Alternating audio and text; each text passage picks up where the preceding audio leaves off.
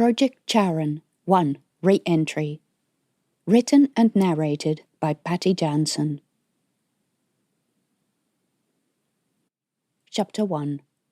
Tina was doing the books when the doorbell to the shop rang. The old-fashioned tinkle was music to her ears. It meant customers, and there were never quite enough of those. She gladly abandoned her tangled finances, shoving the computer in the drawer, with the bookkeeping module still on the screen.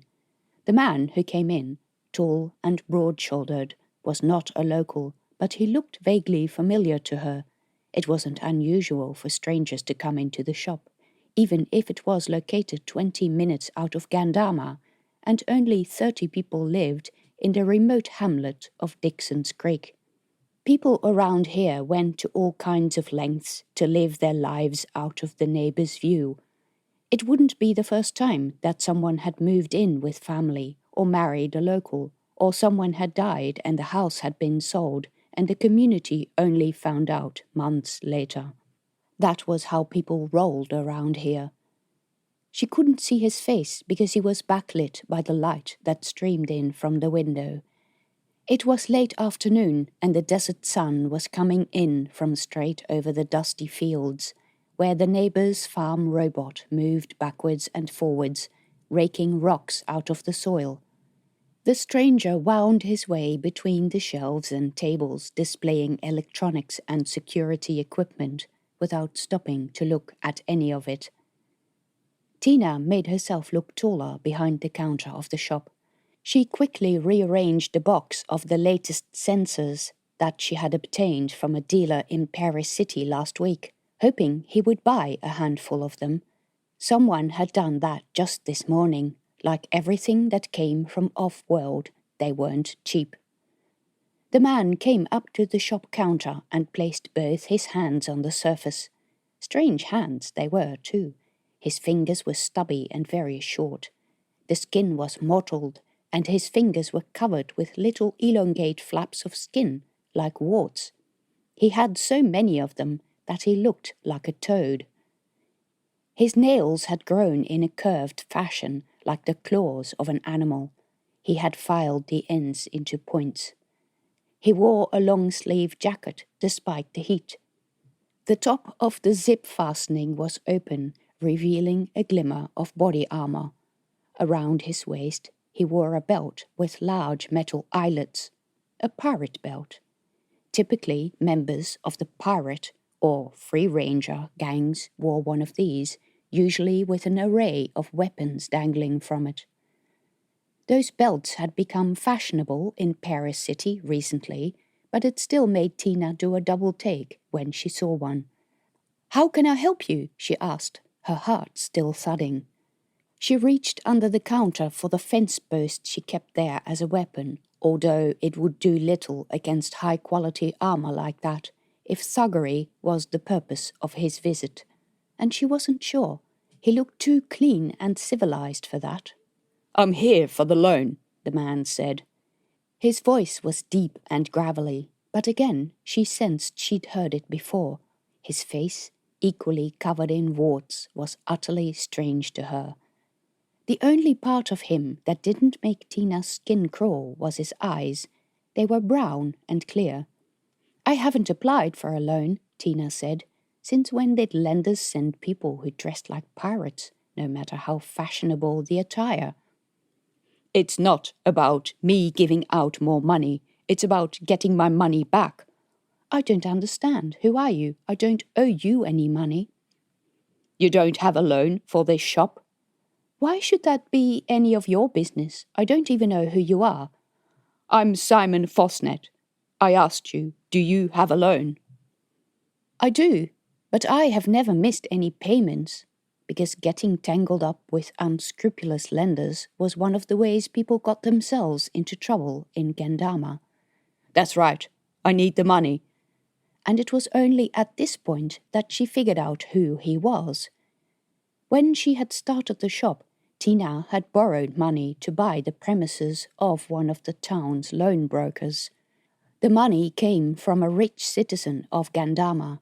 She had met the man a few times, but he had later moved to Paris City, leaving the administration of the loan to a broker. For years, she had made regular payments. Was this really the same man? She couldn't clearly remember what he had looked like back then, but she would have remembered if he had all those strange warts on his face. What sort of horrible condition was this? She stammered, "I'm sorry, I didn't recognize you." And looking at his face, she still didn't recognize him. His disfigurement was that bad. But now that she thought of it, she did recognize his name. He snorted, but didn't comment on it. "Yes, it's unusual for the lender to ask for a return of the funds, but I have a situation where I need the money quickly. It's medical, you must understand." "Yes, I understand." Shudder. Whatever was wrong with him? "Good. Then I want the entire amount repaid in full within 3 days. "Sorry, I didn't hear you properly. Did you say 3 days?" "That's what I said." "But wait, where am I going to find that kind of money within 3 days?" Tina's heart was hammering. 3 days was ridiculous. "Can't you give me a bit longer? Nothing in Gandama moves fast." "I'm afraid that's not my problem. I simply need the money fast. You can find a broker to get you a different loan from someone else." Yes, but who would lend her the money? Gandama was doing badly enough. All the people who used to have successful businesses had left in the last few years. With all the unsavory business and thuggery that was going on, the only business that was still close to making a profit was that of selling security equipment, and that business was hers. Then he added, "There is another solution." "Is there? Any solution that didn't involve the rendering of certain services for which she was too old anyway? Surely they couldn't be that desperate." "You could give me that collection of yours in your backyard." "What the? My cactuses?" "Yes." A cold hand of fear clamped around her heart. No way she would give him her cactuses. She had invested far too much time and research in them. Without them, she couldn't survive. They were part of her business, and to sell him her breeding stock, just no. She had taken years to develop them, initially because she liked them, and they liked being around her. But then people in Paris City had become interested in them, collectors of cactuses who paid lots of money for the very special ones she developed. "Yes, it's easy. I take the collection and you keep the money." "All of the money?" That sounded too good to be believed. In fact, she didn't believe it. This had to be some sort of trap. "Yes." "Would you sign for that?" he snorted. "What do you expect? No, this is a deal I can only offer to you in person, and only because I'm partial to cactuses." "They're for yourself?" If she weren't already dubious about this deal, then she would be now. There was no reason for him to want the cactuses, if he needed money, as he said earlier. Medical treatment had to be more important than cactuses, no matter how much they were worth. No matter how much rich people were trying to park money in assets that had no value on paper but could easily be sold on the black market. And if she agreed, what would happen to her loan if he wouldn't sign a written deal? It would take her far too long to build up breeding stock of a similar quality, by which time the cactus craze in Paris City would have worn off, leaving her with a big hole in her budget, if she could even survive that long. Oh no, other than the fact that she didn't want to sell the cactuses, Tina didn't trust this at all. What was up with him anyway? Why did he have all those disgusting warts on his face and hands? "Can I think about this?" Anything but that. She'd have to find some other way of getting him the money. "I still need the money within 3 days." "I understand, but I still want to think about it. I'll get you the money as soon as I can." He held up 3 watered, curve-nailed fingers before her face. 3 days. "I will try." "Not try. I need the money, or I will use more convincing methods." And as abruptly as he had come, he left the shop again. The bell above the door tinkled when he left. There was nothing cheerful about it this time. Tina let her shoulders slump. Where the hell would she get that much money within 3 days? "Who was that?" said a young male voice at the back of the shop. Tina still had to get used to the dark tone it had taken on a few weeks ago. The voice was accompanied by whirring and clicking as Rex wheeled his armor away from the workbench where he had been fixing equipment and lumbered to the door, the armor going zzz click with each step. "Just a customer," Tina said. The shop was her business. Rex was too young to have to deal with the trouble of running it. "That didn't sound like just a customer to me. It sounded like he was going to be difficult." Rex was also getting smart. "Don't worry about it," Tina said. "Did you know him?" "Not really." "Then what did he want?" "Just shop business. Why are you asking?" Seriously, what was it with all the questions? Rex rarely said boo. "Old Janus told me yesterday to watch out because he's seen a lot of weird characters around recently. Pirates and those." Tina thought of the pirate belt the man had been wearing, but it had been far too new for it to belong to a real free-ranger pirate. They had become fashion items. Everyone wore them. "Where does Janusz see all these pirates anyway? He sits on his back veranda all day playing with his farming robots. He doesn't go anywhere except when he needs to complain about something." Rex shrugged, which made his harness wobble. "I'm just repeating what he said." But a faint feeling of unease came over her. Tina had heard the rumors about the pirates as well. Pirates was a loose term for those people who rejected Federacy rule as a form of dictatorship. Space was meant to be free for all.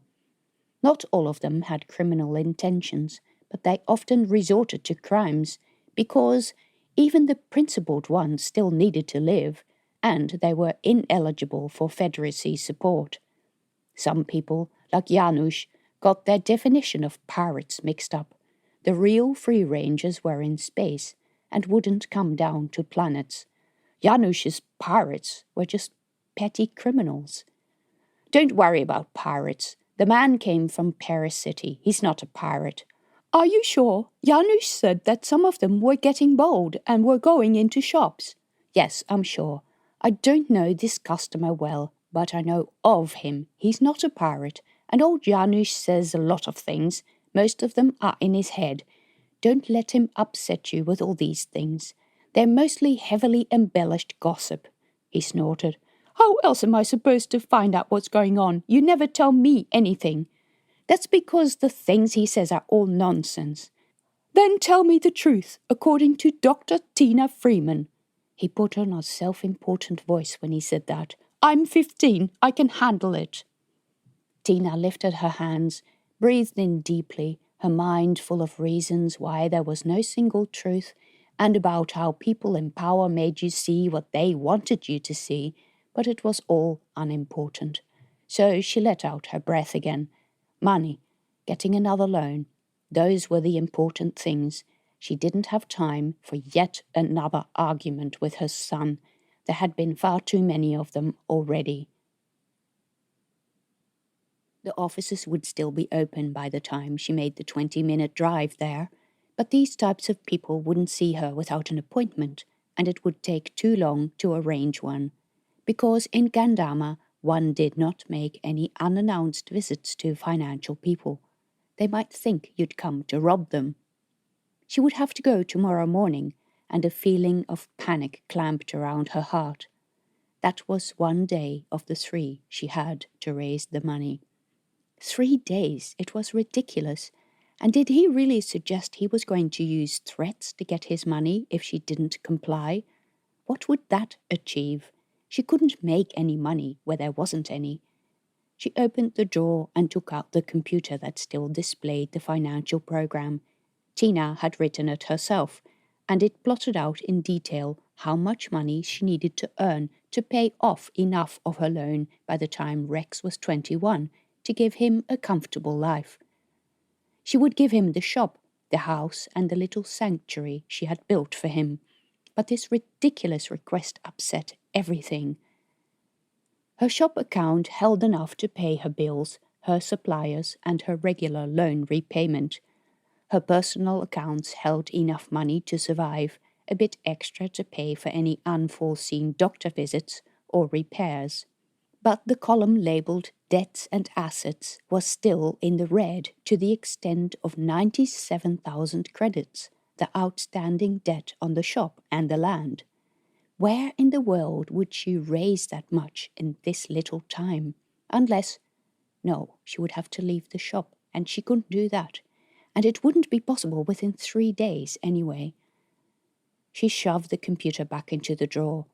If she wasn't successful, then there was no point in doing these books.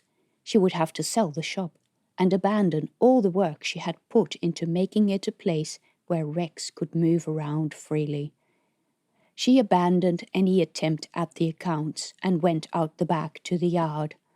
At this time of day, the sun was behind the house, creating an area of shade at the bottom of the steps. The air was still searing hot, exuding the omnipresent smell of hot dust that one only noticed when it was missing. In a previous life, the building had served as mechanic shop, and the owner used to store his parts and clapped-out vehicles here. Tina had tidied it all up, built a pergola against the back fence, with paving where Rex used to practice with his harness, because back when he was clumsy, he would often trip and upset the furniture. These days the area contained a little bench and a table surrounded by her extensive garden of desert plants, where the cactuses could move about safely without having to worry about attacks by armadillos, which ate cactuses. It also contained a small outdoor research station, a table with boxes of jars and cutting implements, a drying oven, and chemical supplies for preparing samples. The gene decoder stood inside. It was a second-hand model, bought from a school in Paris City, but Tina still didn't want it exposed to the elements, even if it rarely rained out here. It was a bit early, but Tina unrolled the hose from the hook next to the door, connected it to the tap, and turned it on. Even though they had no leaves, she swore that the cactuses trembled with anticipation for the spray of diamond drops to hit their fronds. The few scientists who had investigated Gandama's cactuses prior to Tina's arrival had concluded that the creatures weren't really smart. They had more in common with plants than animals. Their apparent sentience was due to differences in temperature and moisture that prompted physical reactions within the plant that looked like it was walking in very slow motion. But as biologist herself, and one who had studied alien life at that, Tina knew that it wasn't so simple. Why, for example, did they all congregate at the bottom of the steps at this time of the day? They had only started doing so after she had started watering them, and only after they had stopped freezing up at the first sign of movement, because armadillos took their movement as cue that this was some item of food. For years the cactuses had learned to stay still while something moved, and now they had learned within a generation that it was all right to move around in her garden. Not only that, they had established that this time of the day she was likely to come outside to water them. Tina couldn't water them too much, because they gorged themselves to the point where the branches lost structure. The greedy things would take all they could get. As she sprayed the fine mist over the garden, some of the smaller, hairy cactuses followed her around. Like most of the cactuses, they had long tentacles that looked like roots, which they used to hold themselves up and to seek water and nutrients. They looked like slow-moving octopuses, very slow-moving octopuses. Why on earth would the lender want to buy the cactuses? They were a curiosity, known only from this area of desert around Gandama. People in Paris City spent good money for them, and Tina only sold them to true collectors who looked after them properly. Every week or so, she would bundle some of the young ones into a box, wrap them up in moist paper, and send them to her contact in the city. Every week he would pay her. And as the value of trade in Gandama had gone down, these payments had gone up. She couldn't afford to lose this collection and all the work she had put into breeding the pretty ones with the white hair, and the ones with the yellow hair, and the grey ones with the red stripes on the trunks. At first, it had been an interest to keep her skills in biology up and prevent her from sliding into depression. She'd found out how they bred, that their chromosomes existed in triple helix DNA strands, that 2 strands were fairly similar, but the third contained a lot of mutations. Factors in the environment determined whether they bred with a mutated or the regular strand. It was quite extraordinary. They were also chemical powerhouses, exuding all kinds of defensive chemicals when threatened. Not that this did them any good against armadillos, because those had a very poor sense of smell. She had even written a paper about the creatures and got it accepted into an academic journal. It would be published soon. She was proud of the work, because no one had paid her to do it. Incredible that no one had written anything before about these remarkable organisms that could control their future breeding. Within 1 generation, they could become something entirely different.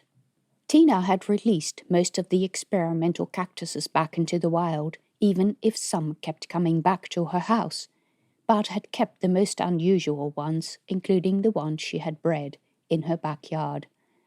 But while they were certainly curious creatures, and collectors paid a lot for them, Tina struggled to see their value for someone like Simon Fosnet. Oh yes, if she still worked for the Federacy, they would be able to do something with the research. So would big pharmaceutical companies on worlds like Olympus, the home of Pharmacom and Schweitzer. They had the money to have giant gene labs, but Gandama? Paracity? No. And these companies knew nothing of her work. The research hadn't even been published yet. She was sure it was not about the cactuses. This was just a way for the owner to pry into her business. If she let him take the cactuses, that meant that he would have to come into her backyard and he would be able to spy on her. If he took enough lackeys to move the collection, they might even create enough chaos to steal something. Not money, but her customer database and the names of her suppliers. People in this place did those sorts of things. Only a few days ago, Janusz had come in and offered to work for the shop because he didn't think Rex should be seeing customers. Tina had asked whatever issue he had with her customers seeing Rex, and he had said that it wasn't right. Too right it wasn't, but that had nothing to do with Rex. They wanted to know what illegal things she did, because her business was still making a profit, and therefore there had to be something illegal. In all of the 15 years that Tina had lived here, Janusz had never been friendly. He was a suspicious man, always keen to get some advantage out of someone else's misfortune. He'd dress it up as helping out, but it sounded more like helping himself. Maybe he'd known about the lender's visit in advance because he'd met the man in town. Maybe he wanted to be close when she received the demand for the return of the loan. Tina wouldn't be surprised if he wanted to buy the shop himself. And as much as Tina wasn't selling the cactuses, she also did not want Janusz to have the shop, because he had never done anything deserving of a favor, and he hated cactuses. Still, it didn't make sense to her that giving the cactuses, or through them, access to the shop would be worth forfeiting the money she owed.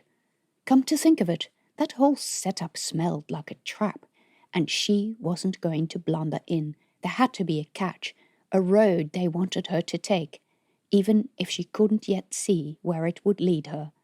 Nowhere good. The shop was hers and should stay hers. The stock was hers. The cactuses were hers. So she made the appointments with financial officers in town.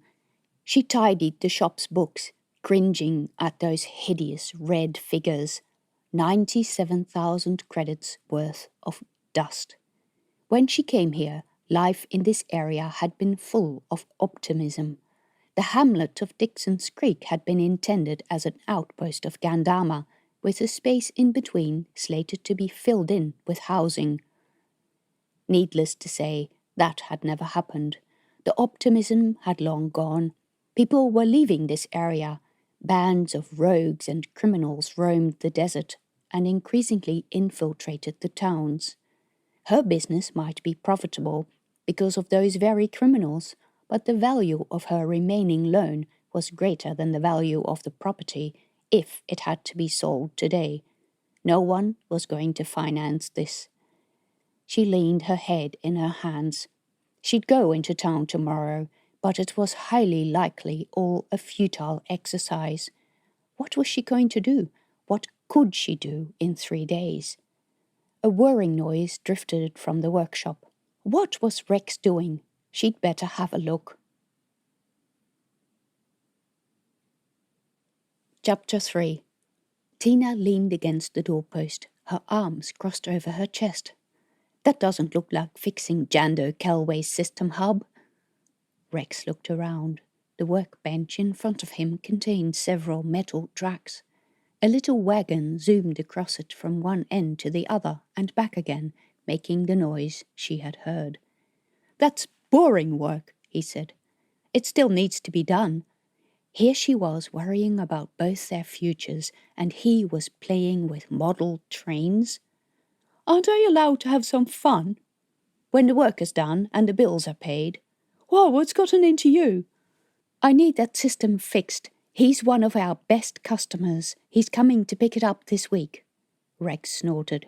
Yes, slave driver. Tina breathed in heavily. The temptation to call him an insolent brat was always there, not that it led anywhere good. In better times, she probably would have appreciated his handiwork projects. He was a bright kid, but she needed all the money she could get. Fix it, then you can play with your toys. They're not toys. I'm making a system so that you don't need to go into the shed and look for parts anymore. I'm just trying it out with the toy trains because we don't have proper tracks and carriages. We don't have a robotic arm either. I'm going to make that out of some of my old toys too. I'm just warning you. That's nice, but save it for later. Like when the business had survived the current challenge and she was sure that there would be a shed for parts. Like when you spend hours trying to find anything in that mess. There is nothing wrong with my storage. Isn't there? When I can't even go in there because the aisles are all cluttered with mess. He gestured to the legs of his armor, clunky metal feet that were too far apart to comfortably fit in the aisles of the storage room. Shuffling sideways was not something within the armor's capability, so she had to do all the storeroom work herself. Moving the shelves so that Rex would be able to help her was one of the long-term projects that Tina dreaded, mainly because of all the superseded equipment they'd find and the pain of having to write it off. Nothing that's pressing. Fixing Jando Kelway's system, however, is pressing because it will pay our bills this month. You don't ever let me do anything, Tina sighed. She didn't have the energy for this discussion right now. You're 15. Yes, and does that mean I'm not allowed to have ideas? He stuck his chin up. He had recently acquired the build of a young man, which, combined with his arms and hands being made of metal and operated by whirring mechanisms in his shoulders, made for an imposing combination. He had recently extended the harness to its maximum height, and was now taller than she. Yes, much of what we do in the shop is boring, but how do you think I pay for all our bills? He slammed his pincer hands on the bench top. Oh no, not that again, he rolled his eyes. Can you ever stop trying to make me feel guilty just because of how much money you're paying for me? If you didn't want me, then why didn't you kill me off at birth? It would have saved everyone a lot of trouble. Tina bit her tongue. For some reason, their arguments always descended to this. He thought that everything she said was a criticism of his disabilities, and that she was trying to guilt him into doing things like chores because she looked after him and there should be something in return, right? But they were things that every normal teenager did to help around the house, and he would see that if only he got over his hang-ups. She was through with him and his stupid childish behaviour. She pulled the hub box across the counter with the lead still attached. Fine, I'll fix the system myself. Don't be surprised that you don't get dinner tonight, though.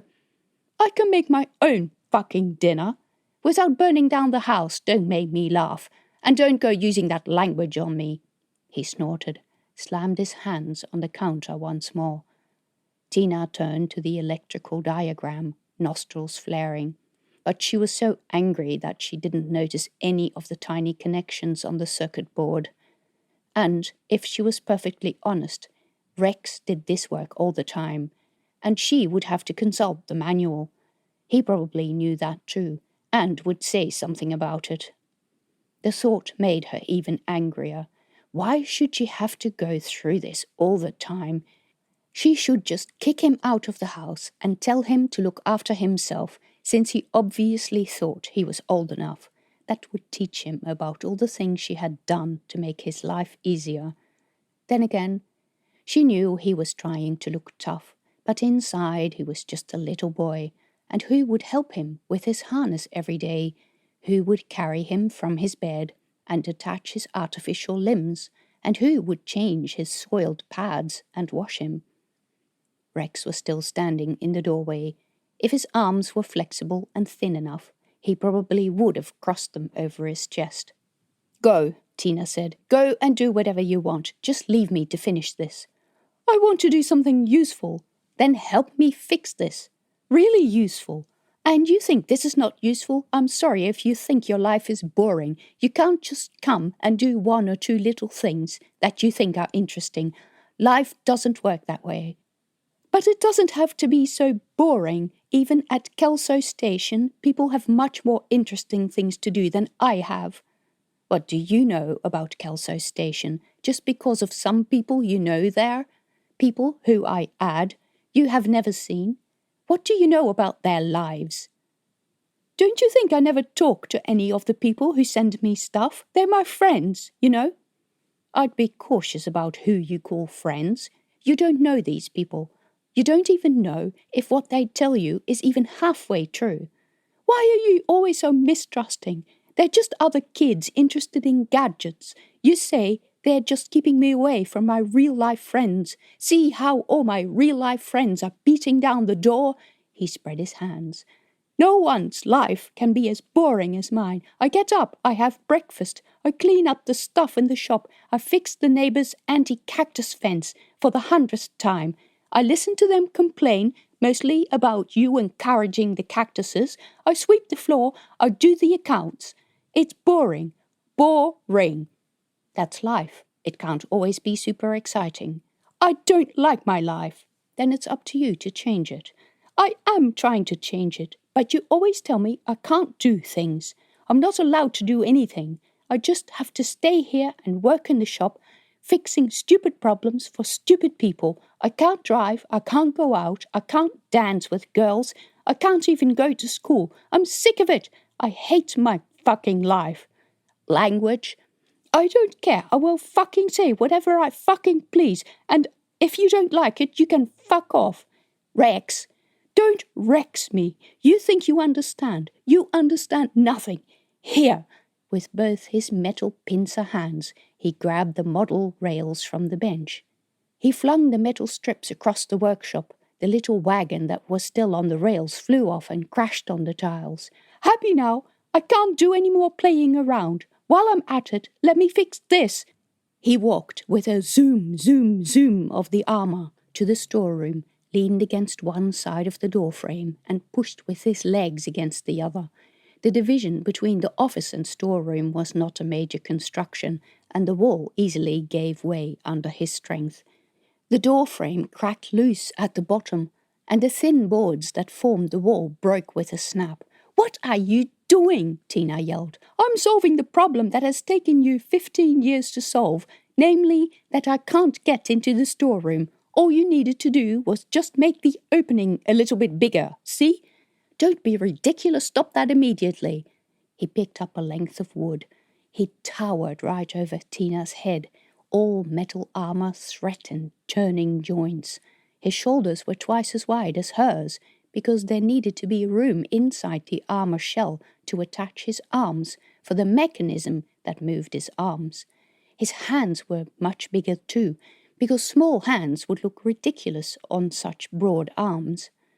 The lights on his chest plate blinked to show that those arms were very much operational. He could crush planks of wood with those huge hands. She had seen him do it. Tina rushed across the workshop. "Stop, Rex! Stop it now!" But he hefted the wood above his head and brought it down on the shelves. Boxes of equipment parts cascaded down when the shelf broke. "I bet you would like to threaten me that I won't get paid. Well, I'm not getting paid anyway. What's wrong with you? Stop it now." Rex set his back against one of the shelves and his legs against the other shelves and pushed both sets apart. Tina wanted to stop him, but what good was her human strength against that of Rex's mechanical arms? One lot of shelves tipped over onto the next one, making more boxes fall on the floor. The others fell on his head in a cascade of screws and other things. He paused, panting, and looked down. He let out a harsh breath, seemingly deflated. "Now, see what you've done. I have no time to clean up all this mess. I have no money to replace the stock. You know that man who was here earlier? He wants me to pay back his loan. I may have to sell the shop. I have all this to worry about, and you're upset that I won't let you play before you finish the shop work." Rex said nothing. He looked down at the knees of his armor. He let out a sob and then started crying loudly. His shoulders shook while his wails echoed through the workshop. Tina reached out her hand and pulled him up. She closed her arms around his harness as he cried on her shoulder. But in her mind she could still see the frightening rage in his eyes. Chapter 4. Tina went into the kitchen and started making dinner. She was angry with herself for doing this, since she had said she wouldn't cook his meals. But when she worried or was angry, she couldn't do anything useful, so she might as well cook. Rex had followed her, meekly and silently. He still let out the occasional sniff. Tina felt sorry for him, but she wasn't going to tell him that. Frankly, he had behaved like an idiot. This outburst had been the latest in a string of many that worried her. They reminded her of his father, not in a good way, and thinking about Dexter and the whole sordid mess at Charon Station never put her in a good mood. Rex looked a lot like Dexter, too. He sat in his special chair at the table where Tina couldn't see his face without turning around. The kitchen drawers had handles that Rex could grip with his pincers, and the drawers contained knives with special adapted handles so they wouldn't slip from the metal pincers' grip. The stove had a special touchpad that reacted to physical touch rather than the warmth of human skin. With the previous version, Rex had to hold his pincer on the hot plate before the pad would turn off the element. Yeah, that ended well. The cupboard next to the stove held a set of metal cups and plates. Rex had too many accidents with the breakable variety, and dish towels that consisted of a wadded-up towel with a string attached, like a bath sponge, so that Rex's pincers could easily hold them. Not that he ever did. For a long time, an uneasy silence lingered in the kitchen. The only sounds were the ones Tina made while cutting up roots and cooking cactus fruit until it turned soft, and then putting it through the blender. "Is it true what you said, that you may have to sell the shop?"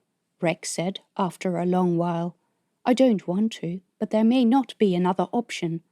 "So what did that man want? I didn't quite understand that." He sounded apologetic. "When I started the shop, I needed money to buy the land and the buildings.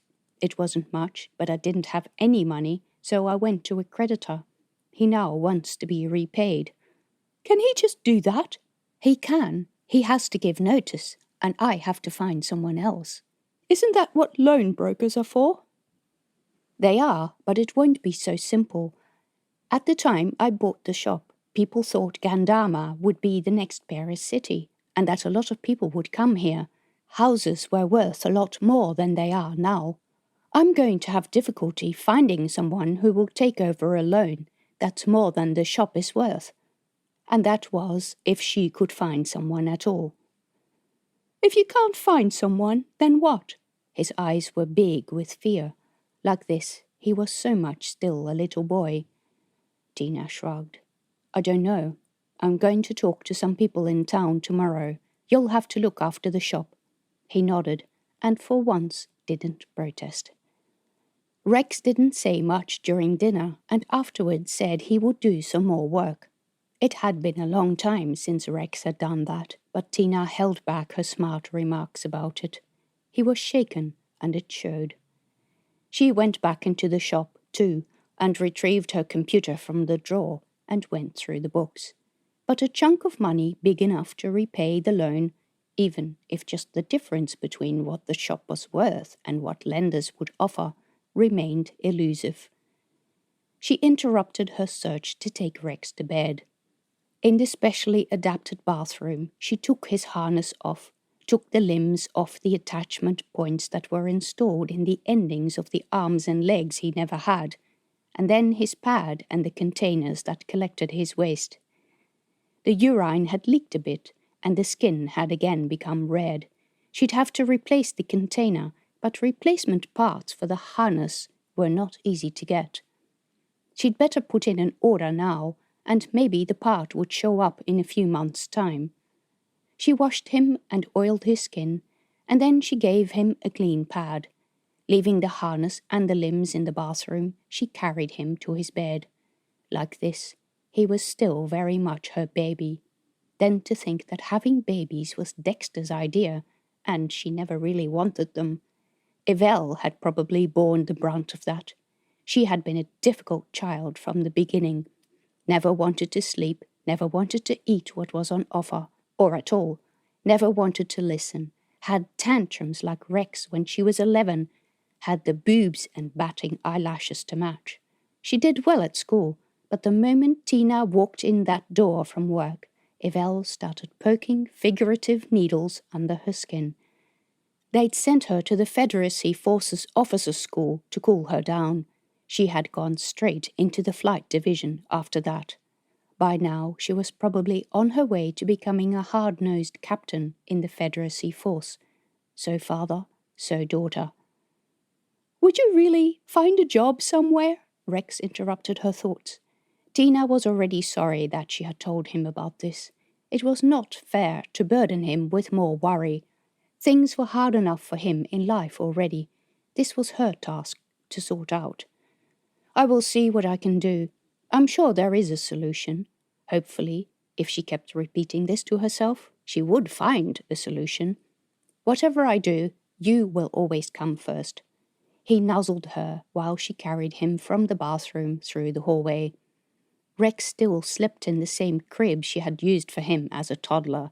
She had tried a big bed, but he tended to roll around and had been very distressed when he fell out one day, and she hadn't heard him until morning. She lowered him in the crib and pulled the sheet and a thin blanket over him. He often got cold outside the harness because his skin was so soft and pale. Tina had kept his room free of invading technology. Already there was so much metal and electronics in the house to help him. The bedroom should stay simple and calming. One day there would be a robot to help him out of bed and put him in his harness, but for now she would have to do it for him. She turned off the light in his room and walked down the hallway with a feeling of doom coming over her. Now she would need to figure out how to keep the roof over their heads. She sat at the messy desk, her head in her hands. All her carefully laid plans to make sure Rex could survive without her were falling to pieces. She had built the shop so that he would have an independent income. When there was a downturn, she had made up for the shortfall in security equipment sales by selling cactuses.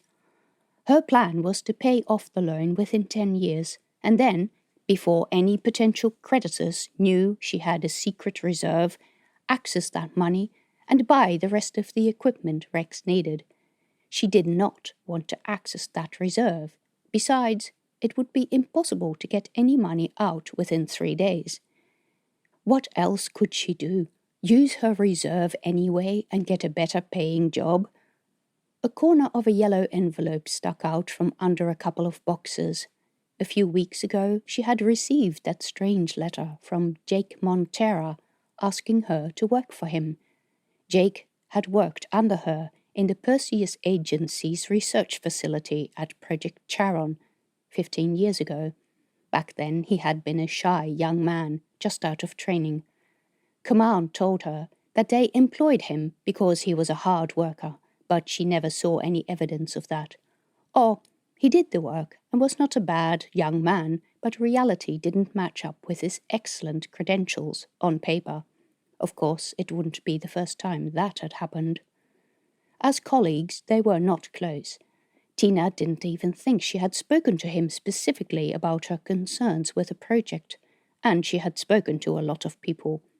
He just seemed too young and innocent to burden him with her concerns. And here he was, writing to her to consider working for a new agency. Tina couldn't imagine what prompted him to contact her now. It should have been clear to all that she had no interest whatsoever in returning to the employment of the Federacy Force, and that the Force probably wouldn't want her anyway. The message had come from Kelso Station, with no further identifying details, meaning that it had probably been sent from some secret location by way of Kelso, where it had been made to look as if the message originated there. There was no Federacy Force based on Kelso. It was a commercial station.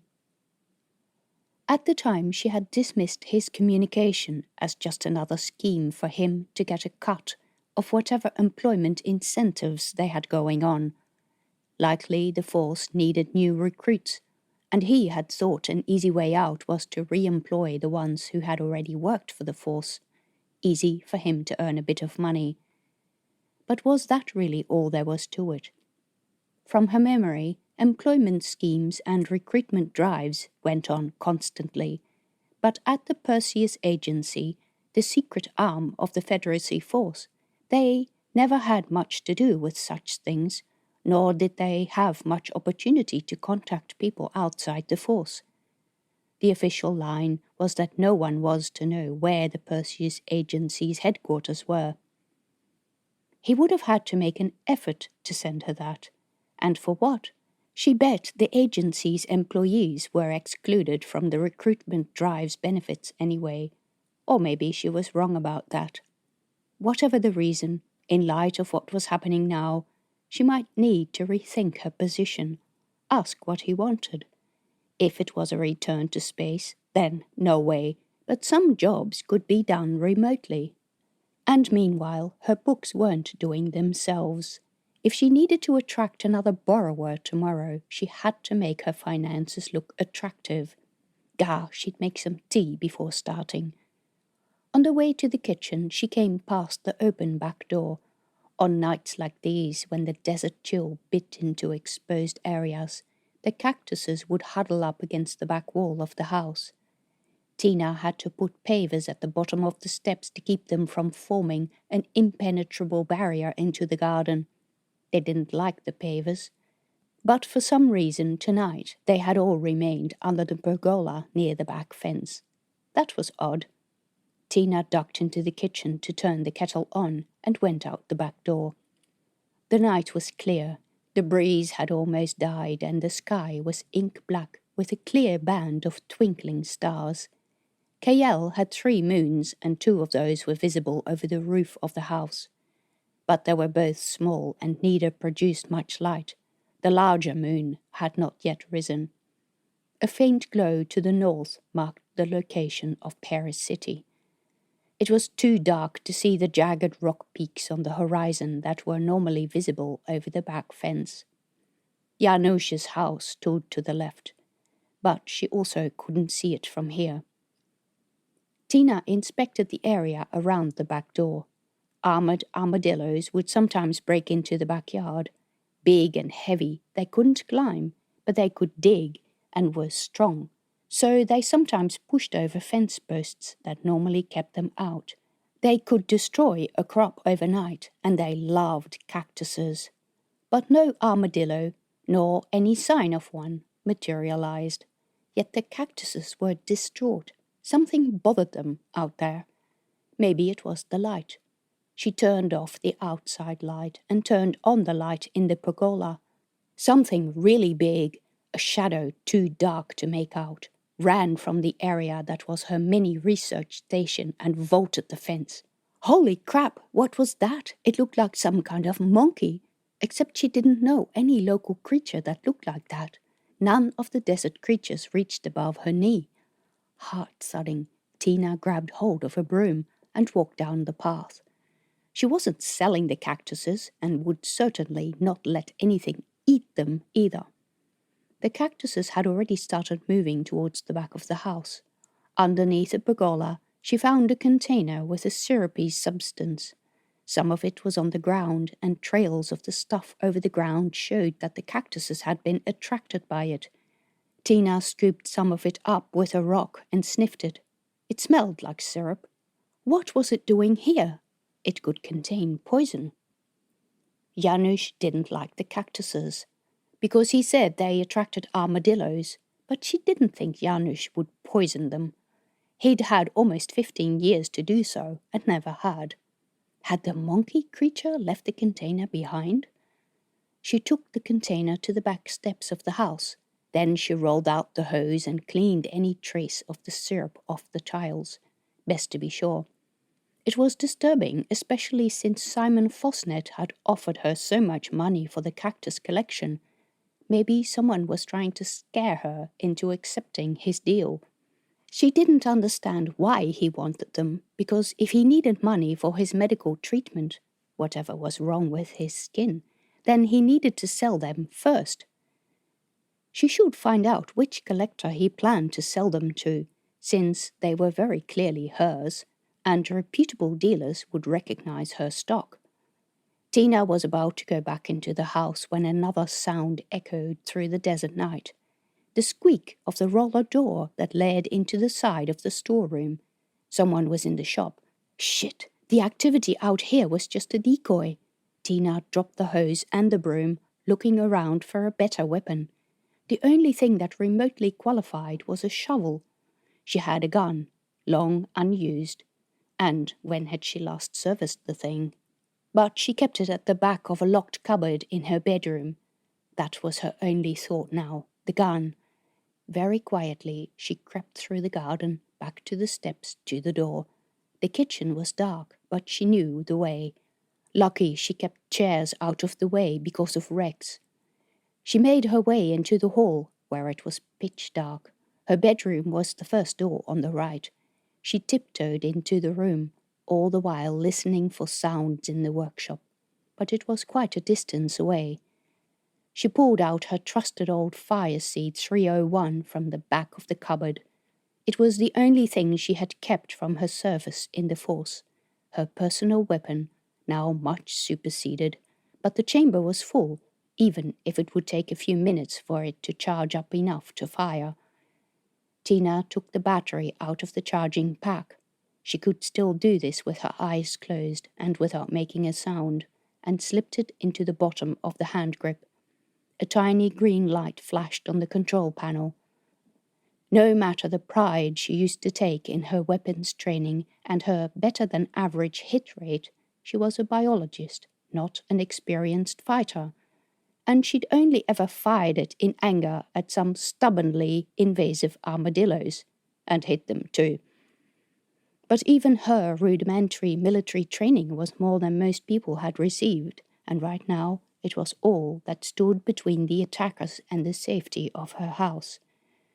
She was not going to let them harass her, and if they thought a middle-aged woman with a disabled son was going to be easy prey, she was going to give them every reason to reconsider that opinion. She made her way down the hallway to the workshop. putting her feet down carefully so that the floorboards didn't creak. The door to Rex's room was open, and when she passed, she heard the rustling of sheets. If he was awake, she hoped he'd remain quiet.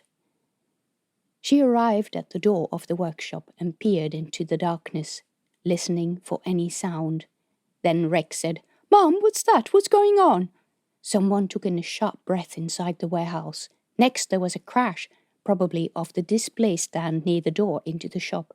Yes, it was the display stand, because Tina could make out the piece of white foam board that displayed a selection of tiny microphones on the floor, and the silhouette of a person, backlit by the faint light that came in from the door to the shop. Someone scrambled to his feet, bent over to gather whatever he had dropped. She lifted the gun. The ready light blinked on, but Tina couldn't see anything in the pitch darkness of the shop. The fire seed was only effective against living beings because its beam vaporized water inside soft tissue. She wasn't going to waste a shot when she couldn't see. Scuffling and stumbling noises came out of the dark as the intruder moved. The roller door at the back of the workshop was open. She guessed that it was where the intruder headed. She lifted the fire seed so that the tiny screen of the electronic sight displayed the rectangle of the opening. She waited and waited. Was the intruder smart enough to realize what she was doing? No, something moved in the opening. Tina held her breath. Come on, come on. The intruder jumped out the back door and ran into the yard. Tina fired the gun. The white laser beam crossed the dark space and hit him square in the back. He yelped, but kept running, disappearing into the yard. She ran to the entrance. Damn, he was wearing armor. Judging by the sounds, he was scaling the back fence. Tina debated whether she would give chase when she heard a familiar sound that haunted her from her past. The charging of a plasma gun was a sound you never wanted to hear in a conflict, and one you were unlikely to forget. Chapter 5. In 2 steps and half a second, Tina had backed away from the door and had jumped inside the workshop. Just in time, a white-hot beam of plasma hit the outside wall next to the door. Its blinding light lit up the yard and the inside of the workshop, where she could see that the intruder had pulled drawers out of the cabinet that held boxes with smaller items, clips, connectors, chips, and that sort of thing. Tina pulled down the shutter behind her, knowing that the next beam might well hit the door and would simply vaporize it. In fact, she didn't understand why they hadn't already done that. Maybe it was just a warning, although there was never anything just about plasma guns, especially not this one. It sounded suspiciously like a Q blaster. Where had these criminal bandits even obtained a weapon like that? And what business did they have firing it at her? What were these people looking for? Not cactuses, clearly. She pressed herself against the wall next to the door, heart thudding. There were at least 2 people, the intruder and the one with a Q blaster. She had to be smart. As research officer, she had never received extensive military training, a subject of continuous hilarity amongst the real military. But she had taken pride in performing above average for the small amount of training she had received. One thing she remembered clearly: don't rush into doing anything stupid. Most of the time, brain power trumps fancy weaponry. Another thing she also knew: you didn't argue with a Q blaster. The training officer, a tall, hard-faced and clean-shaven man who took no bullshit, had said about them, "If you see one of these babies, get out of the way quick smart and leave the fighting to the combat units." She remembered wondering, what if there were no specialized combat units? Every class of recruits had that special person stupid enough to stick their neck out and voice those questions. In her group, it was an innocent-sounding woman who had been appointed as a medical officer and was probably a lot more knowledgeable than she sounded, at least about subjects other than combat. The training officer had looked at her, taken in her lean frame and shortness, and said, "You run, anyway." From his room, Rex called out again, "What is going on, Mum?" "Shh, be quiet." There was not much point in saying, "We are under attack," when he could do nothing about it and she had no time to put him in his harness. She had to make sure that the shop was safe. On a bottom shelf in the very corner of the storage room, she kept a box of goodies she had collected over the years for occasions like this. She pulled it out, found the belt with the pockets, strapped it on, and filled the pockets with various items. She had 2 highly illegal Expander Z fire grenades that she had confiscated from a dingy shop in Paris City by showing her expired Federacy Force ID, combined with a threat that she'd notify the authorities. She stuffed the flares in another pocket. They were nothing more than pretty fireworks, but they could distract. The tear gas bombs were not going to be any good without breathing mask and tanks, and she didn't have those yet, but the road spikes might be useful, because the intruders were sure to have come here with a vehicle, and these ones contained small explosive charges that would destroy caterpillar tracks as well. Then she put on the heavy jacket that lay next to the box. It was heavy from the armor that was sewn into the lining and felt too hot the moment she put her arms in. It wouldn't be much good against the Q blaster, but it would protect her from laser fire. Last but not least, she found her IR goggles. Kitted out with her weapon fully charged again, she went to the front of the shop, all without turning on the lights. She made sure that the shop's front door was locked and bolted, and that no one was inside. There wasn't. Then she went back to the kitchen. The trick was to get out without the intruders noticing. She opened the door a crack. The cactuses had moved again and formed a protective ring around the back steps. She half expected that. The first time she had seen this, when a bad storm hit, it had surprised her. But then she figured that they might be motivated by the need to protect their source of water and shelter. Tina crept down the steps and peered through the tangled, spiky branches, but it was too dark to see much in the yard. The night was utterly quiet, as if nothing had happened, except for the burnt smell lingering in the air from where the plasma beam had hit the wall. The tangle of cactuses spread out from the back steps to encompass the entire back of the house, forming a protective wall. They brushed their fronds over her. Tina normally kept well away from them while they did this, because they would deposit their prickly seeds in her clothes, but now they gave her the cover she needed. She slowly pushed into the mass of spikes, withdrawing her hands as far as possible within the sleeves of the jacket. This move was going to get her covered in spikes, but the cactuses followed her. She shuffled along the dark side of the garden, surrounded by her prickly followers. There was not a breath of sound in the garden or around it. The light in the porch was still on, reflecting from the puddle she had made when hosing the tiles. The back fence separated the desert from the oasis of the garden. To the left, but still some distance away across a stony field, lay Janusz's house. No sound came from that direction either. To the right stood the shed that housed the hamlet's small collection of agricultural machinery. The person who had fired the Q-blaster must have been hiding somewhere around here. In order to fire over the fence, he would have had to stand on something, like the back of a vehicle. She was determined to inflict as much damage as possible to the vehicle and its occupants so that they would never come back. At the back of the yard was a gate in the fence. When she had first moved here, this was how the shop was supplied and how the previous owner had been able to store a lot of junk in the backyard. Tina stopped at the gate. The cactuses crowded around her. She felt in the pockets of the belt, and her hand rasped over the carpet of spiky seeds they had attached to her.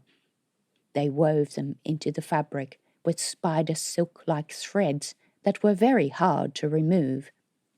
She took one fire grenade out of her pocket and hung it on the loop at the front of the belt.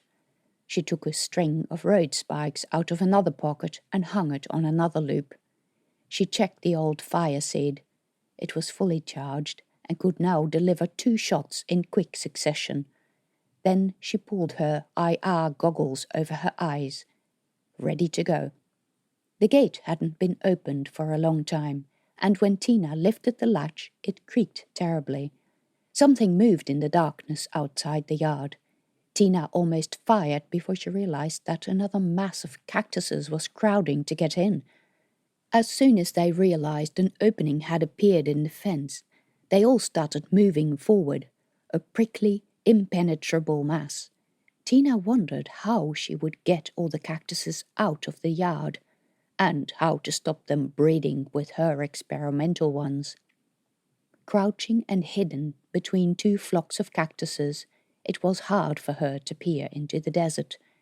The cactuses were dark. The water in their fronds made them cooler than the air. She spotted some lighter patches, but with her view blocked by the cactus fronds, they were nothing more than indistinct shapes. The cactuses might form an oasis of safety for her, but she couldn't see like this. She straightened, allowing her to see into the desert. A vehicle stood straight ahead, outside her throwing range. It was a type of delivery truck. A single figure stood on the back of the tray with a weapon mounted on a stand. The Q-blaster. A second person half-walked, half-crawled towards the vehicle. What was the bet that was the person she'd hit? Then she had a disturbing thought. Did the fact that these people were still here and showed no sign of wanting to flee mean that there was a third click? A zooming sound gave away that someone was using a fast-charge plasma gun, probably the Q-blaster again. Tina dropped to the ground, realizing that they'd spotted her. A flaming beam of sizzling white-hot air went overhead and hit the back fence. A section of it burst into flames. Great, she still had her reflexes. But she had fallen with one hand in a cactus branch. Ouch, ouch, ouch. Yes, she was right. There were 3 intruders, and there was the monkey-like creature. Tina wormed her legs under her so that she could rise onto her knees. She peered between the cactuses. The figure with the Q-blaster made no effort to hide himself. No doubt he wore armor. Tina's fire seed wasn't going to do him any harm. But there were other means of taking him and his band of thieves out. The limping figure had reached the truck and was pulling himself into the cabin. Tina assessed the situation. She didn't know where the third person was. The fire seed had 2 shots. She could aim one at the truck's battery, causing it to overheat. But then the 2 intruders would probably flee the vehicle, and she had only 1 shot to deal with them. She could throw the fire grenade, but she wasn't confident that she could throw it accurately enough to deliver the necessary amount of damage. Even if she did, she still needed to deal with a third person. This called for a distraction to draw the third person back to the vehicle. Tina found one of the flares. She opened the tube, put the flare head onto the shaft, set the shaft in the tube, pulled the launch tab, and pointed the tube at the sky over the truck. With a soft crackle, it launched. The flare did not ignite fully until it was in the sky over the truck. Tina lifted her goggles. The flame bathed the desert in light. Pink light? She should have known these ones were pink, like she was having a birthday party. Someone shouted. Someone moved, really close by. A dark shape was visible, backlit by the flames from the burning fence. That was the third burglar, returning to his ride. Tina followed him in the sight of the gun, restraining herself from firing at him. She needed all of them in the truck. Come on, hurry up. She moved forward, clutching the fire grenade. The third thief reached the vehicle.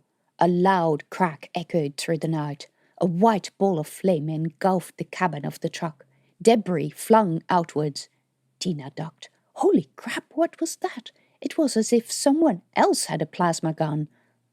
The truck exploded, but two of the intruders jumped free, the man who had been on the tray and the one who had been about to get in. What idiot spoiled her trap? By the light of the burning truck, someone came towards her. "What were those geezers up to?" a gravelly voice said in the darkness. Old Janusz, carrying a huge plasma gun. The idiot! Where did he even get that weapon? Watch it! Two of them are still... Tina heard the discharge before the flash erupted. She rolled back to the cactuses. A sizzling beam hit the ground where she had just been. "Come here," she hissed at Janusz. "Idiot." "Can't see anything," he squealed. "Shut up." With her goggles, everything was as clear as daylight. The man with the Q-blaster had taken refuge behind a rock at the bottom of a gentle hill. The other walked in that direction. From the way he walked, he was injured. There was nothing for it. Tina aimed the fire seed at the shooter's head. It would be shielded, but she needed to distract him. She fired. As predicted, the man wore armor. The flash hit him, but his head simply ducked down on the other side of the rock. Then she pulled out the first fire grenade, pressed and held the ignition and threw it over the rock, onto the hillside. In her goggles, she could see the grenade grow increasingly bright as it rolled down the hill until it came to the bandit's position and exploded. "Whoa!" Janusz called out. "Idiot." Tina jumped from between the cactuses, yanked the plasma gun out of his hands with a "let me just borrow that," and ran back to the shelter of the cactuses. The last man had turned around and came running in her direction. He might be injured, but he wore armor, and he clearly had no intention of going down without a fight. The Fire Seed 301 was not up to the task of stopping him, but the plasma gun was, if she could figure out this unfamiliar weapon quickly enough. It was another highly illegal piece that had somehow made it out of the Federacy's stores.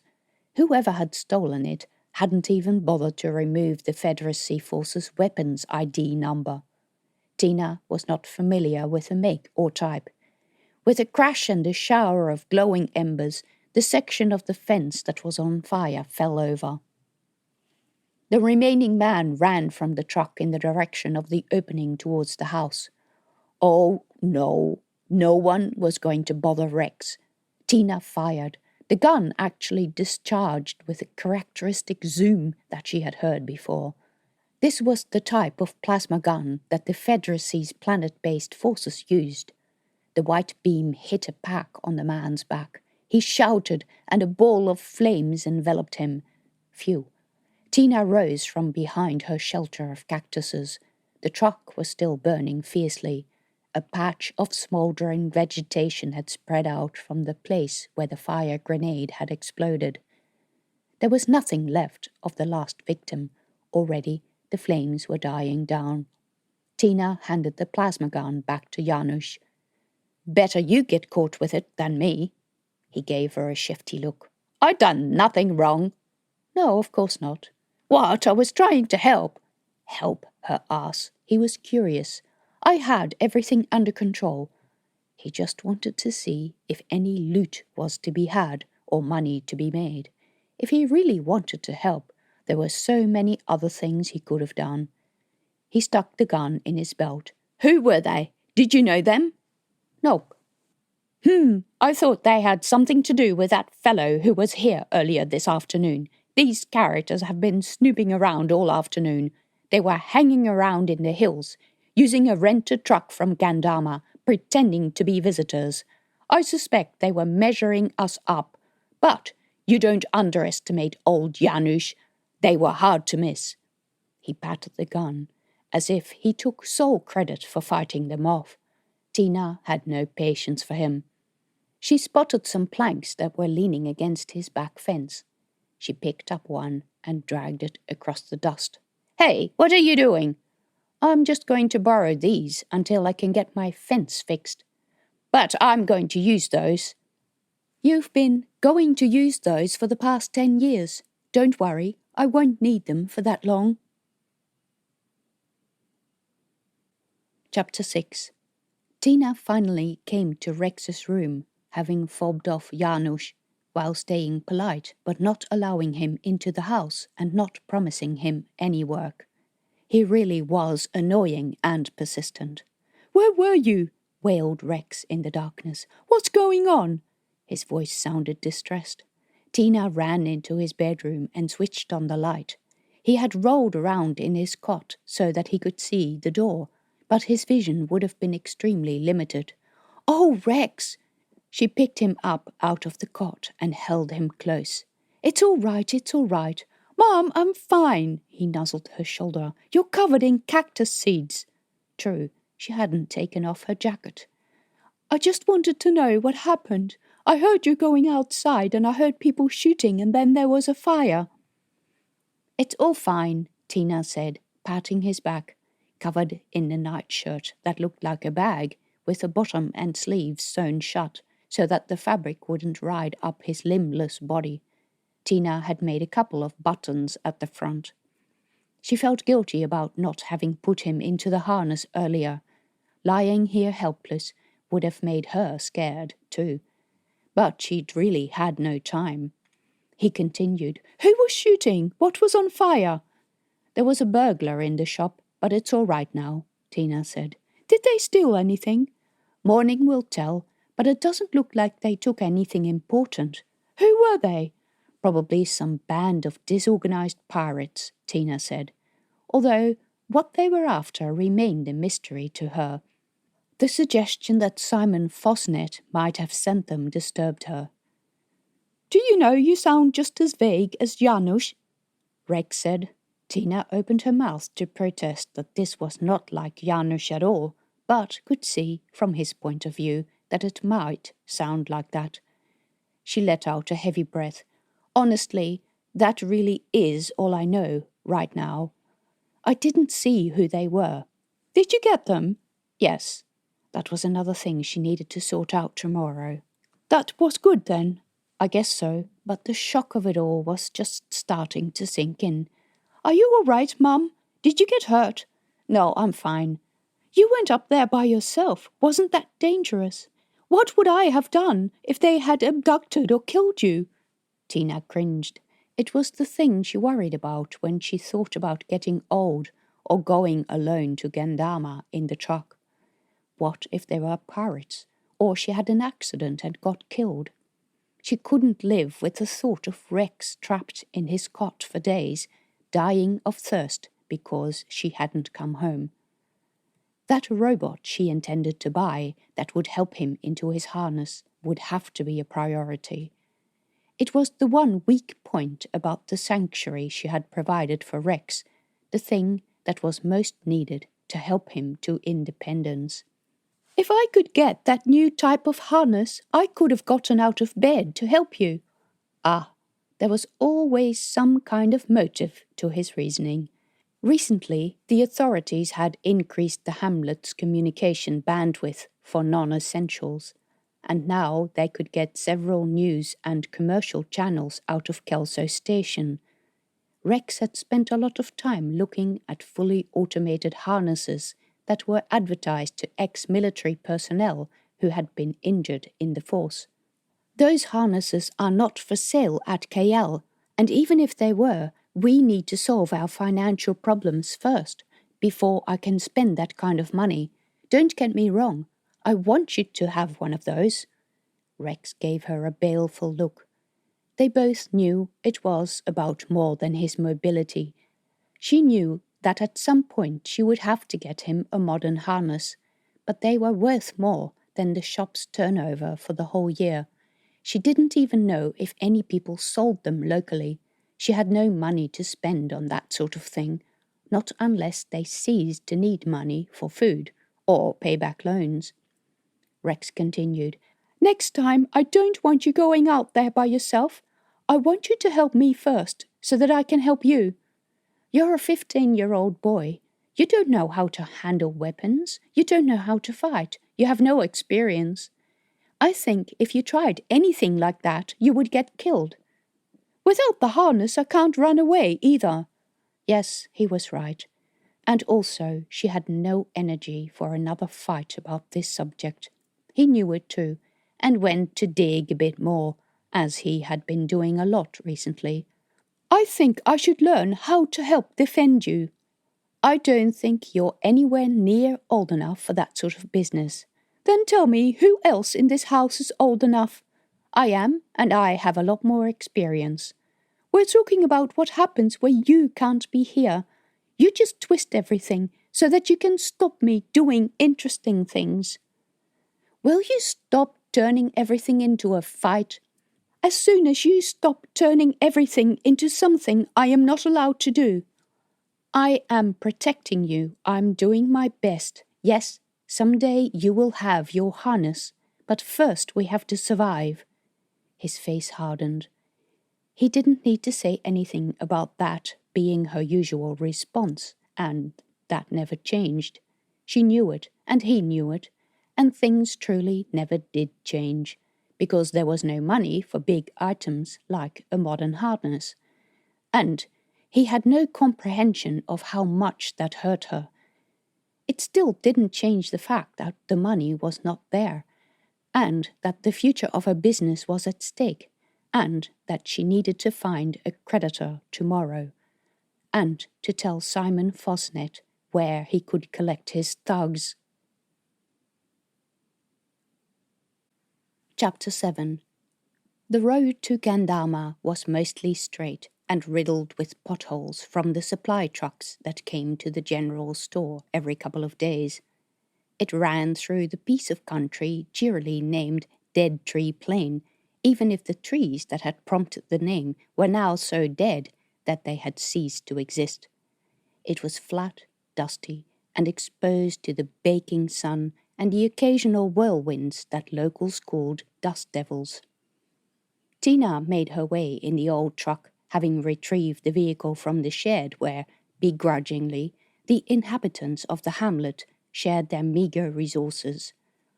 Old Janusz needed the vehicle, he said, and she answered that she'd be back before mid-afternoon. She could have taken one of the camels, which were less in demand, but they were slow, grumpy, and wouldn't allow Tina to carry supplies. On this occasion, she wasn't going to get supplies, but she wasn't going to give that away by not getting the truck. She always got the truck, so she got the truck. She'd deal with the gossip about her lack of bringing back goods later. If she came back without supplies on the truck, they would gossip about what she had been doing. They would have known about the visitor and the intruders, because Janusz would have told everyone, and someone would work out who this visitor was. If she started asking around for someone to take over the loan, they could add up the facts. That was the part she hated about living here. The small community was probably still chewing on the happenings from last night, even if she had fixed the fence with Janusz's borrowed planks as soon as it got light this morning. Old Janusz was such a gossip. On that dusty drive, with the window open because the truck's internal climate control system had long since broken, many thoughts whirled through her mind. Uncomfortable thoughts, mostly. Thoughts about money, or the lack thereof, and thoughts about burglars and that Rex was minding the shop by himself. She had given him instructions to barricade himself into his bedroom at the first sign of trouble. At least he was wearing his harness. She would have taken him to town, if not for Jando Kelway coming to pick up his hub, and Tina needed Jando's money. He was well off and easily annoyed. He would pay immediately, but his work had better be ready. Jando's payment would be but a drop in the ocean of money she needed, but somehow keeping up a facade of business as usual was important to her. It kept her mind from the really disturbing thoughts, involving a position she had held long ago in the Federacy Force, and all the loose ends she had left dangling by disappearing, her Federacy-funded pension being one. Somehow, some way, she needed to retrieve that money and have it paid into a civilian account. If that was not possible before a certain age, she needed to have it set up so that it would be transferred to another account at whatever the eligible age was. But no, she wasn't going to be able to locate and get her hands on that money before the 3 days were up. There was the issue of the ship, though, and that might be a bit more promising. She had come to Kelso Station in her own ship, doctored, paid the going rate for an average visit of average duration, and had never gone back to retrieve the ship. She'd kept up with the occasional docking fee notices, but the old boat was still there, and after 15 years of disuse, might just be worth enough to pay for the repayment of the loan, if she could succeed at refinancing it. And she very much preferred to refinance the loan because she planned to use the money from the ship to buy the final equipment that Rex needed once the shop was paid off. The ship was her own nest egg, and besides, it wouldn't be easy or quick to sell. Selling it would mean going to Kelso. That would mean having to ask Simon Fosnet for an extension of the loan terms. It would mean letting him know she owned a ship and running the risk that he would try to extract even more money out of her. No, she'd already decided that she'd best deal only with a loan broker and not with him. He was angling for her to contact him. Most likely, he was waiting for her angry call about last night. She wasn't going to give him that satisfaction. Going to Kelso would mean getting back on the radar of the Federacy and worse, the Perseus Agency. It would mean that if they wanted to charge her, and she was sure that if they wanted to do that, they'd make up a charge she couldn't fight, they would know where she was. It would mean facing the trouble, retracting the report on Project Charon she had made that had prompted her sudden departure, because she had refused to retract it as ordered. But damn it, that whole project was dangerous as hell. The civilian settlers should know about it, and she wasn't going to retract it just because some military man with shiny stars on his shoulders told her so, not even if it meant having to leave her coveted and well-paid position, not even if the man was her ex-husband. She wasn't going to retract the report, even after 15 years. To open a rift to another dimension was dangerous, and nothing in the world would change her mind about it. Not even if the past 15 years had proven that this particular rift had been safe, and damn it, she was still angry about it. She forced her hands to unclench from the steering wheel. The first houses of Gandama came into view. They were blocky things set in the dust. She needed her wits about her in case those hawkers were again following her and trying to lure her into their road trap so that they could waste her time with their sales pitches for whatever they were selling today. But she didn't strike any trouble. They must have trapped some other poor sod, and she reached the town centre unhindered. For a town of 40,000, give or take a few thousand illegal seasonal workers, the central square was what you'd generally describe as not much.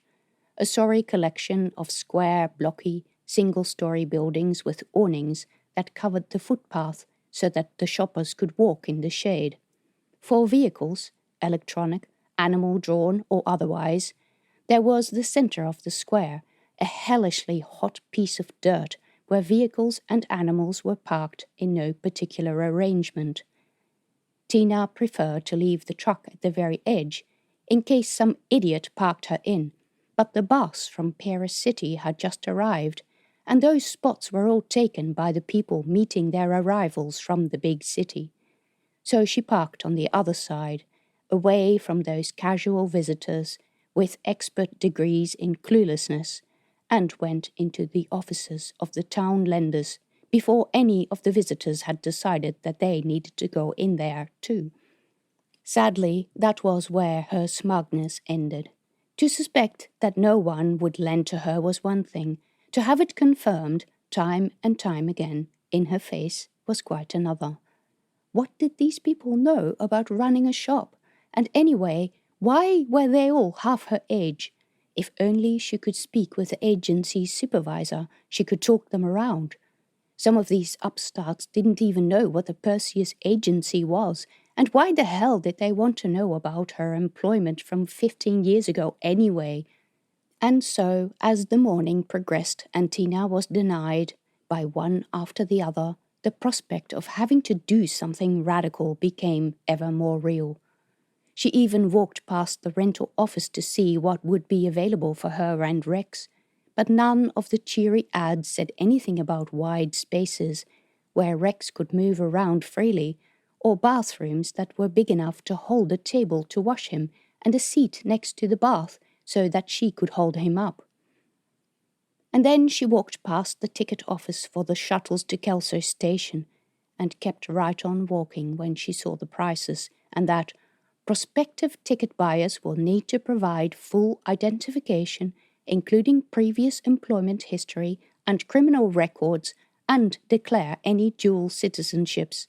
Yeah, like that was happening anytime soon. As soon as she entered her ID, the Federacy would be on to her like a leech. If Jake Montera had contacted her, it was likely that the full bureaucracy would, too. But she still needed the money. She had given up planning to raise the entire amount. If she could only bridge the gap between what she'd borrowed 15 years ago and what the shop was worth today. She even considered using the truck as guarantee, conveniently forgetting that it wasn't hers and that it wasn't worth that much. No, going to Kelso Station and selling her ship was the only option. Except it was expensive. She didn't know what to do with Rex while she was gone, and a visit to Kelso was sure to bring unwanted attention to her when she re-entered space. On the one hand, she was only going to sell the craft. But there was no only as far as the Federacy was involved. Their spies were relentless. Their mercenaries were worse. There was no reason for them to shadow her. She was only visiting, with no intention to return. But Jake had said the Force was looking for new blood. Positions paid well. But she couldn't leave the shop that she had worked so hard for, and she couldn't move to town with Rex. She didn't trust Simon Fosnet's offer for the cactuses. Besides, if it happened that she could save the shop, she still needed the cactuses to fix the hole in her budget. Then, if she gave him the cactuses, which she didn't want to do, and she kept the shop, she'd forego her income from the dealer who came every month. She needed his money. If she quickly collected new stock, he would be able to tell. Already last night's events had damaged some of her lab equipment. Sell the ship. But how long would she be away? Rex needed medical attention.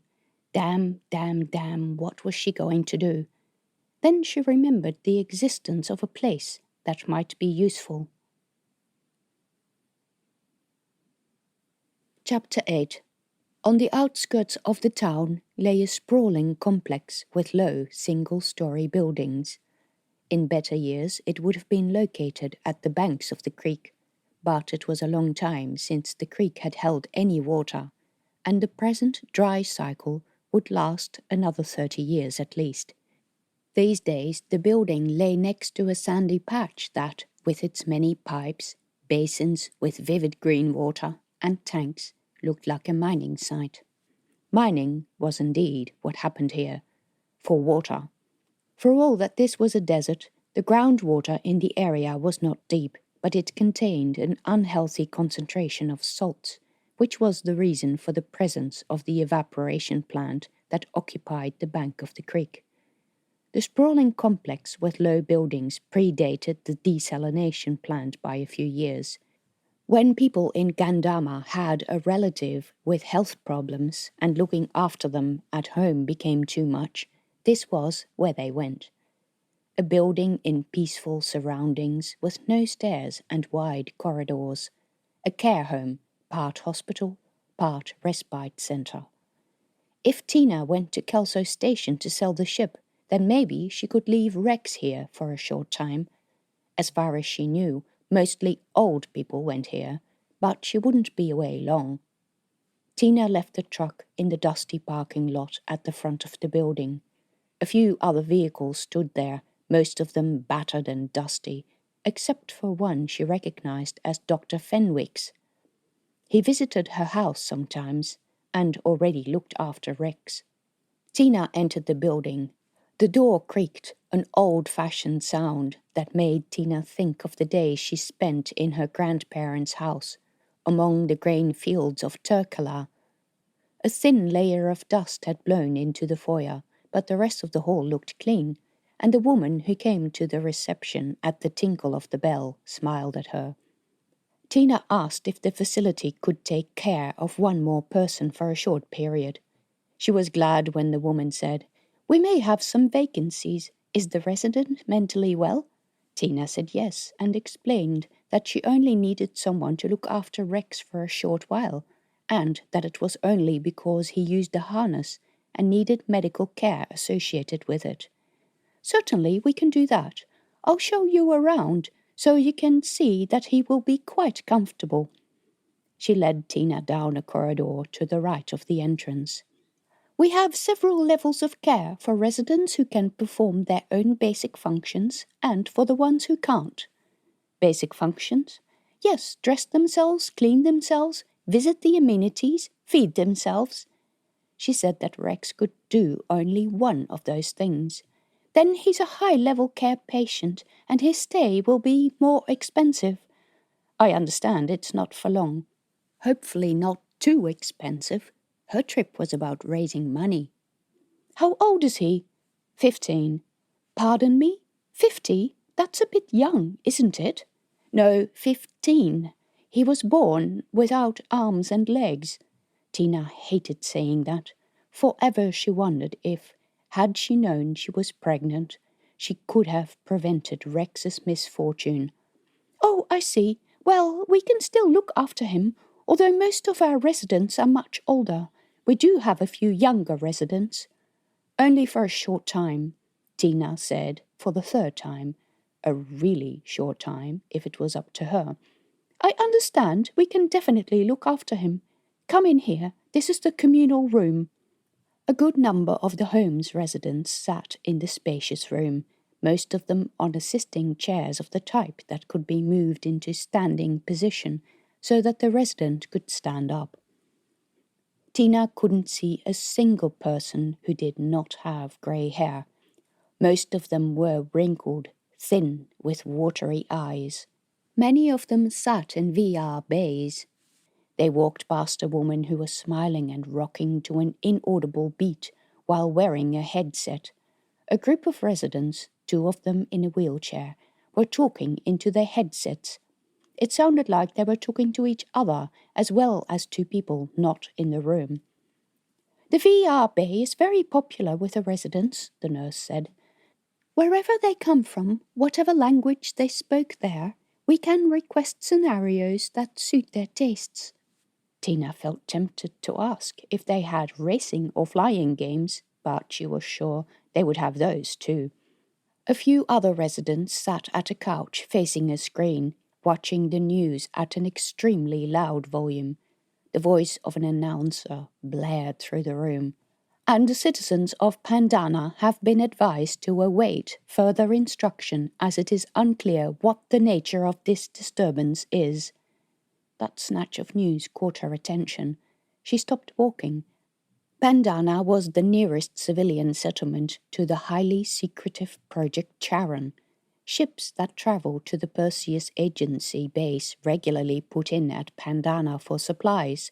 In fact, she had bought her ship there. It was the supply base that the Federacy agencies used as backup, and the commercial station owners had only been able to build under that understanding. Disturbance was a Federacy code word for trouble. That the news report used it could be a coincidence, but, likely, they had copied it off some memorandum issued by the agency, which meant that the agency had made a public statement, and they didn't do that very often. She waited for more information, but the announcer had already moved to another subject. Tina felt cold. "What is going on at Pandana that's important enough to be reported here?" she asked when she had caught up with the nurse. "Oh, I heard something about a pirate fleet that they're concerned about." The woman laughed. "It's a long way from here. Who cares?" Well, she might not care terribly much, but Tina thought it was strange.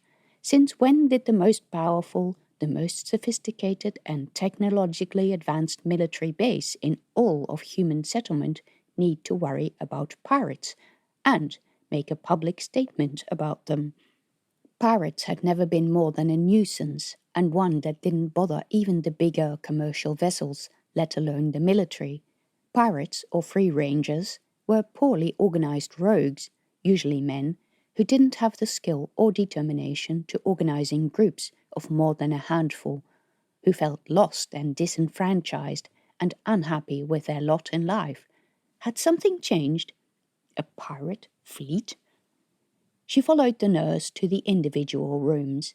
Each room contained a normal bed that Rex couldn't get into, a chair that would be too narrow for him, and a wall console with buttons that his mechanical fingers would probably find too fiddly to use. At least the doors didn't have those terrible round knob handles that he found so hard to turn. The nurse told her about meal services and laundry services, all for a fee, of course. Then she said, "Let me introduce you to Dr. Fenwick. I already know him." Indeed, it was that Dr. Fenwick. He lifted his eyebrows when Tina came in. "This is an unusual place to see you. What are you doing here?" Tina explained her situation with Rex. "I had hoped that you might be able to look after him here, but all the residents are much older. The nurse said something about a few residents his age." "Yes, as a matter of fact, we do have a few patients his age. I didn't see them. They usually hang out in one of the rooms. They like to talk about their own things and play their own music. I'm sure you understand." Yes, she did. "Could I meet them?" Rex had tried going to a normal school in Gandama, but there were no other children like him. "Sure, I'll take you." Tina followed him down yet another hallway, feeling somewhat happier now. Maybe this wasn't so bad a place. Rex might even make some friends. "In here." Dr. Fenwick gestured to a door to the left. Tina turned to the room and stopped in the doorway. The boy on the bed, if it was a boy, was covered in grotesque grey growths on every part of skin she could see. Root-like branches protruded from his forehead and hung over his eyes. He must have noticed her, because he turned his face to the door, a growth-covered, alien face, and the protuberances were moving. She felt sick. She backed into the corridor and faced Dr. Fenwick. "What's wrong with him?" "Her. This is Lily Basso." Lily Basso? Tina knew the little girl, or at least she had known her years ago. She lived with her parents on the outskirts of town. But the figure on the bed was not Lily Basso. This was some sort of mutant. "How long has she been like this?" "These people started coming in 2 years ago, and before you ask, no, we don't know what causes the skin to mutate. It's a progressively degenerative disease. We don't yet know if it kills." And Tina realized with horror she had seen 2 more of these people, Simon Fosnet and one of the bandits last night. "It's not contagious, is it?" She stared at the figure in the room. "It hasn't been, but affected people are usually brought here by their families. Because their skin has a mind of its own, the victims find it hard to pick up or touch things, and this makes it hard to live normally." The girl lay on a special kind of mattress. "They're otherwise completely normal, mentally. Lily has been quite depressed recently. She would like to talk to a person her age." Yes, Tina could guess as much, but just looking at the girl made her skin itchy. She didn't want Rex here. "I'll have to ask my son. What if Rex would prefer to stay home?" "That could be possible. He may be able to get by with 2 daily visits of a nurse to your house and a friend you trust." But what would happen if he fell or got stuck? Or if Janusz scared the nurse? Or there was a sandstorm and the nurse couldn't come? Or when thieves turned up again? You would need a trusted neighbor to check on him. I'm afraid there is no one I trust enough to do the job properly. Hell, she wasn't going to let Janusz into her house. He'd be able to rummage through everything, and there would be no way for Rex to stop him. Then you will have to bring him here. We can definitely look after him very well. Tina half agreed to bring Rex and left for the truck with a leaden feeling in her heart. Somehow she had imagined a ward filled with young people, all born without arms and legs. People in harnesses that allowed them to lumber around through wide corridors without obstacles to trip over or bump into, and where nursing staff would be on hand to help them. Where there were no embarrassing stares that they couldn't negotiate, where they could play silly games without feeling embarrassed, and where he would actually enjoy himself. When Tina came back home, having dodged questions from Janusz about her trip when she returned the truck, the raid the previous day, and the fact that she hadn't brought back any stock, she found that the nurse was with Rex. She watched from the door as she cleaned the attachment points better than Tina could, and gave him his anti-rejection injections. Lately, Rex didn't like it if Tina watched. She remained at the door. First the nurse took off his breastplate and his arms so that only the metal rods and leads poking out of his shoulders were left. Then she got him to crouch over the bed and took off the leg plates. When the knees came off, the harness flopped down on the bed, landing Rex on his backside. She then took off the thigh sections so only the stumps of his legs were left. When Rex was born, he had a little misshapen foot on one of those stumps. It had only 2 toes, but even that little foot had to be taken off in order to attach the harness.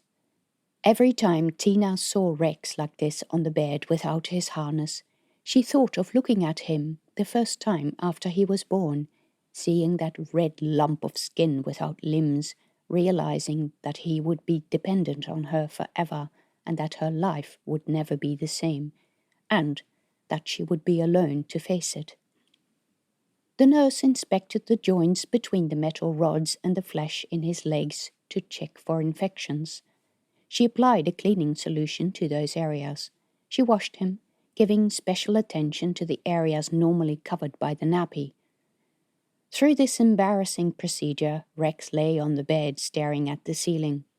When it was done, the nurse put his thigh parts back onto the leg rods, then the pad between his legs and the cover plate, then lifted him up onto his knees and attached the rest of his harness.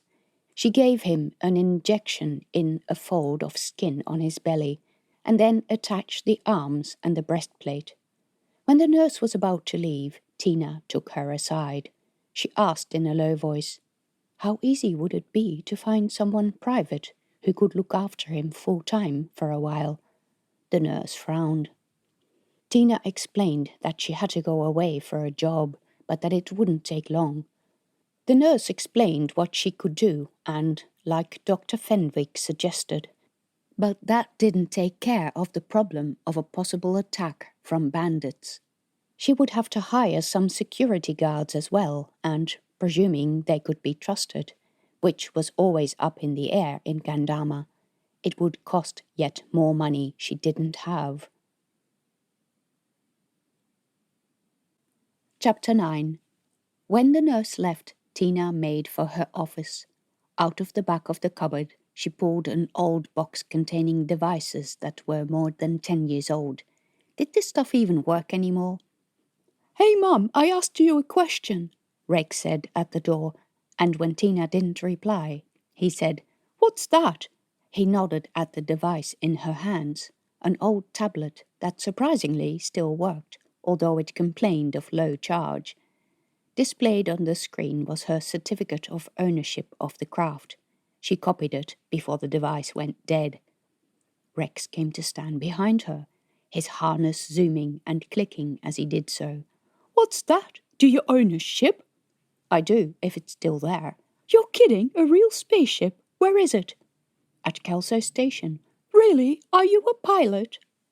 "I was. My license has probably expired by now." In space? His eyes widened. I don't know where else. Why didn't you ever say anything about that? It's not really important. Well, at one point it had been an important part of her life, but she hadn't wanted to talk about it for years. Then why are you going there? I heard you talking to the nurse. We need money. I'm going to sell the ship. You're kidding? All that time you've kept it and now you want to sell it? Yeah. Put like that, it did sound ridiculous and pushed her nose into the fact that she just hadn't wanted to deal with aspects of her old life.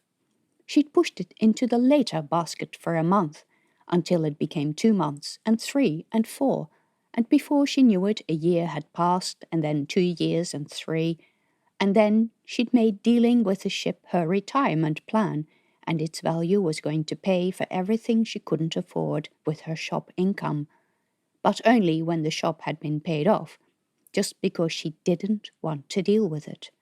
He gave her a sideways look.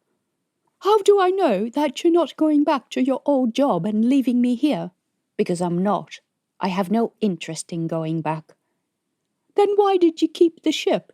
Because, Tina spread her hands. In case you wanted to go back. I saw that you've been getting messages from someone in space. Jake's letter, for crying out loud. Why was he spying on her? That's my old colleague, Jake. He's being the same nuisance he was when I worked with him. I don't want anything to do with it. You shouldn't be snooping in my correspondence anyway. I just saw it. He wants you to come and work for him. Will you just stop it? I'm selling the ship and I'm coming back as soon as I've sold it and have the money to pay off the owner. You're only coming back because of me. Yes, because of you. Because you need to baby me. Because you're my fucking son, that's why. Before I murder you, let me tell you that I actually love you. She strode through the shop and out the back door, slamming it behind her. In the yard, the sun had set, shrouding the yard in a blue-purple haze. The cactuses had taken up their usual positions along the fence line. They'd stay there until dark, when they would start to move around. They gave no sign of unrest today. The horizon was going hazy, and the wind had picked up. There would probably be a vortex dust storm tonight. Again, she hated dust storms for the mess they made of the yard and the shop. She not only had to clean the house, but meticulously take apart all the joints in Rex's armor because the sand damaged the mechanisms that allowed him to walk. Rex, Rex, Rex. Her whole life was taken up by Rex.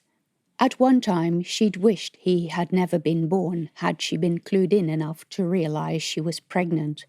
But at the same time, he was her blood. This was a phase he was going through, right? Things did usually get better when teenagers grew up, did they?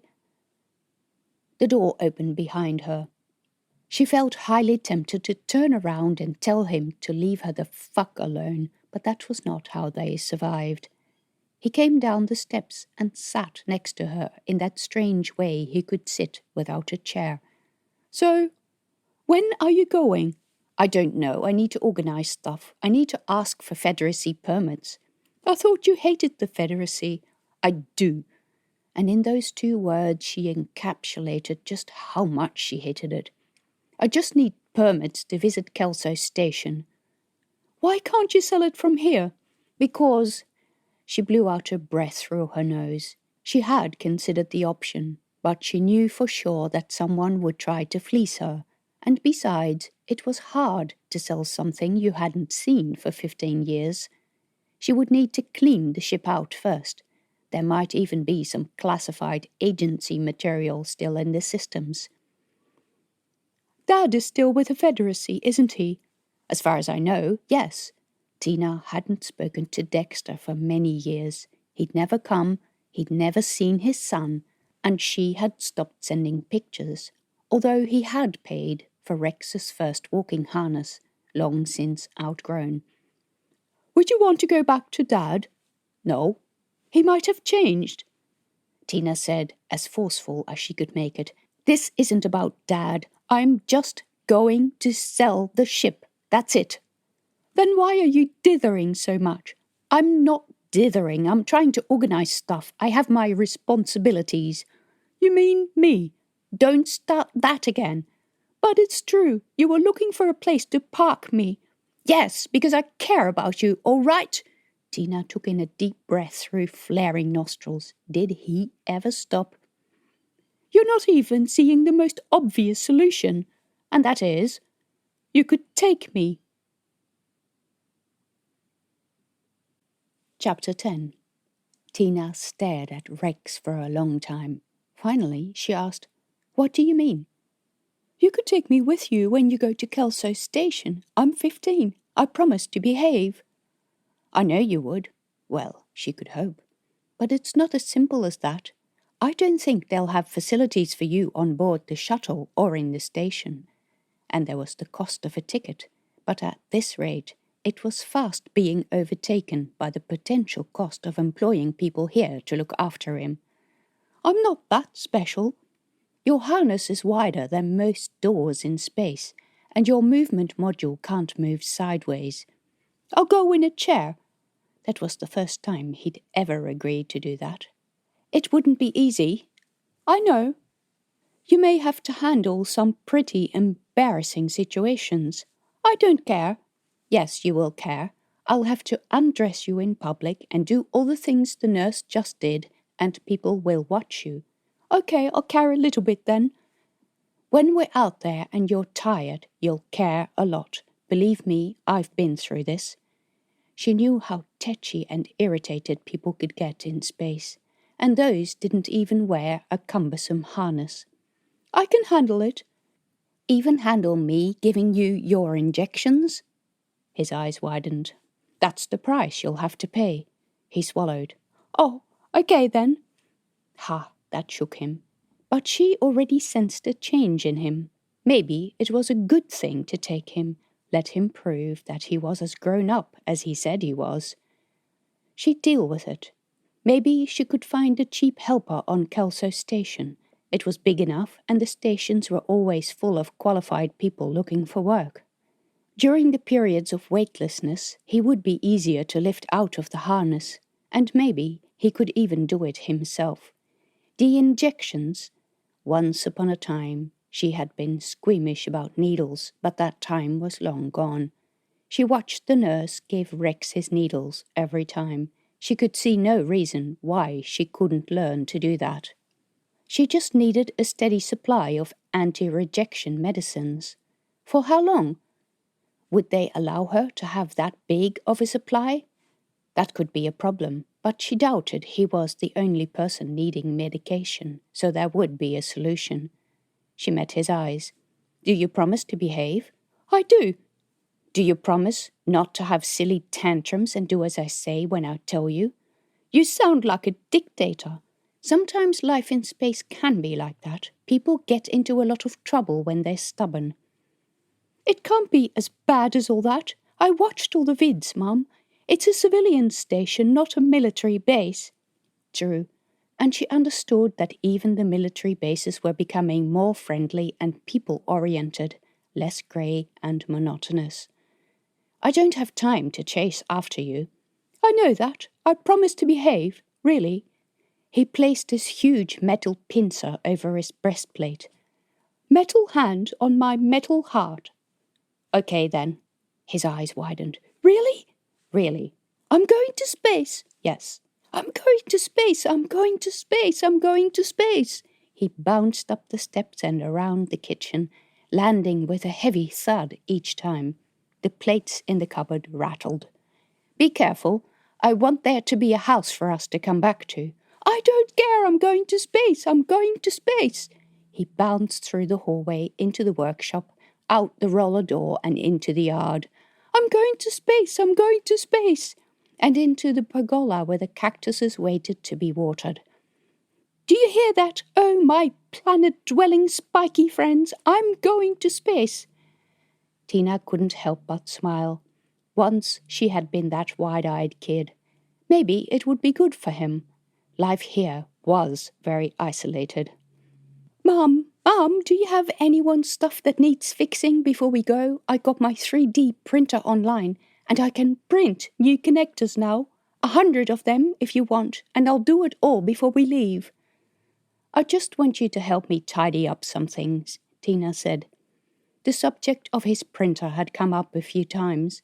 It was not that she didn't like him playing with it, but she highly questioned the legalities of the models he used, and there was a reason all her stock came from Paris City, because the printer there held the licenses for all these commercial models.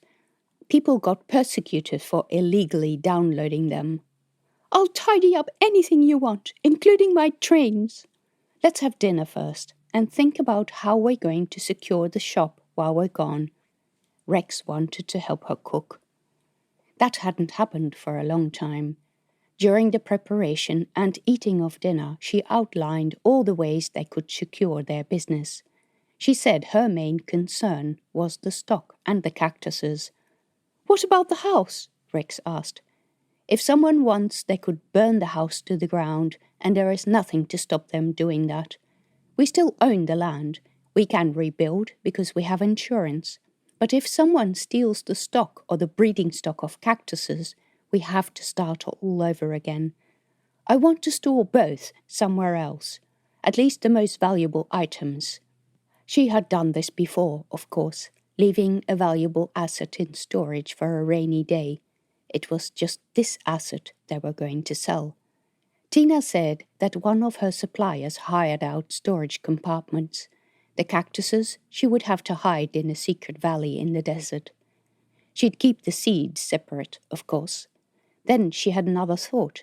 Her armored jacket she'd worn last night. It was full of seeds. She'd take the jacket on this trip. So that was triple backup for her breeding stock.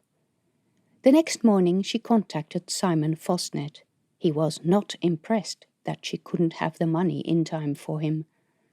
I thought I was pretty clear. I said 3 days.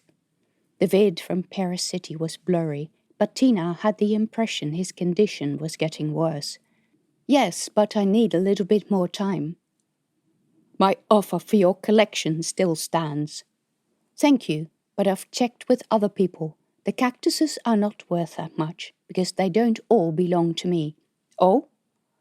The rarest ones are on loan from someone else, and because there have been some break-ins, I have returned them to their owner, since I'd hate for them to get stolen.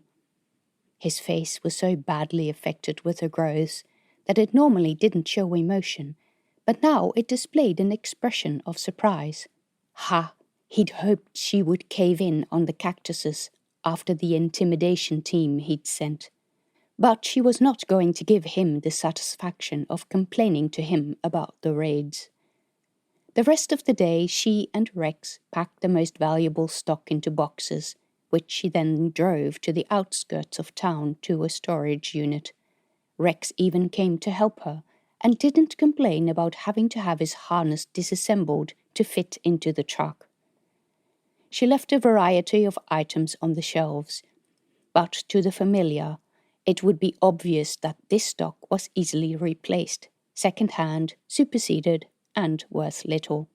She debated boarding up the windows, but decided that the usual bars across the door and windows would have to do, because boarded-up buildings screamed, "Burn me down," to looters and other miscreants. It even occurred to her that when she finally owned this piece of land, she might replace the ramshackle construction with a nice new building if there was any money left over. The lack of construction work around Gandama meant that builders could be hired cheaply. That night, she sent a message to the administration of Kelso Station. I am the legal owner of a ship docked at your facility. I am about to visit the station in order to sell the ship. She gave them all the details. She immediately received a long document with terms and conditions that were more familiar to her than she liked to admit. The memories of her old life were everywhere. With Rex travelling with her, she might even have to tell him about some of them. Chapter 11. Tina wrapped up all her outstanding orders and sent messages to her regulars that she would be away. Then she secured enough medicine for Rex. This was harder than it should have been, because the hospital was not in favor of her taking Rex on this trip, after having smelled the possibility that she might pay for his care, and she had to find another clinic that would sell her what she needed. She got the nurse to teach her to do the injections. She had some reading to do. Things had changed a lot in the world of space travel, and for the people who lived in the space stations. You needed permits for everything, and needed to book accommodation ahead of time. She got the permits, needed to renew her citizenship and apply for a number for Rex, and booked her accommodation. The prices were ridiculous. But once she'd sold the ship, she would have plenty of money. Then Tina was left with one painful task. She collected the truck from the shared equipment shed. She drove it up to the back fence of the yard. When she opened the back gate, the cactuses in her yard had all moved close to the house. Tina had to wrestle her way through the prickly mass to get to the hose. She turned on the tap and made a trail of water across the ground from the house into the truck. The bottom of the truck bed did not hold that much water before it started running out, but it was enough to lure the cactuses up the ramp and into the truck. Then Tina drove her precious load out into the desert. If she was going to leave them, she might as well leave them in a safe place, away from the town where armadillos hung around. She'd leave them in her secret place, where she knew they would survive, and where she would be able to find them when she came back. Out on the rocky trail, driving slowly because no one came out here, Tina remembered the roughness of the place that had attracted her to this planet in the first place. The rock formations were just majestic, even in the hot midday light. There were still a lot of wild cactuses, huddled in groups between rocks, because this was where moisture congregated when it condensed on the cool stone at night. As she came past, a number of them started following her. She was sure that this had something to do with a load in her truck, but her research had so far failed to unveil how these things communicated with each other. In her early years with the Federacy Force, she had studied many of the biological life forms on settled worlds, but these crosses between plant and animal truly had no parallel anywhere in the universe. About an hour's drive out of Dixon's Creek, there was a valley full of strange rock formations. It looked like a giant hand had reached down from the sky and deposited random piles of giant marbles. The rocks were all of a pale yellow color. It made it look like the entire valley was a field of budding mushrooms. The sky was deep blue, and the rocks that bounded the valley were pink. The sand in between the rocks was white. Here and there grew some strange-looking plants, like palms with thick bulbous trunks. Tina had checked them on previous occasions and found them to be proper plants, not ones that moved like the cactuses, which seemed to be restricted only to the area around Gandama. The most important thing about the valley was that if you looked in between the rock stacks, you'd find little bits of water. The stacks were often taller than a house, and because each rock was round and quite big, there were huge gaps between them, big enough for a person to enter.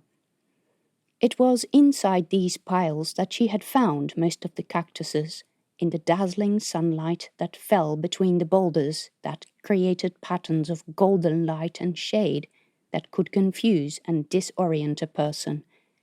A lot of stories circulated about this valley. If Janusz were to be believed, a father and son had gone missing here about 30 years ago, and they had never been found. "The place is haunted," Janusz said. Other people had told her their communication wouldn't work in the valley, which wasn't true, although reception could be a bit dubious, and they had seen strange lights and heard strange noises. All those reports were unproven, of course. But Tina liked the valley. She used to come here with Rex as a baby when he refused to go to sleep, and she would just put him in the truck and drive him around the desert and show him the magical places, even though he was far too young to understand their beauty. Today she was here to ensure the safety of the cactuses. People who could find this place would either be locals or have an interest in the desert. She stopped the truck in the middle of the rough track that went through the valley. Once the rush of air and the hum of the engine had stopped, a blanket of silence fell over the area. The air was hot and pressing. Tina let down the back gate of the truck. "Out you go." She said it more for herself than because she thought they would understand. The cactuses moved down the ramp onto the dusty ground. One or two started towards the nearest pile of boulders. The wild cactuses that had followed her remained at the top of the ridge. They appeared more rugged to her, with some of them damaged from armadillo attacks. Others had dead branches. Her cactuses all remained together in a group. They did this when they were unimpressed with the situation. Tina almost felt guilty leaving them to their own devices, even if they had originally come out of the wild before she started breeding them. Some of these half-plant, half-animal creatures were hundreds of years old. She made a short recording of how they all stood in the desert. With sadness in her heart, she climbed back into the truck and drove home. She hoped she'd be able to find all the cactuses again when she came back.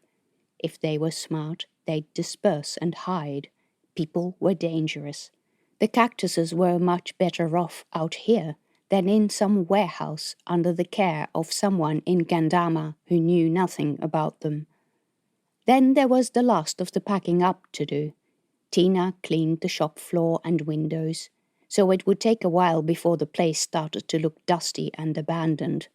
She took all her information off the computers, the latest financials, the customer database with everyone's addresses, security system types, and passwords. She put this information on a data stick to take with her. She did the same with all her research data from the cactuses, including information about the breeding and where she had found the cactuses. Then she locked the shop storeroom at the front and the back. Standing in the shop, Tina remembered all the things she had experienced here, putting Rex in his harness for the first time and watching him learn to walk. She remembered his laughter and squeals when he realized he could jump and use his pincer hand like a bat to hit balls. This was where Rex had unpacked his birthday presents and where he had done his schoolwork. She remembered him raging about the kids at school for the short time that he went there, and, mostly quietly, working away at reading through some information about electronics. "Are you ready with the shop yet?" he asked from the door. "Almost. Can you take all our stuff to the truck?" He went into the hallway and picked up both of their packs at the same time. Rex's medicines alone weighed quite a bit. He gave her a sideways glance that said, "See, I can be very useful." Yes, the harness made him stronger than a normal human being, even if he was less agile. Tina followed him outside, realizing with every step that she might have secured her business, but when she came back, the building might not be here. Chapter 12. It was time to go. Rex didn't fit in the cabin, and he didn't want to be disassembled to fit, but he was happy to sit in the back tray with the bags. He was smiling. But Tina's heart ached when the vehicle pulled away from the shop, all dark and shuttered up. She was prepared never to see the building again, but she hoped nothing would happen while they were gone. Janusz watched from behind his gate, stone-faced. Tina hadn't told him where she was going, other than a vague story about a medical visit to Paris City. The fewer people knew, the better, especially Janusz. He would start snooping around when he knew for certain that she wasn't going to be back for days. The hamlet of Dixon's Creek receded in the rear-view mirror. Soon all she could see was a cloud of dust that followed the vehicle down the road. The bus to Paris City left from the town centre in front of the bank. When they arrived, it was already waiting, although none of the passengers had climbed on board. It was busy in the central parking lot, with people doing their shopping after work. The sun was still hot, its glare blinding. Tina parked as close to the bus as possible. Janusz had told her to drop the keys at the bakery, so someone from Dixon's Creek could later pick the vehicle up. They joined the queue for the bus, whose doors were still closed. The passengers belonged to a varied group. Older people who would be travelling to see friends, visit children, or go to medical appointments, and men or women travelling alone, who might go for business or job opportunities. A group of adolescents Tina couldn't place were a few years older than Rex, and they seemed to be travelling together, but without being part of an organised group. Rex hardly came into town, and he attracted a bit of interest. It was only a small taste of what was to come. The driver came out of a sandwich bar and opened the door so that passengers could get on, but immediately there was a problem. Rex's harness didn't fit through the front door. The driver had to take out a side panel so that he could be lifted inside by Tina, with help from the driver and another man, since walking steep and narrow stairs was also not one of his capabilities. Rex didn't say anything through the ordeal, but there was thunder on his face whenever he caught the attention of the group of adolescents who hid their curiosity poorly. Rex had to stand at the back of the bus, too, because there wasn't enough room in between the seats for him to occupy a normal seat. Tina wanted to sit on the control box next to him, but the driver would not have it. All passengers needed to be safely restrained, Tina with a seat belt, and Rex with luggage straps. This was not a good start, but true to his word, he said nothing. Tina ended up in a seat next to one of the adolescents, a young man from Red Peak, another small farming community close to Gandama. He told her that he and a group of friends from school were going to sign up for the Federacy army. "Do people still do that?" Tina asked. It was how she had joined herself, since her family had also lived in a farming community. "They were advertising for people to join. The pay is good, and they teach you a trade. I was just bored at home, annoying my parents.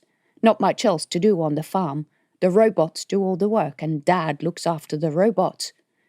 "Were they recruiting for a particular reason?" Tina asked, thinking of the news segment she had seen in the care home. When she joined, the Federacy had been expanding their services. "The recruiter didn't say anything special, just that there would be training, and if you signed up, you'd travel to a lot of places. Seemed like a good way to do it. I don't have any money to travel otherwise." He seemed disturbingly innocent. Tina had been a bit older when she signed up. Surely she hadn't been so gullible. The bus took the best part of a day to get to Paris City. Since it was now mid-afternoon, most of the trip was at night. Because of its 3 moons, the night on Cayelle wasn't particularly dark. The moonlight, a sickly kind of grey, turned the landscape colourless. Paris City lay in the mountains, in a landscape even drier than Gandama, where the main industry was mining. Tina stared out the window, watching the mining installations whiz by with their processing plants, big mountains of rocks and loading stations. Most of the mines were day and night operations, and brightly lit work sites stood out in the night. She thought of the first time she travelled to Gandama on the bus, broken, with a disabled child she had mixed feelings about, and looking for a place to hide from the world. She had found it in the backwater of her security item shop in Gandama, where there was no direct connection to the Federacy, and where, she thought, no one would bother to come looking for her. The place had grown on her, but there were times that she hated the person she had become, cutting herself off from everyone, including Dexter and Evel. Evel would be a fully fledged captain by now, out in deep space, flying the ships and helping the force's logistics. And she would say about her old mama, "She lives in Gandama out of Paris City on Cayelle. It's sad."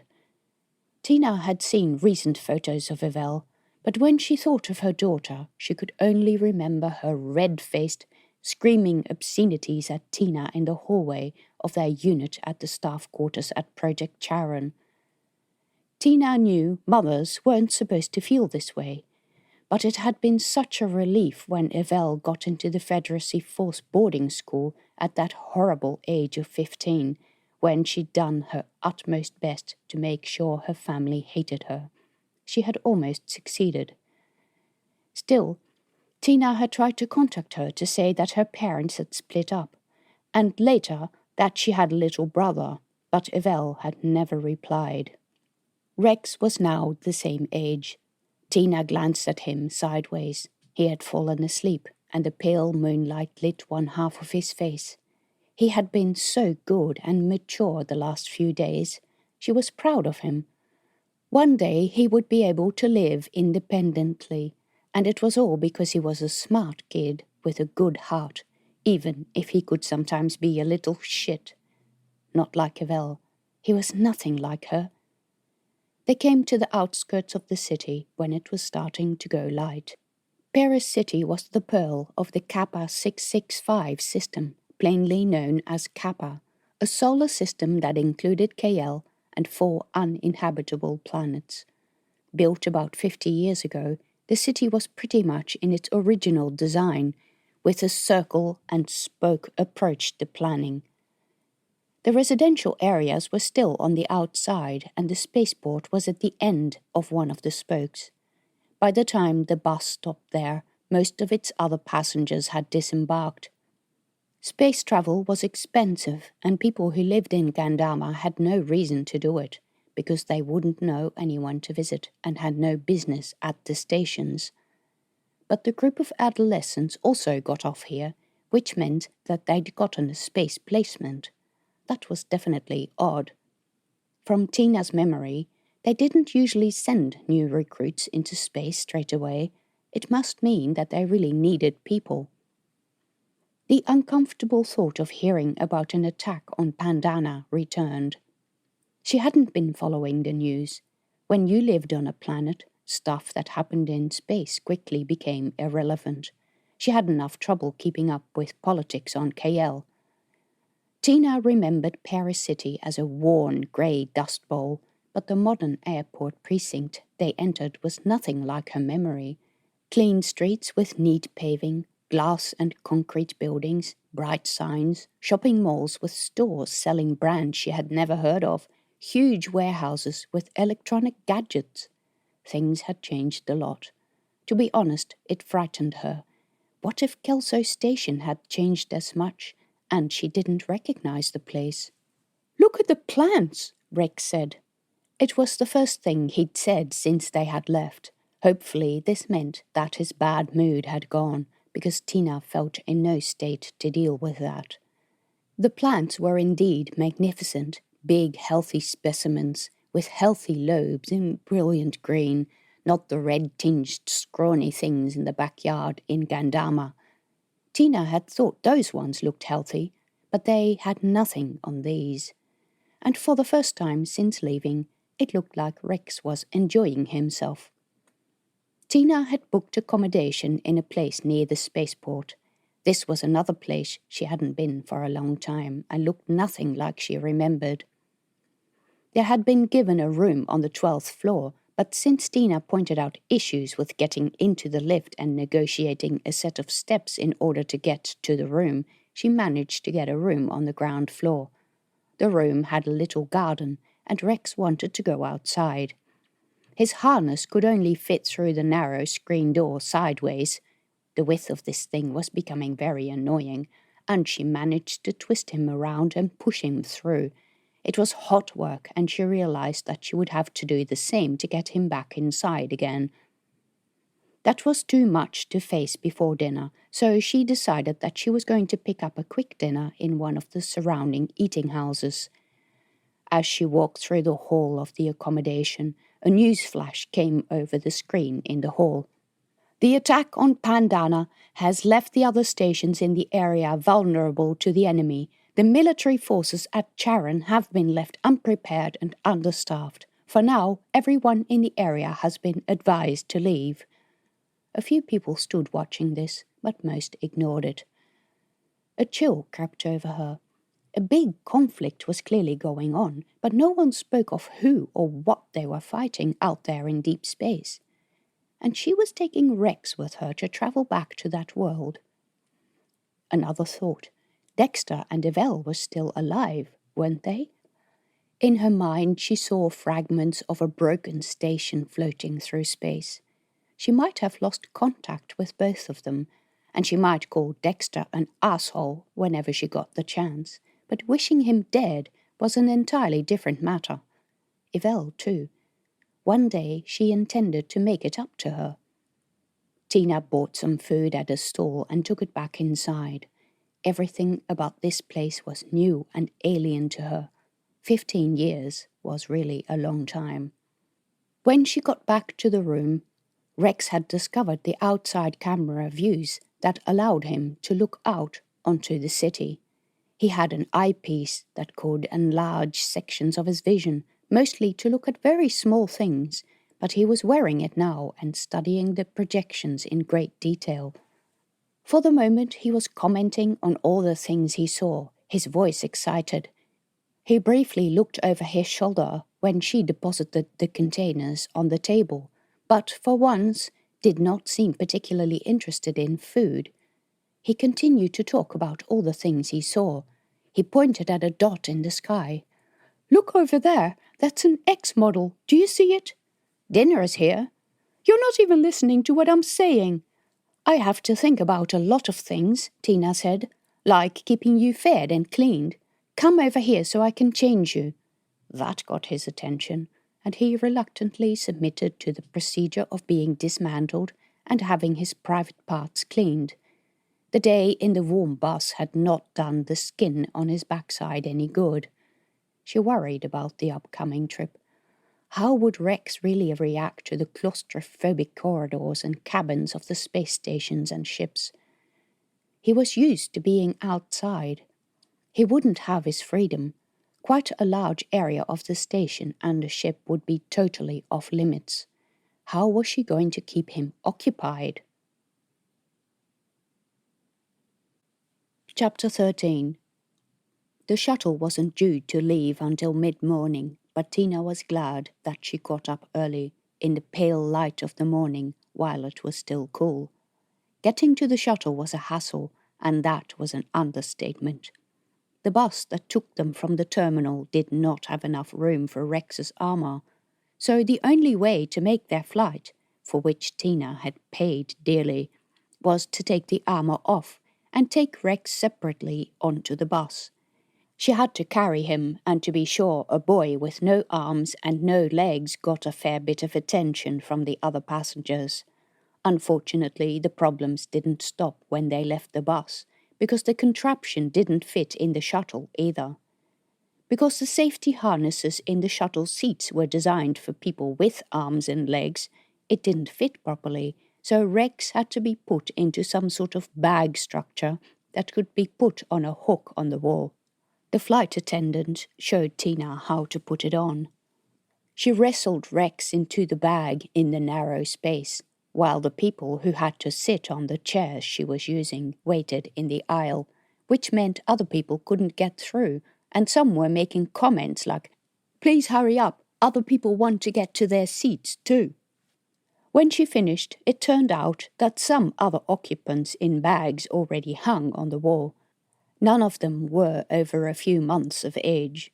Rex's mood did not improve with having to share the space with a number of noisy babies.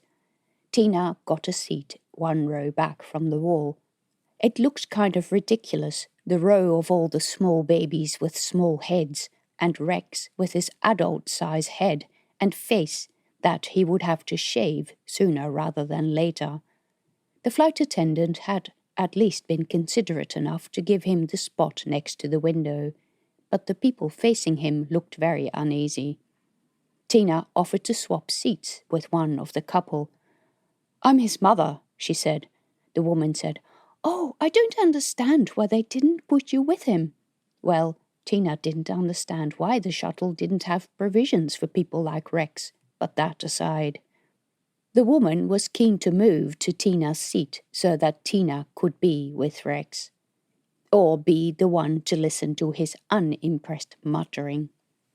But finally all the passengers were seated and strapped in, and they were ready to go, and his mood lightened a little. Just think of it, he had never even been to Paris City, let alone to the spaceport, and his interest in technology was such that he keenly watched all the different kinds of craft parked at the dusty spaceport. He even knew the names of some of the models, so for a while the talk was all about that. He wanted to know what model she had flown.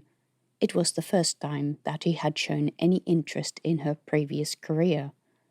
They didn't speak a word about their dusty house and the shop, but Tina missed the cactuses already. She wondered if they had survived the lonely night in the desert, or if the armadillos had ripped some of them to shreds already, or if the collectors were looking for them. Finally, the shuttle was ready. All the luggage was stowed, including the components of Rex's harness, and Tina kept a close watch on where the crew put those, and they were ready for takeoff. The trip only took 2.5 hours, but the station orbited in such a way that departure was only possible during certain windows, and the shuttle did not deviate from those. It was a long time since Tina had felt the pressure of rumbling engines and the pressure on her chest from being taken out into space. Of course, a passenger shuttle was very different from a private craft, especially a military one, since those usually had more powerful engines, but the feeling brought back a lot of memories nonetheless. Rex was mostly silent during takeoff. Not that the engine noise allowed people to talk freely, even if some of the babies had different ideas. The infant hanging next to Rex had gone bright red in the face. But it wasn't long before they came into familiar territory for her, to see the horizon recede, the sky turn dark, and the limb of the planet appear as a hazy blue arc through the window.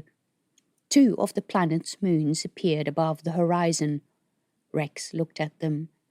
They would normally be seen tumbling through the sky at night time, chasing each other across the firmament at crazy speed. Had she ever seen the full round moon on Earth, he wanted to know? Tina hadn't, but Dexter had. At some point during this trip, they were going to have to talk about Rex's father and his sister. Rex knew that he had a sister and that she had a function in the military. He didn't know any of the circumstances that had led to their breakup and Tina's departure from the Force. When he was a child, she had simply told him that she no longer wanted to stay. That answer would not satisfy him as an adult. Why had she left space? Why had she given up a successful career? What was it about people that they would sometimes deeply betray those who trusted them? She wasn't looking forward to these discussions.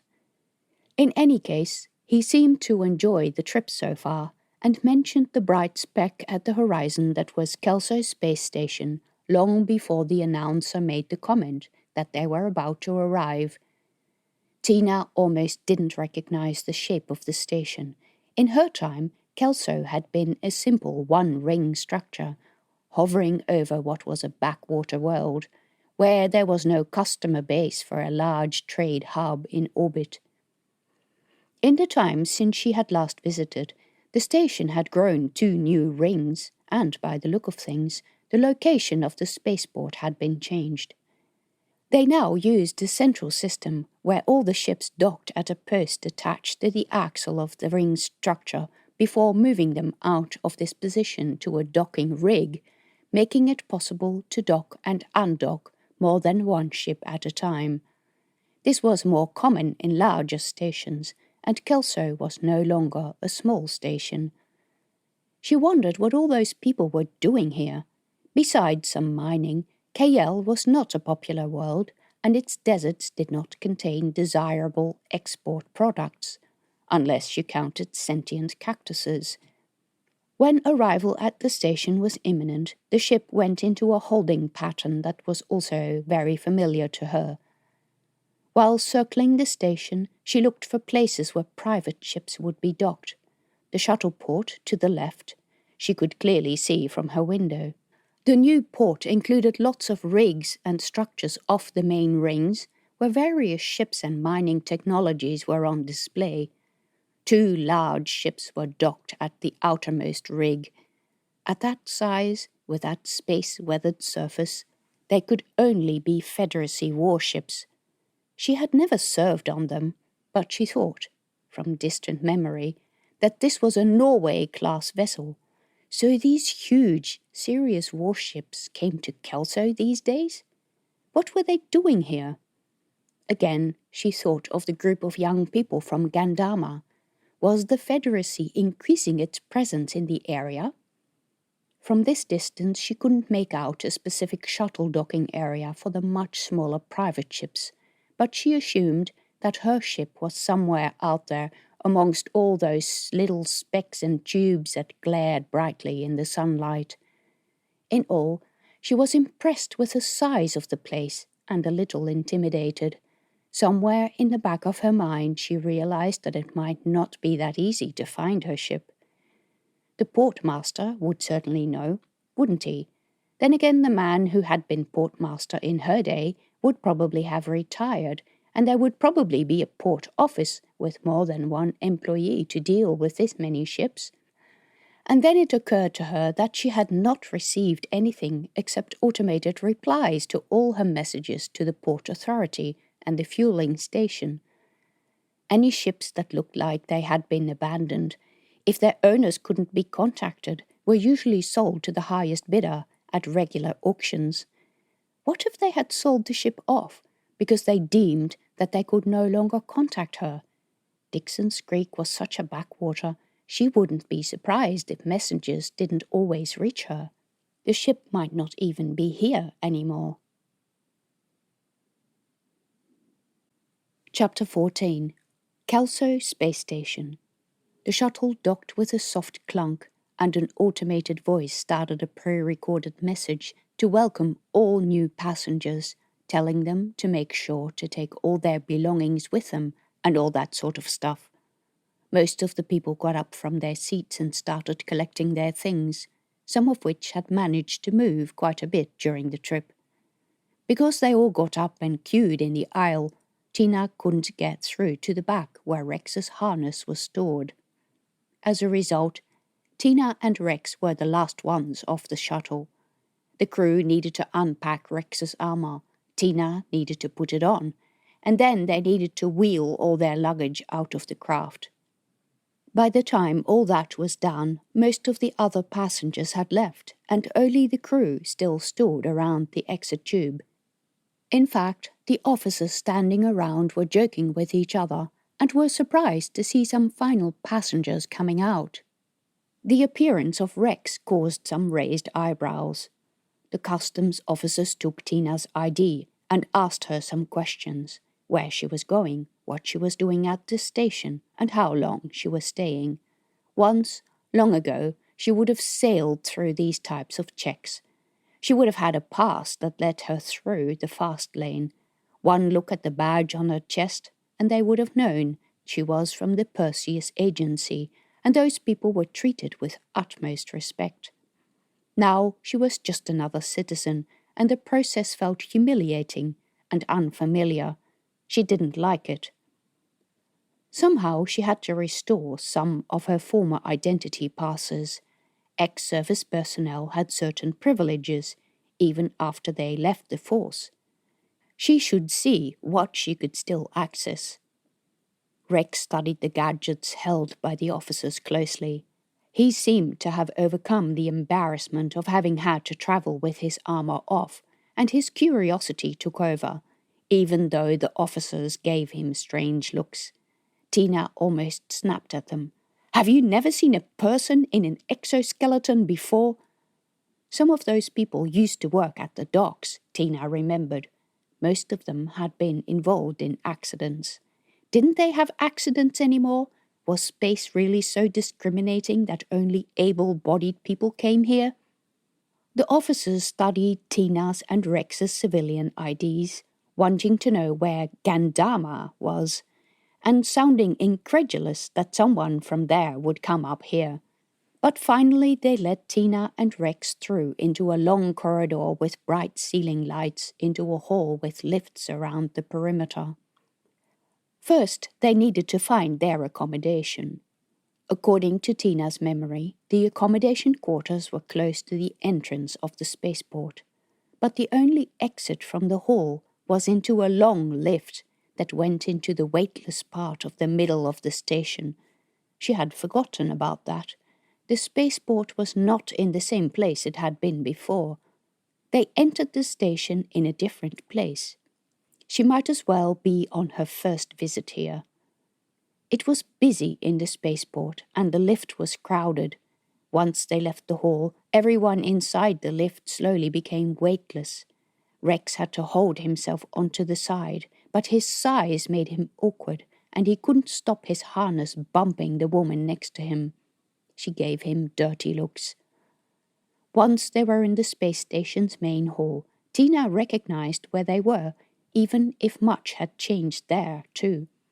The somewhat old-fashioned and dingy hall had been replaced with a modern, open commercial area with shops and restaurants, and many of the station's authority offices. They came past the trade office, the military office, and the port authority office. She would have to visit that one later. They arrived at their accommodation, indicated by a sign in garish pink neon lights that said, "The Wary Astronaut." Even when booking the service, Tina had found it a strange name, since hardly anybody still used the quaint word astronaut anymore. People streamed in and out of the main door through the establishment's dark lobby, out the lifts, past the desk and into the commercial passage. Some guests went out a glass door in the back of the lobby, where Tina could see a dining area with faux plants, made to look like a garden, with tables and chairs like outdoor furniture. The lobby itself was small, and every bit of wall space was covered in old-fashioned posters of humanity's first forays into space, the Mars landings, the first commercial space station, and heavens, the first moon landing. Wow! Rex stopped to look around. Tina went up to the desk and gave her name. They had received the reservation, and they gave Tina an access card. In the lift to the top floor of the establishment, Rex said, "I thought you said this place was expensive." It was expensive. She hated to think what cheap places would have been like. As it was, Rex barely fitted through the corridor, which was dark with scuffed lino floors and scratches along the walls where people had tried to move large objects. She opened the door to the left and stopped in the doorway. The room was barely big enough for the 2 beds that stood in there. Just a tiny space was left between the wall and the beds, barely wide enough for a normal person to walk, let alone someone wearing an exoskeleton. "I would have expected a bit more comfort for my money," Tina said. It was clear this room would never do. Once they put their luggage down, there wasn't even enough space to walk. "I'm going back to the reception to see if they have anything better," Tina said. She shut the door again and, with Rex following, went back into the lift.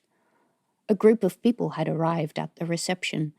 They were all quite young and spoke with a tone of bravado that made Tina sure that they were military personnel of some description, even if they did not wear uniforms.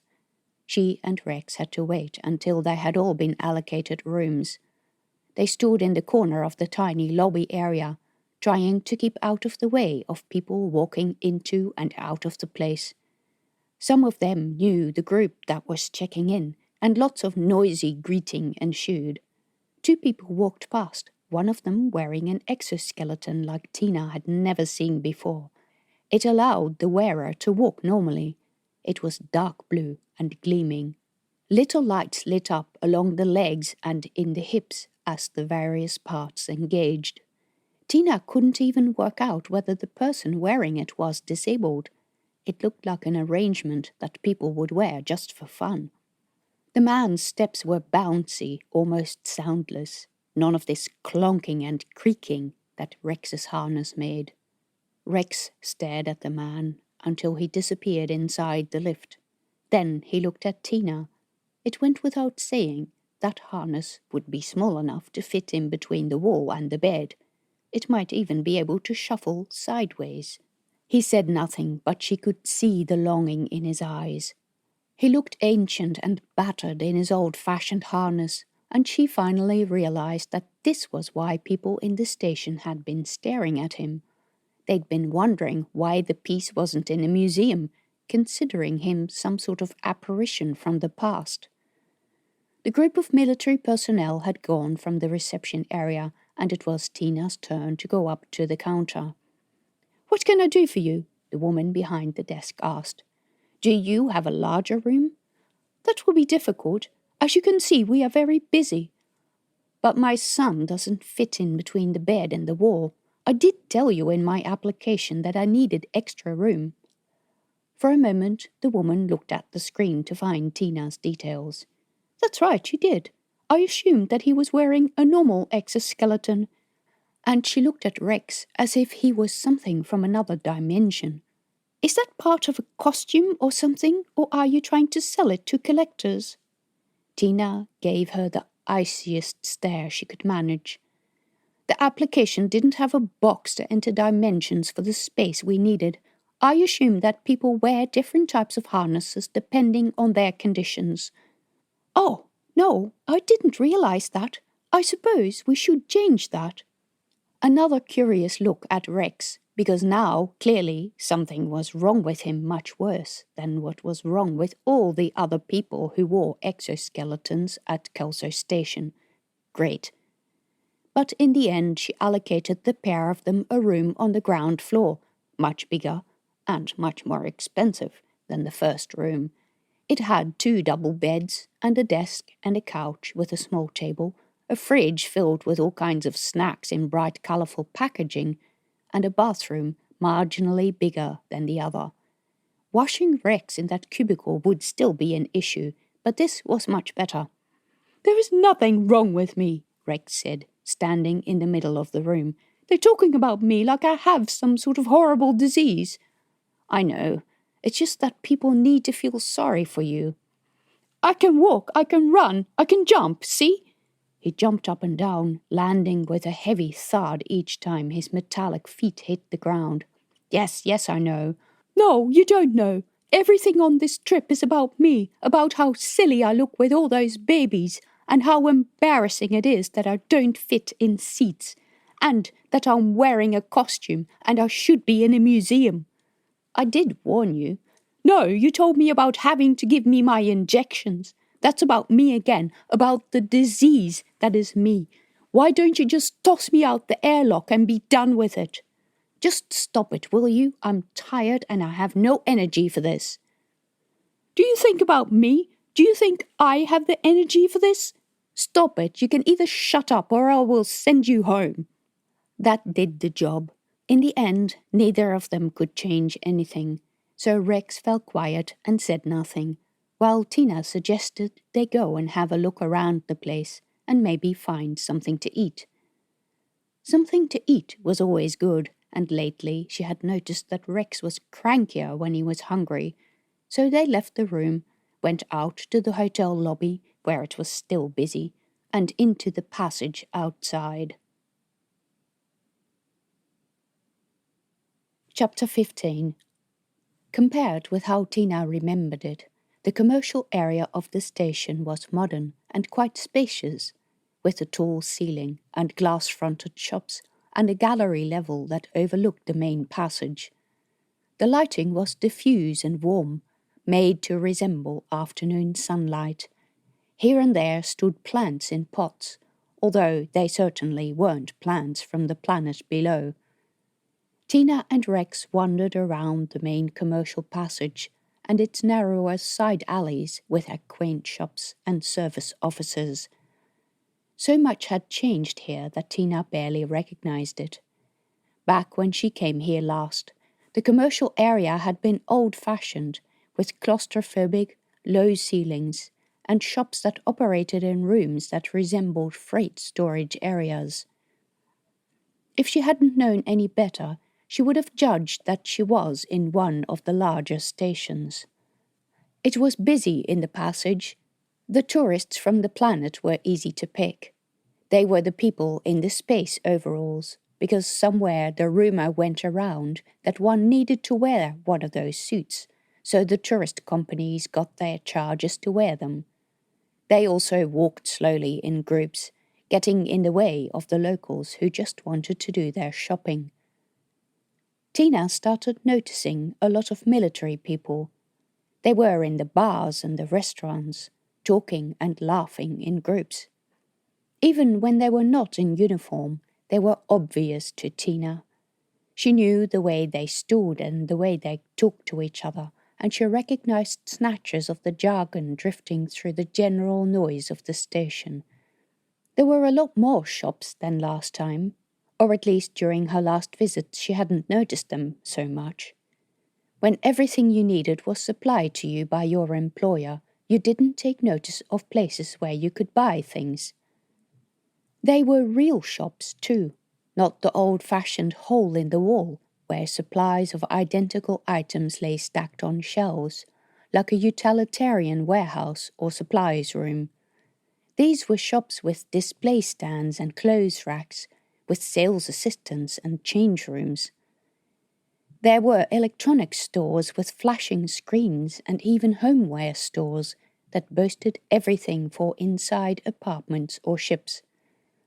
We adapt all furniture to measure, one store sign proclaimed. "Hey, look at this," Rex said. He had stopped at a well-lit shop window, almost pressing his nose against the glass. On neat, clean shelves lay a collection of gadgets, mini consoles, comm devices, and a host of other things. Most of them sported worn edges, scrapes, or other signs of use, but there were also some newer devices of a type Tina had never seen. Strange and new technologies already being sold second-hand. A whole generation of electronics had passed her by. On the surface of Cayelle, they just didn't get many of the technological advances that the rest of human settlement enjoyed.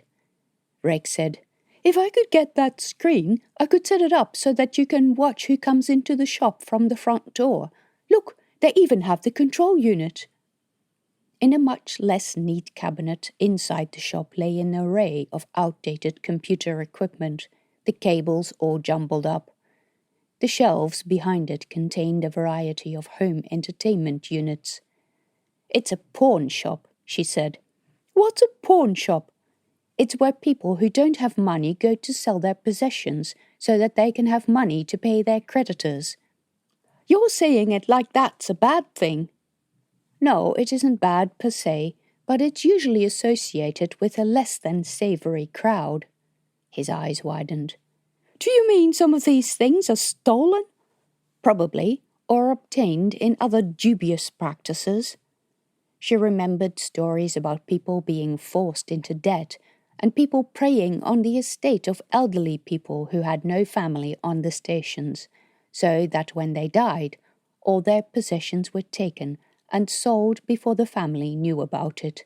It happened a lot, especially to people who were not poor enough to have no possessions, but not rich enough to be able to afford a trust company. "I want to look inside," Rex said, having forgotten the quest to find something to eat. Tina wouldn't normally want to be seen dead inside a shop like this, but on the other hand, she had no great plans for this afternoon, and looking around the shops was better than sitting in their room at the accommodation. So she went after Rex into the shop. It was cramped and crowded inside, and his harness did not fit in many of the narrow aisles. To help his customers, the shop owner had arranged all the interesting items around the main aisle that led up to the counter. While Rex looked at all the most recent models of the latest gadgets in glass-fronted cases, Tina walked through the narrower passageways. The shop owner stood at the counter at the very back, waiting to come out and bother either of them, ready to be parted with some money. It looked like the shop had plenty of supplies, but was short on cashed-up buyers.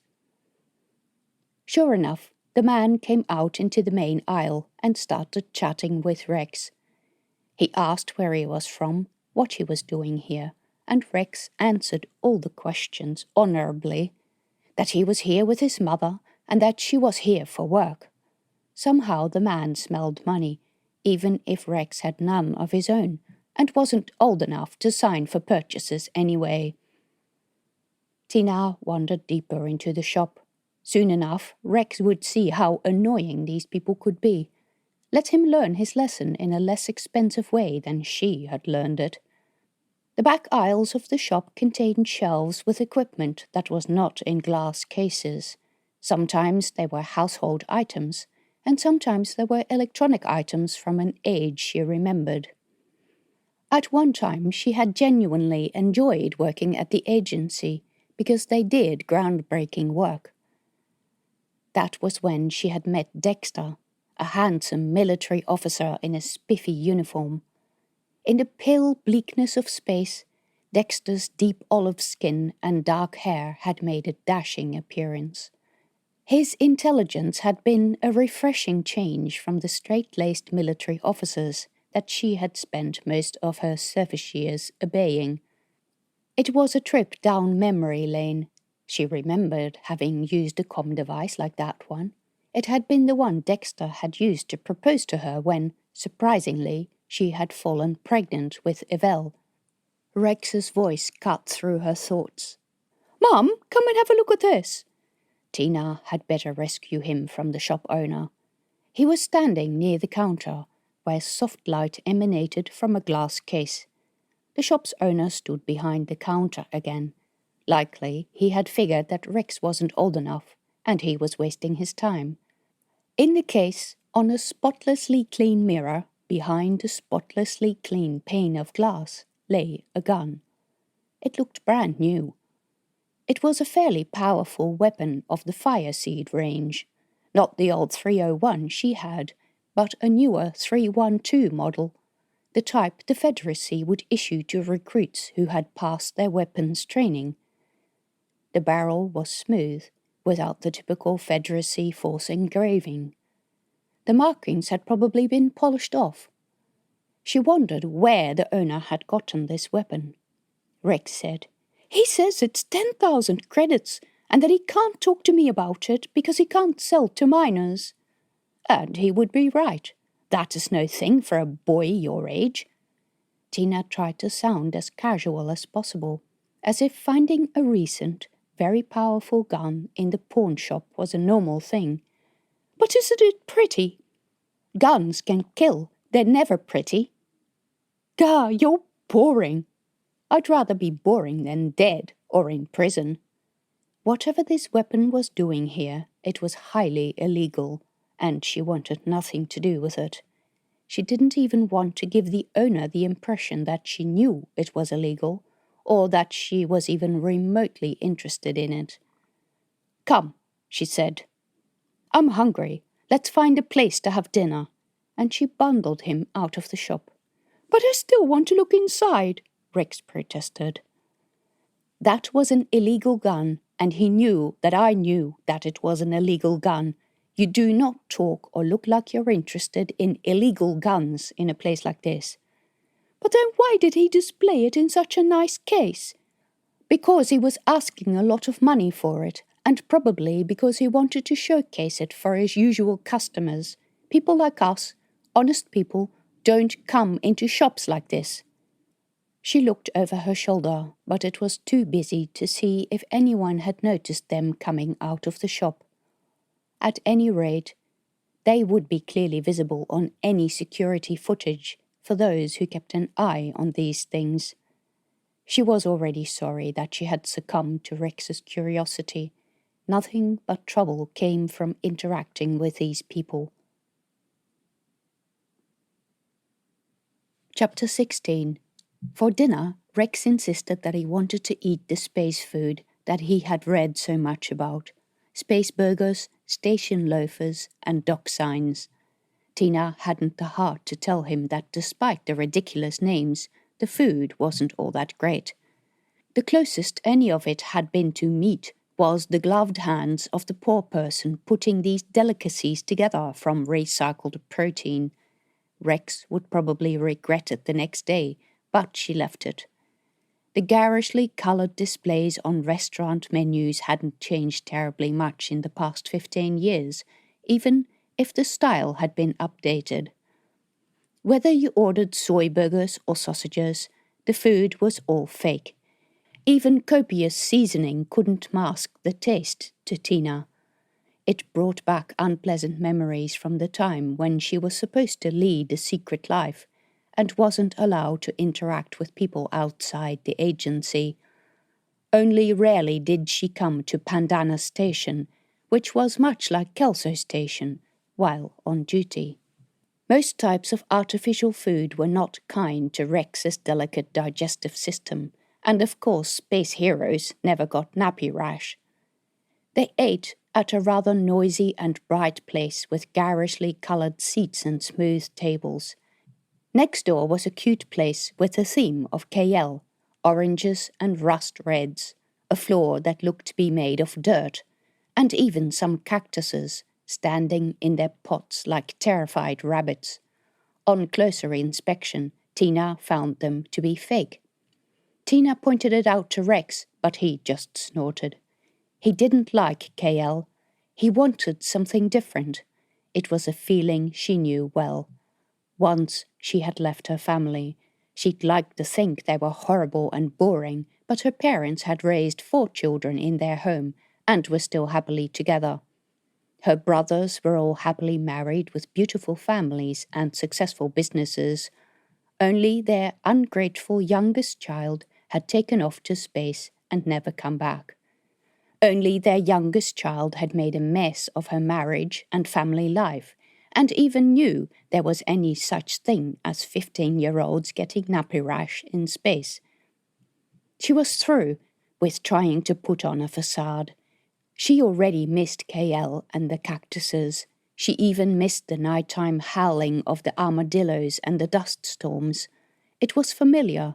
This station belonged to a world that was no longer hers.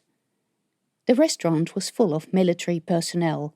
She explained to Rex that they were Federacy troops, and then she needed to explain that the Perseus Agency was the spying arm of the Federacy Forces.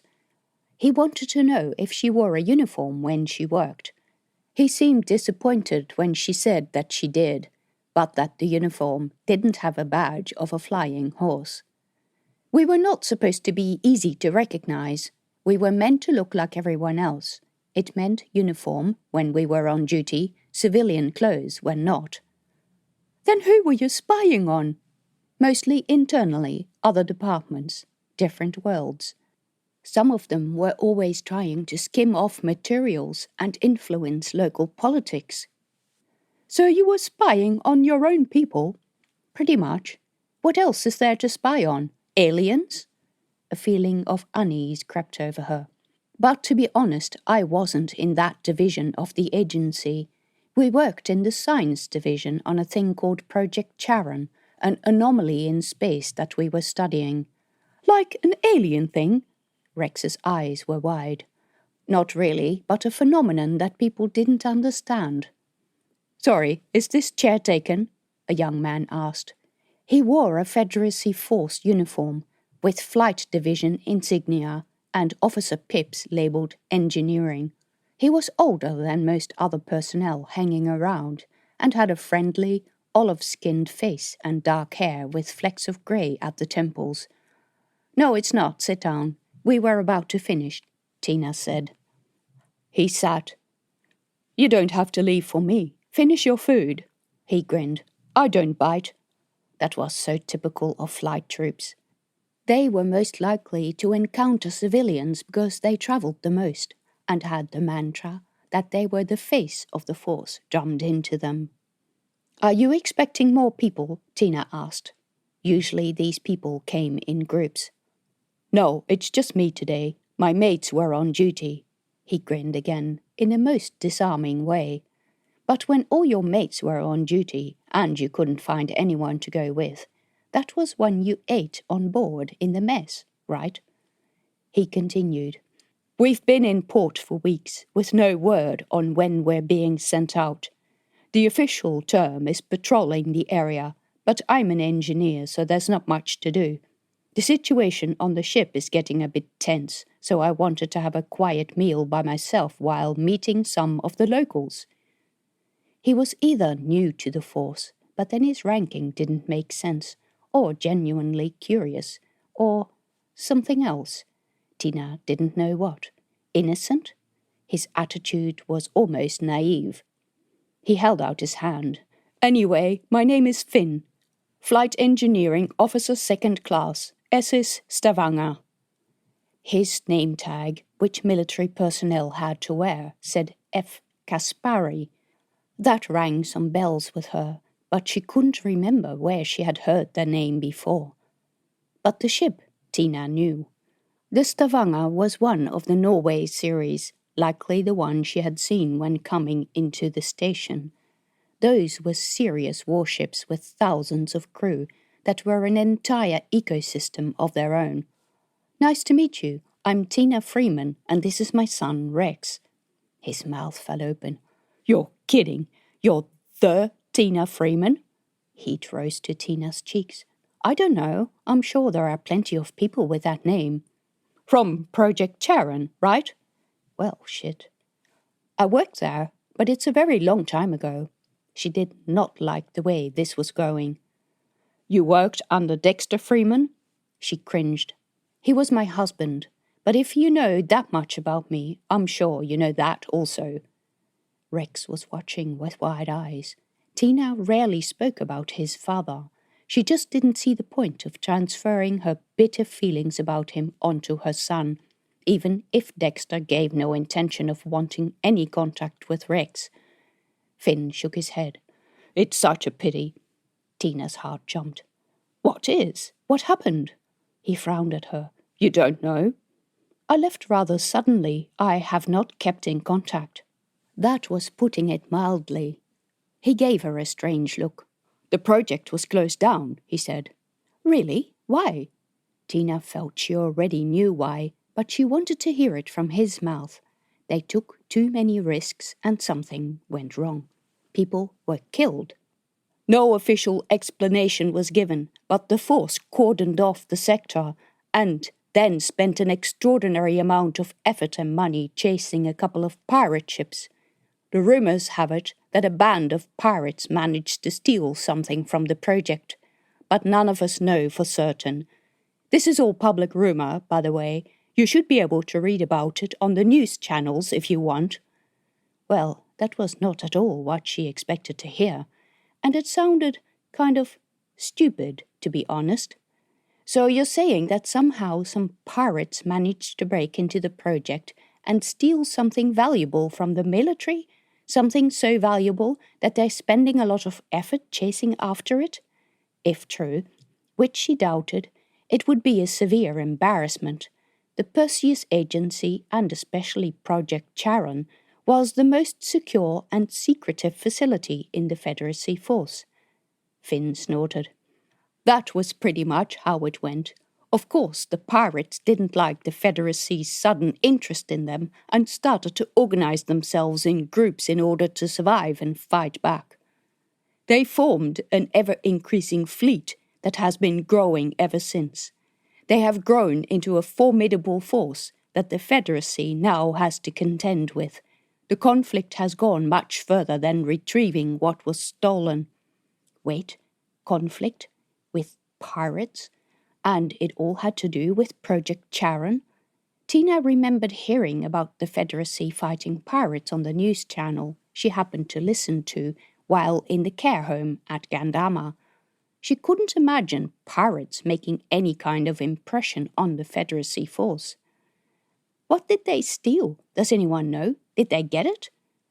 No one knows, but it seems unlikely there was a resolution, because there has been no change in our orders. Mind you, they don't tell us anything in the first place. So the pirate story could be nonsense. It's what we heard from people who were on the ships who got to chase pirates, who were a lot of people. No one told us what the pirates had done beyond trespassed in a prohibited area. Tina laughed. That was such standard vague Federacy language for things like this. Finn laughed too. I know, right? A lot of people speculated about reasons that they kept talking about pirates. The Federacy never liked pirates, so it might be a way to keep them quiet. Few people liked pirates, but there had to have been a good reason to go after them. The Federacy had signed all the human rights agreements, and never allowed anyone to forget that. These pirates, who are they? Do we know names? I presume they come from established worlds. Do they operate on planets as well? It seems likely. They call themselves the Brothers of Anarchy. They have leaders, no doubt, but none of us know who they are. They tend to operate in smaller cells, and each of them has different aims. I dare say that some of them can be quite law-abiding and interested in trade. So that's what you're doing here with the ship? Protecting the station from pirates? He grinned. That's the official line. As usual, and as you will know, the Federacy Force does not pass up an opportunity to increase their size and influence. Yes, Tina knew that. Even Jake Montera's letters about employment now started to make sense. The Federacy is officially expanding its influence into this area under the guise of chasing pirates. Of course, they would like to hire an employee who didn't require a massive amount of training, who already lived locally. They're trying to push into areas where they've not been active recently to make sure that the eligible young people sign up for the force rather than join the pirate army. Are the pirates recruiting? If they are, they're likely to use alternate methods of doing it that few people know about. So we're doing it openly to prevent pirates getting a foothold. Tina thought of the young people who had been on the bus to Paris City with her. You said that Project Charon was closed. What happened to the Perseus Agency and Project Charon? The agency is still going. The project was closed down. The sector was cordoned off and is a no-go zone at the moment. They're still working on what to do with Pandana, since it is constantly under attack from pirates. I don't know what happened to the infrastructure that was part of the project. I suspect that the small research station is still there, or has been towed somewhere else, where the Federacy can use it. She knew that station inside and out. She had lived there for the best part of 6 years. What about the people who lived there? She couldn't bring herself to name Dexter and Avell, but for some reason, after 15 years, she worried about them. About Dexter because she didn't want to run into him, and about Avell because she'd been avoiding Tina, not answering her correspondence, and she was her daughter after all. Avell probably hadn't been to Charon for a long time, but it was where Tina planned to start looking when she was ready to face the nest of hornets that was Avell. Most of the personnel got relocated to different divisions. If there was a research opportunity for them to work, they went there, but in reality, most of them went into the flight force. A chill went over Tina's back. Do you have any of them on board your ship? She didn't want to run into anyone familiar when she didn't expect it. Probably a few. I don't know anyone in particular. They ate for a while in silence. During the conversation, Rex had been silently listening. He now met Tina's eyes. It was hard to figure out what he was thinking. He had never shown much interest in his father. He knew about the existence of his sister, but since that question about whether she had been born with arms and legs had been answered in the affirmative, he hadn't shown much interest in her, especially since Tina couldn't describe her in any other way than difficult to get on with in every aspect. But he had to be thinking something about them. What was it with these teenage boys and their deep thoughts? They finished their meal talking about the facilities at Kelso Station. Finn was much more familiar with them than her outdated map. He said not to bother with any of the shops in the main commercial area. If they wanted to buy something, it was much better to go to the trading room where goods and services were traded at fair prices between the customers who actually used them. "Thanks for that information," Tina said. "In all honesty, I'm here to sell an old ship that I've had moored here for a long time, and I probably should have sold a long time ago, but I just couldn't be bothered. I need some money back on the planet for my business, and if you know of someone who wants to buy a ship, I've got one for them." "You have a ship?" Finn said. His eyes widened. "What model?" "It's only a Gentrack Omega-6, about 30 years old. It was a decent, solid thing, but I haven't used it for a long time. There are likely to be a few things wrong with it." "Those are very solid ships. They don't make them like that anymore. You're unlikely to find anything major wrong with it." "I just need to clean it and fix it up so that I can sell it." "You'll find plenty of customers," Finn said. "A lot of people are scared of pirates and hate the thought of being stuck on one world or a tin can like the station. Then I might be lucky for once." After they finished their meal, Tina and Rex went back to the hotel room, where Tina had to deal with washing Rex, a job she had neglected over the past day or so. In places his skin was growing red from being sweaty in the harness too long. She would have to look after him better. Rex asked to use his entertainment system for a bit, so she propped him up in bed, facing the screen that he controlled with movements of his eyes, while she ducked into the shower. When she finished, he'd fallen asleep. Tina eased him off the pillow and went to turn off the screen. He hadn't been watching a movie, as she'd assumed, but studying a wire model of the Gentrack Omega-6, with the controls and navigation units magnified.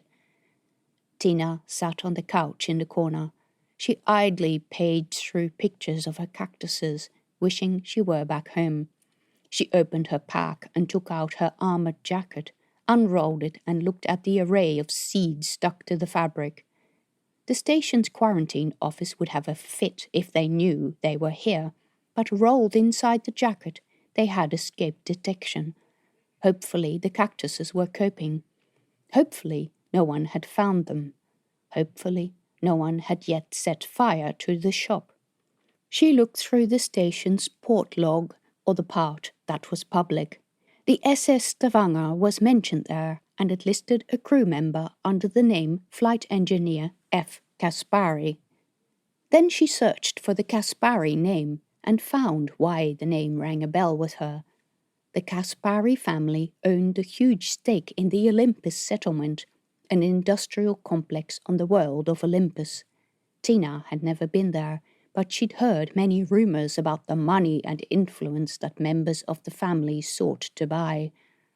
She was never terribly interested in gossip, but her search uncovered sordid stories of the family's patriarch, George, who was married 4 times and had 7 children by 4 different wives. The children were all in conflict with each other and their respective mothers. George had a brother called Michael, and he had been investigated for corruption, most notably under the serious charge of trying to buy influence into the Federacy Assembly, headquartered on Olympus, that oversaw the Federacy's administrative processes. They were a dry group of people that no one worried much about, but who wielded enormous economic power, even if it was done mostly anonymously. Michael Kaspari was suspected of having tried to bribe one of the assembly members. She looked around the family tree and found a number of people in the younger generation who were called Finn. One of them was clearly a child, because the birth date was given, but about another not much detail was given. This was a son of George's second eldest child with his first wife. She wondered if that was the Finn Kaspari she had met, or whether it was a common name. And then she wondered why such an influential family would find any benefit in sending a son to do a fairly low job on a large but ordinary warship in an out-of-the-way section of the galaxy. On second thoughts, probably a lot of people were called Finn Caspari. She looked up photos of the fabled Caspari family members and did not see any obvious similarities between them and the man she had met. There was one photo of the entire family at some sort of gathering, and there were a lot of children in the picture, but they were not all named. At any rate, why should she care? She had a ship to sell and a business to get back to. Chapter 17. But Finn's words disturbed her more than she wanted to admit. Project Charon had been closed down, and he might be content not knowing why, but she definitely wasn't. She searched for the information and found that it was as Finn had said. The reason for the closure had not been given, but the regular Federacy Force had swept in with their big ships and had wreaked havoc on a fleet of private ships in the area, widely assumed to be a pirate band. Pandana, the nearby civilian station where she'd bought her ship, was under quarantine. Fancy that. So much had changed. She also found out that, back in her day, it had been okay to call pirates free-rangers, but these days that was a loaded term, because it was what the pirates called themselves with pride. They were free of the tyranny of Federacy rule. In the morning at breakfast, she told Rex that she was going to do some boring administrative jobs, and that he was free to watch some movies until she came back. "Where are you going?" "I need to go to some offices to do paperwork." "Can't I come?" "You'd find it really boring." "Oh, okay." He sat back on the bed, looking a bit disappointed. She promised she'd be back soon. Walking through the station without Rex was much quicker. Because his harness was so heavy, he was also quite slow and often needed to wait until people moved out of the way. She could take the stairs rather than having to wait for the lift or wait for Rex to slowly lumber up the stairs.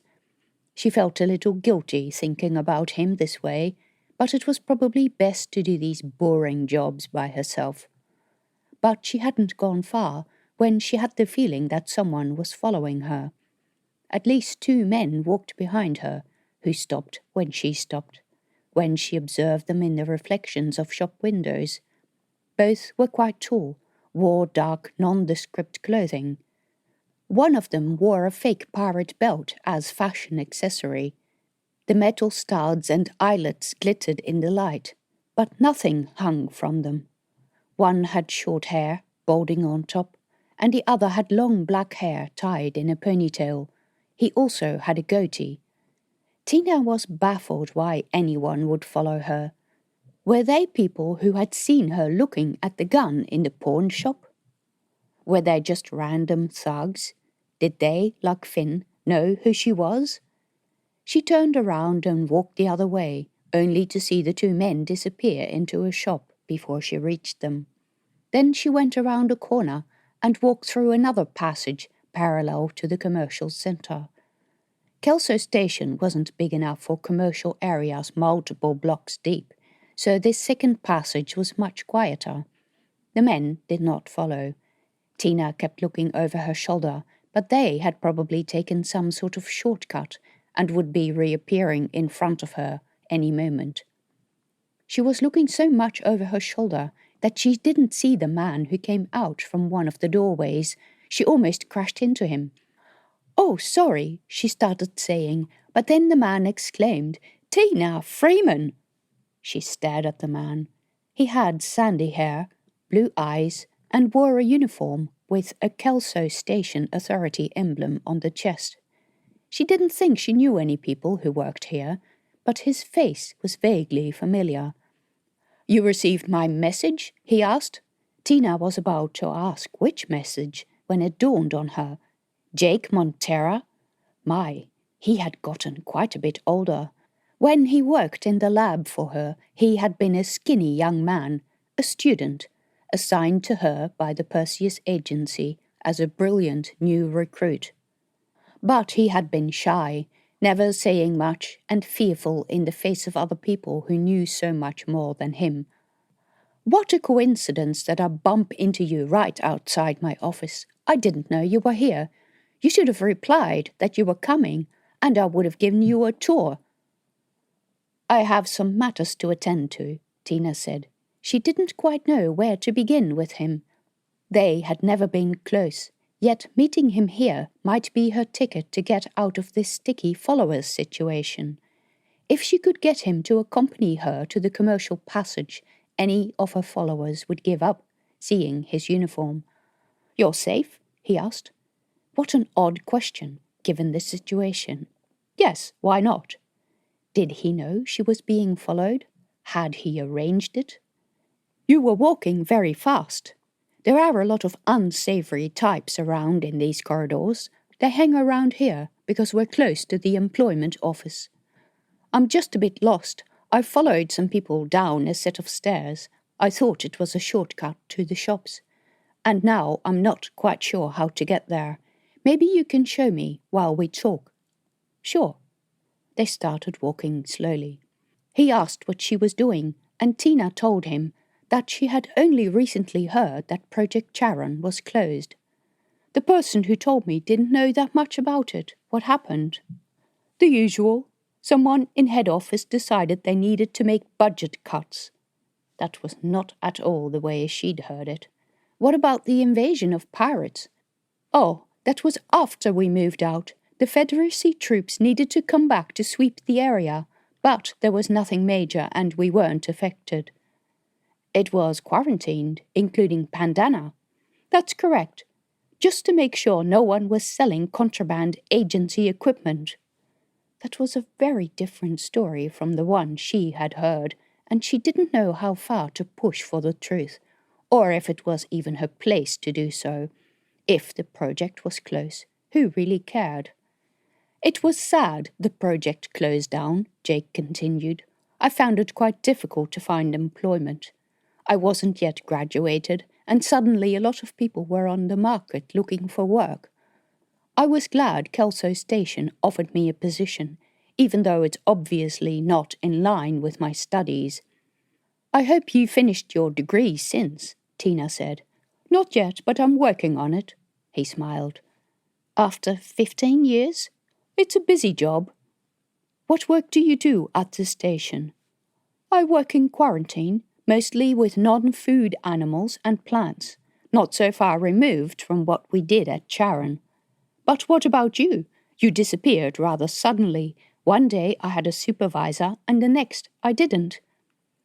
I had a disagreement in vision over the direction of the project, Tina said. It was rather strange talking with him like that, because surely he would know much better than she ever could what had gone on at the agency after she left and the disturbance her departure would have created. They appointed Grello as your replacement and life went on as before. Not much was said. They were very professional about it. Dexter said it was a personal matter and should not affect the operation of the project. And it didn't. We all went on with our lives. Business as usual. How typical. Did anyone tell you why I left? There were some rumors, mostly that you took up a relationship with someone else. That's utter rubbish. Tina couldn't say anything for a few seconds because of her anger. Dexter had made it about her. He had not discussed her letter to him with his staff because he had been uncomfortable with the content. Jake was clearly Dexter's pawn, either by choice or ignorance. She took a few calming breaths. So then they closed the project. And what did they do with it? Tina had to find out whether anyone had taken any notice of anything she said. Dexter and a few people who joined after you left took over the business part of it. Business part? Tina said. As far as she knew, the project was completely non-commercial. Yes, that's what I'm doing here when I'm not working for Kelso Station Authority. I'm developing the business that came out of the project. That's why we could use you. And Dexter still works in this business? The hell no. He does, but he's not the only one. And what about Avelle? Does she work for them too? He squinted at her. She left to join the fleet. Dexter mentioned once that she serves on the SF Manila. As I already told you, Dexter works in the company, but I don't see him very often. Grello is still my main boss. He was keen to hire you. Well, I'm quite busy, and I'm not keen to go back into space, Tina said. She wouldn't want to work for these people if her life depended on it. It might not be a space-based position. No, thanks, I'm fine. Is there anything we can do to entice you? He asked. Not really. I have a business on the planet below. I'm happy. Is that the Gandama address that I sent my message to? You have a nursery, right? Like a plant nursery? Goodness, no. Most of Cayelle is desert. I have a business selling security equipment. But how did the nursery idea get into his mind? Those cactuses again. Did you read my message? Yes, I did. Thank you for that, but I'm not interested in taking up a position. I'm quite happy with my business.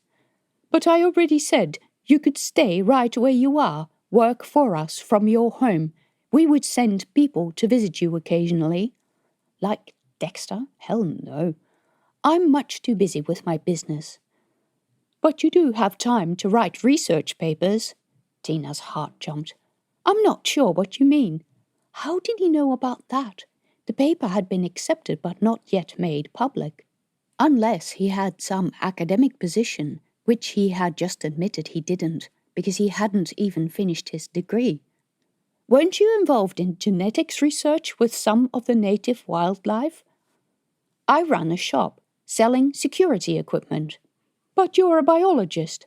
I was a biologist when I worked for Project Charon. You worked with alien wildlife. I know what I did. Seriously, what was this about? We can use a biologist. You can work in your research field again. We have started a project researching Cayelle's sentient plants. For what aim? Research? Is any further aim necessary? We don't know what those creatures are. They're alien, and we want to understand them. A company doesn't do anything without the potential for financial gain. Sure, but we don't know what that gain will be. But you've got something in mind? We have all sorts of things in mind, but right now the work is a blank canvas. Imagine the freedom of being able to determine your own research. Didn't we always dream about that in the lab? No more cost-benefit projections, no more juggling project funds, no more boring meetings justifying your work to people who have no idea what you're talking about and aren't interested. Just pure science. Sure. Pardon the sarcasm. And who is paying for this again? Our company. When you visit the station, you'd have all your expenses covered and wouldn't have to stay in a cheap place either. Another chill. Did he know where she was staying? No, surely she was being paranoid. Jake sounded very innocent, but all Tina could think about when she remembered her work at Charon Station was the cloud of particles coming out of the rift. Jake wouldn't have seen that cloud of particles, and reports about it would have been very much suppressed by those in command, like Dexter. Really, I'm not terribly interested or looking for work. My business is doing well, and I have other responsibilities. Oh, have you remarried? I have responsibilities. Tina didn't want to go any further than that. She was looking for a way out. She'd sort of liked the young kid Jake when he had come to work in the lab. He'd grown into one hell of a persistent salesman. She didn't trust him. They had been walking slowly while talking, and now they had arrived at the beginning of the commercial passage. Tina thanked Jake for helping her find her way, and he told her to make sure that if she ever changed her mind, she contacted him. She said she would. And then Tina walked through the passage as fast as she could. She looked over her shoulder, sure that people were still keeping an eye on her, but it was too busy to see. She was supposed to have been doing boring stuff, but this encounter had been anything except boring. Chapter 18. When Tina was as sure as she could be that Jake no longer watched her, she stopped to note SF Manila on her PCD. SF stood for Starfighter, an attack ship, much smaller than the behemoths like the Stavanger, which were glorified troop carriers, command centers, and logistics providers. The starfighters did the work, and the ones of the Southeast Asia class were at the forefront. Their whereabouts were a secret. Their missions were a secret. Weapons they carried on board were secret. No wonder she'd been unable to find any information about Evel other than some really generic stuff. Evel had just turned 30. What would be her function on the Manila? Whatever else had changed at Kelso Station, the office of the Port Authority was still more or less as it had been before.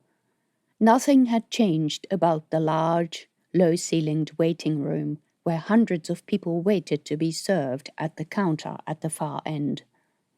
Tina got a number from the old-fashioned machine and sat down to wait. Next to her, a couple of merchants were arguing over which of their allocations they would use for which part of their fruit. A couple of hawkers were plying their trades in the room. They were watched in turn by a number of security guards. Tina knew that selling wares to people who were waiting here was not allowed, and the security guard supervisors had probably received some grease money for permitting it, so they were looking out for their supervisors in turn. The two illegal hawkers, who were barely teenagers, were selling equipment cases, which one of them carried in a large net on his back. As soon as his friend got to talk to a potential customer, he spread out a small folder which displayed all the different types of cases they had for sale. On Tina's other side, an entire family, a father, mother, and 5 children, and a grandmother, and another man who might be an employee or an uncle, had spread out on the floor with all of their belongings. They had so much stuff that they took up a whole row of seats and the floor surrounding them. The children were tired, and one of the little ones was asleep on the floor. Tina remembered this room well. She remembered the stink of despair of it, of the despair of not knowing whether you could stay or had to go, not knowing whether you would get a permit, and the despair of other people trying to sell cheap things, just so that they could make ends meet. Tina usually kept out of the way of these people because she was alone, and because ship owners were considered to be privileged citizens. News travelled fast in these stations, and Tina hated people accosting her because they thought she had money. Tina's turn at the counter came when neither of the merchants nor the family with all the children had been seen yet. They had been there for much longer than she had, and it looked like they would be there for quite a while still. She felt guilty about that. She crossed the large room to the counter at the far end, now remembering how close together these booths were, and how much you could hear what the person next to you was talking about. Some of those conversations were disturbingly private as well. A merchant was discussing expenses and fees. He had a document open on his pad, which showed lines of figures and pointed to various ones. See, and then I paid for this here, and this is the order number and payment ID, and then you charge me twice here. Seriously, she did not need to know all that. The young man behind the counter looked far too young to be in this position. But then again, people who worked in the Port Authority Customer Relations Office did not last very long. He asked, "How can I help you?" "I'd like to get an access code for my ship." He asked for the model and registration. He looked on the screen, and then raised his eyebrows. "I can't see it here. When did you arrive here?" "About 15 years ago." His eyebrows went up further. Oh, then I'll need to look in a different part of the system. Hang on. There were a number of moments of silence while he looked, and then his face cleared. I have it. You're lucky. The Property Retrieval Authority was about to sell it off. They would need my permission to do so.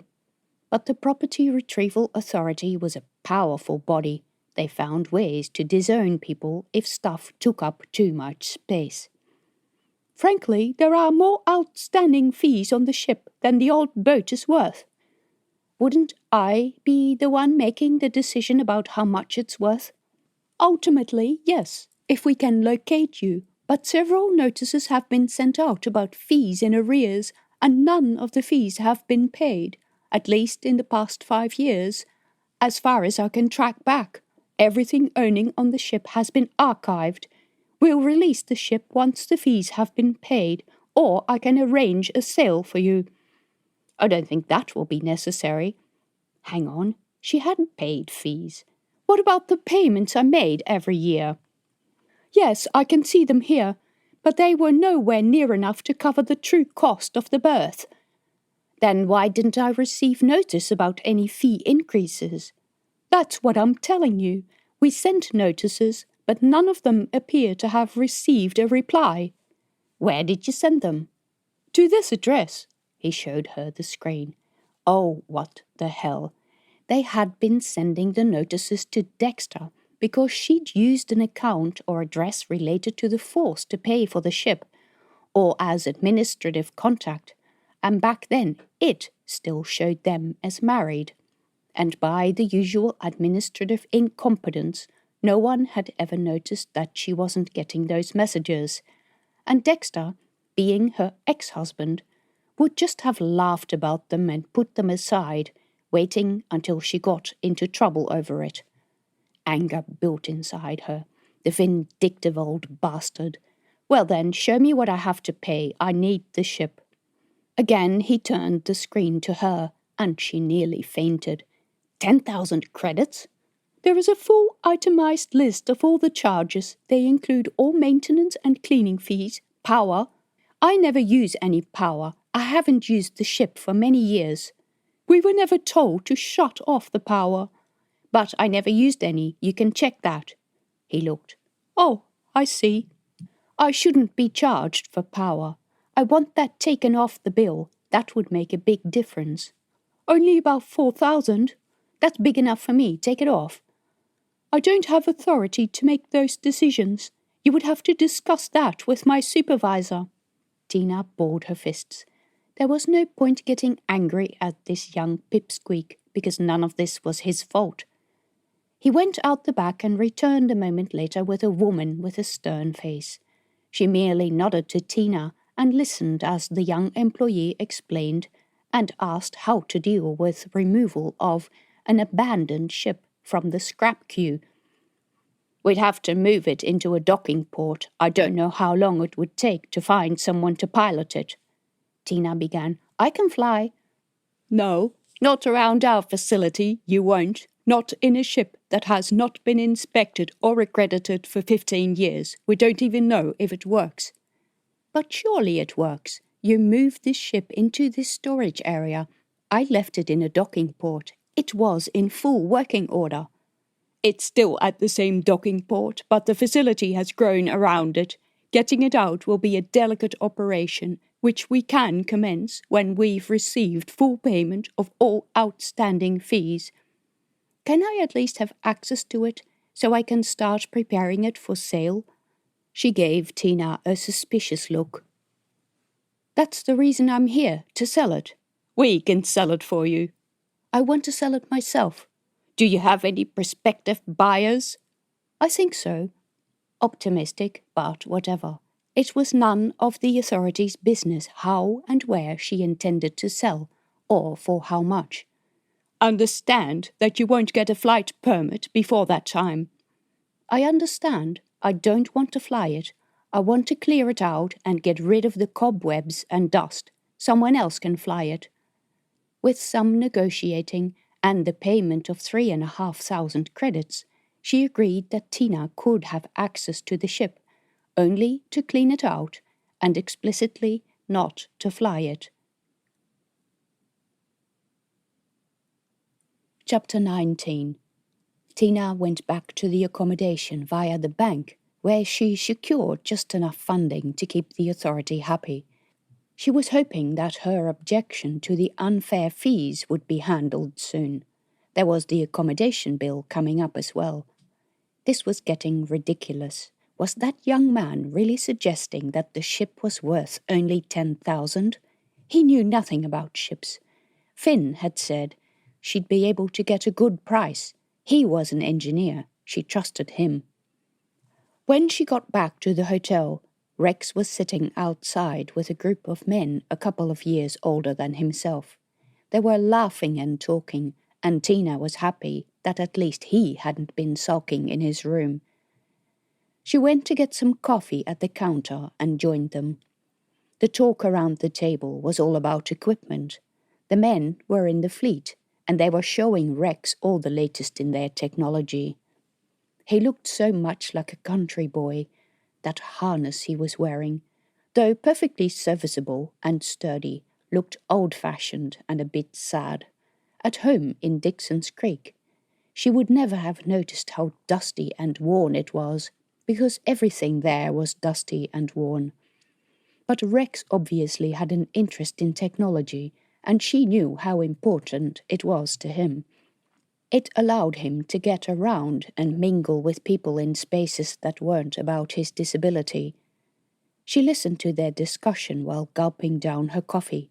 It was hot and near tasteless, but she needed it. Rex finally turned to her. "Oh, hello, Mum. Got the ship?" It was such an innocent question. Tina didn't want to answer it with a cranky reply about leeches and rip-offs, but she was highly tempted. "I'm working on it. Come, we've got work to do." One of the female recruits looked up at Rex. "You're leaving us? What a pity." "You gotta do what the boss says," said a young man. Rex got up from the table, which merely involved straightening his legs. He had pushed the chair away because he didn't need it. He followed Tina into the hallway with the usual zooming and clicking noises. "Who are they?" Tina asked when they turned into the corridor to their room. "Just some people who came to share my table, like yesterday with Finn. It was really busy, and there was nowhere else for them to sit. They were very friendly." "What were you talking about?" "Just some things." Definitely evasive. "Were they military crew from one of the Federacy ships?" "Yeah, they were telling me all about the Force and about all the things they do as part of their jobs." They walked silently for a bit, and then he asked, "Do you think I would be able to join the Federacy Force?" "What? You? No." "I like the things that those people told me they're doing. It's all electronics and equipment. I could do that." The thought of Rex going to space clamped a hand around her heart. She'd protected her little boy. Who would help him in and out of his harness? How would he cope with the mandatory exercises? What would he do when people were nasty to him? "Did you ask them if you could join?" "No, they said I should." Now she understood the chain of events. They'd probably asked him what he did on Cayelle, and he'd said he was bored, because that was what he always said. And then they'd said he could join the Force, whether they meant it or not. It would be hard. "With me being the way I am, you're allowed to say it. Can you just stop it for once? But that's what you were going to say, right?" "Actually, I wasn't. It's hard for everyone." "I don't believe you." "It is. I was 18 when I joined. Those bastards take in the recruits and spend the next year making you feel as miserable as possible to get you to leave again." "I doubt that. They're new recruits. They want people, right? They're advertising for people. I've seen the ads at Cayelle." What the PR department says is very different from reality. They only want people who are committed. It's not easy to be in the Force. It's boring. It's cramped. Sometimes rations are low. Usually they're monotonous. The work is hard. Your colleagues can be nice, but they can also be extremely annoying. You're away from home for years, and you never hear from your family. She had to stop talking. The memories were too painful. Her ship had pulled into a station, she didn't remember which, when the communications officer had taken her aside. On a grainy vid, her mother had informed her that her father had suddenly passed away. She'd missed his short illness and the funeral. Next time she went home, there was a massive hole where he used to be. She could see him in the shed, whittling away at a woodwork project. She could see him in the garden, dragging the hoses. She offered her mother to take leave for a year, but her mother had gotten word that she'd been offered a position at the Perseus Agency, a job she knew Tina coveted, and had hated the thought that her daughter would give that up and then blame her old mother for missing the opportunity. For what? The agency had used her and spat her out.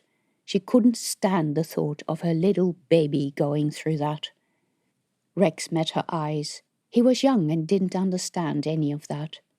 When she objected to something, he thought it was always about him and his disabilities, and they would have a long argument about it.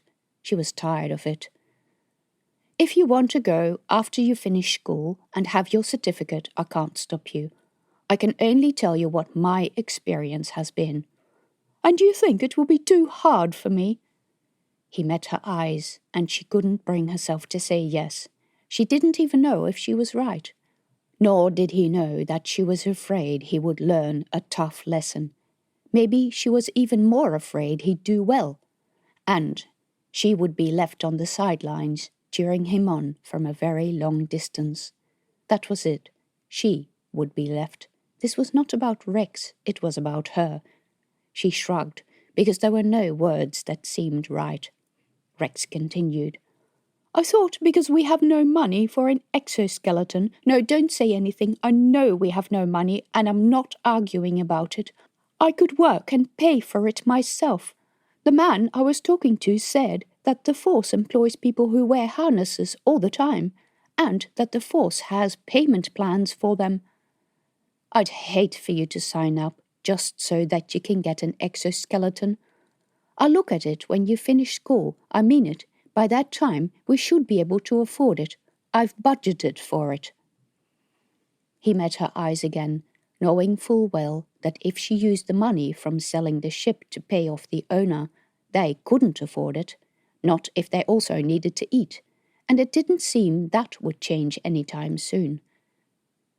She didn't want him to join the Force. She wanted to spare him all the pain that she had suffered, the betrayal, the bypassing, the mocking, the bullying, the gradual hollowing out of her confidence, all because she didn't agree with the direction the agency was taking. No, surely there had to be better places for him to work. But a voice in the back of her mind said, You haven't really put much effort into giving him options, have you? And she knew how true that was, that she couldn't expect him to want to look after a dusty shop in a dusty corner of a dusty planet and watch over all her dusty cactuses when she was gone. You're 15. We'll talk about this once you have your senior school certificate. It's not about that. Yes, it is. They only take people with good marks, so you better start studying. She didn't know that bit for sure, but hopefully he'd have forgotten about joining the Force by the time he finished school, and by the time she had done a better job giving him interesting choices for his future. If Jake thought she could work for his company while living at Dixon's Creek, surely Rex could find some part of technology to produce or program that would make him money. She would buy him computers and scanners and 3D printers and whatever he needed. She changed the subject. Well, I got the keys to the ship, even if they wouldn't give me a permit to fly it yet, but we can get started on cleaning it up so that I can put it up for sale. They entered their room, and Tina retrieved the small bag that she had prepared with all the items that she might need.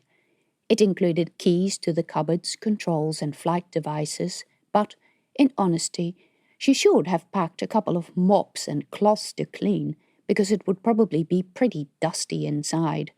They would have to go past the shops and buy them. Rex asked, What's wrong? Tina walked past him to the door. I asked you something. I'll sort it out. But she was not 2 steps into the hallway when he said, We are here together. I can help you sort things out. Tina didn't really think that he could, but already he had changed so much that she should at least discuss it. I'm just a bit cranky because everything and everybody here is charging me money.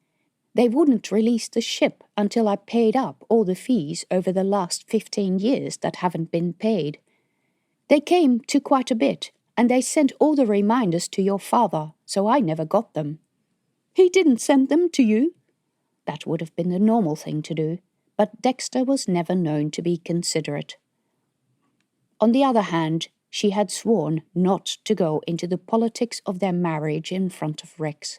After all, Dexter had never even seen the boy. I've appealed against those fees, especially the electricity charges. I was never here and never used any. They could see that and are considering it. They gave me access to the ship. I have the code. I want to get started as soon as possible. This place is costing me an arm and a leg, and I'm nervous about that. Chapter 20. Tina and Rex made their way through the maze of corridors of the station to the docking areas.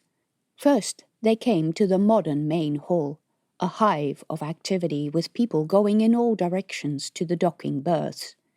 Each section had a number.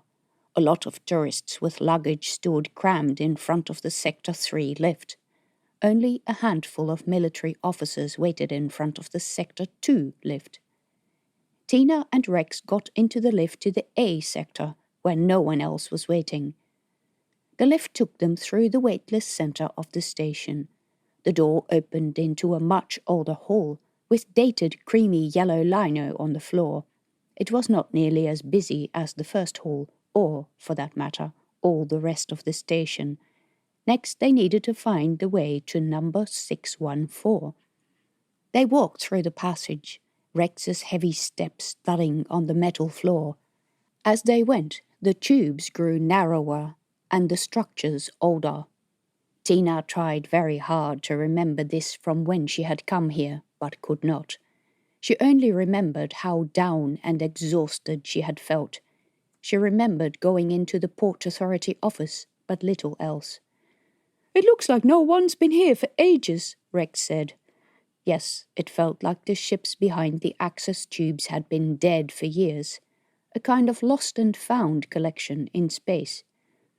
This is the way they build these spaceports, Tina said. They insert the new sections of the port in between the body of the station and the docking port's extension arms, which means they just let out the walkways further. She was trying to sound upbeat, but she was beginning to have a very bad feeling about this. This area of the station looked downright abandoned. The floor felt dusty underfoot. People had scrawled on the walls. Not all of the lights worked. Here and there were signs that people lived here, people with no homes, who had piled all their possessions into little heaps of tattered clothes and discarded boxes. Homeless people were a problem in the civilian stations. When you were cast out of a ship, had no work and no money, and no ID, what else could you do? Here, I think this is it. The number on the side of the docking tube entrance matched the number on her access key, 614. If the Port Authority woman was to be believed, this was the spot she had left the ship, and it hadn't been moved for 15 years. The port had simply grown around it. The access tube was short but shrouded in semi-darkness. A light switch on this side of the tube didn't work. The door at the end was closed. A control panel beside the door was turned off. There were signs that the door had been forced open, with the area around the lock damaged. Her heart sank. Somebody has gotten in before us. Why had she gone through the effort of paying that much money if some person could just get in? It would be scandalous if, for the money they charged, the Port Authority didn't even make an effort to keep the ship safe, or to keep on the power that they charged her for. Maybe she should take the ship out in protest. cut off the cables and leave. But it would need to be refueled. Also, flying the ship out and detaching it from the station would bring out all kinds of people with weapons. Better play by the rules. When she tried the access code that the Port Authority had given her, the door only opened half the distance, revealing the ship's dark interior. It jammed, and that meant Rex couldn't get in with his harness. Wait here. I'm going to have a look to see if I can open the door fully from the inside. Tina squeezed sideways through the opening, wondering whether Rex would be able to get in at all. She didn't remember the accessway being this narrow, and she imagined docking the cargo bay would be another fee on top of the one she had already paid, as well as embarrassing for him. It was very dark inside the cabin of the ship.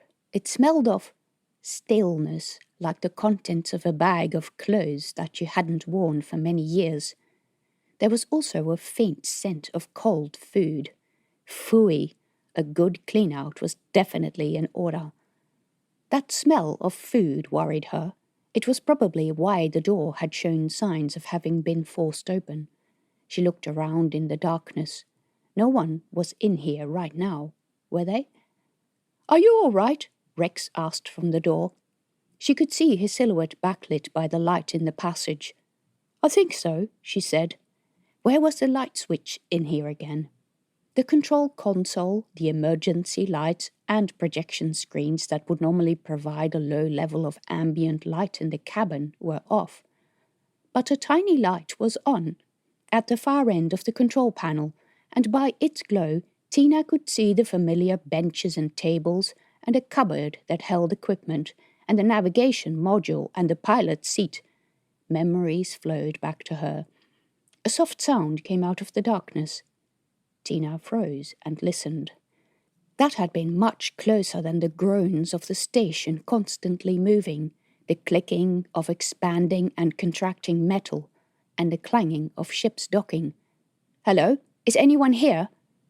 She stood still for a while but heard no further noise. So she crossed the cabin and turned on the light.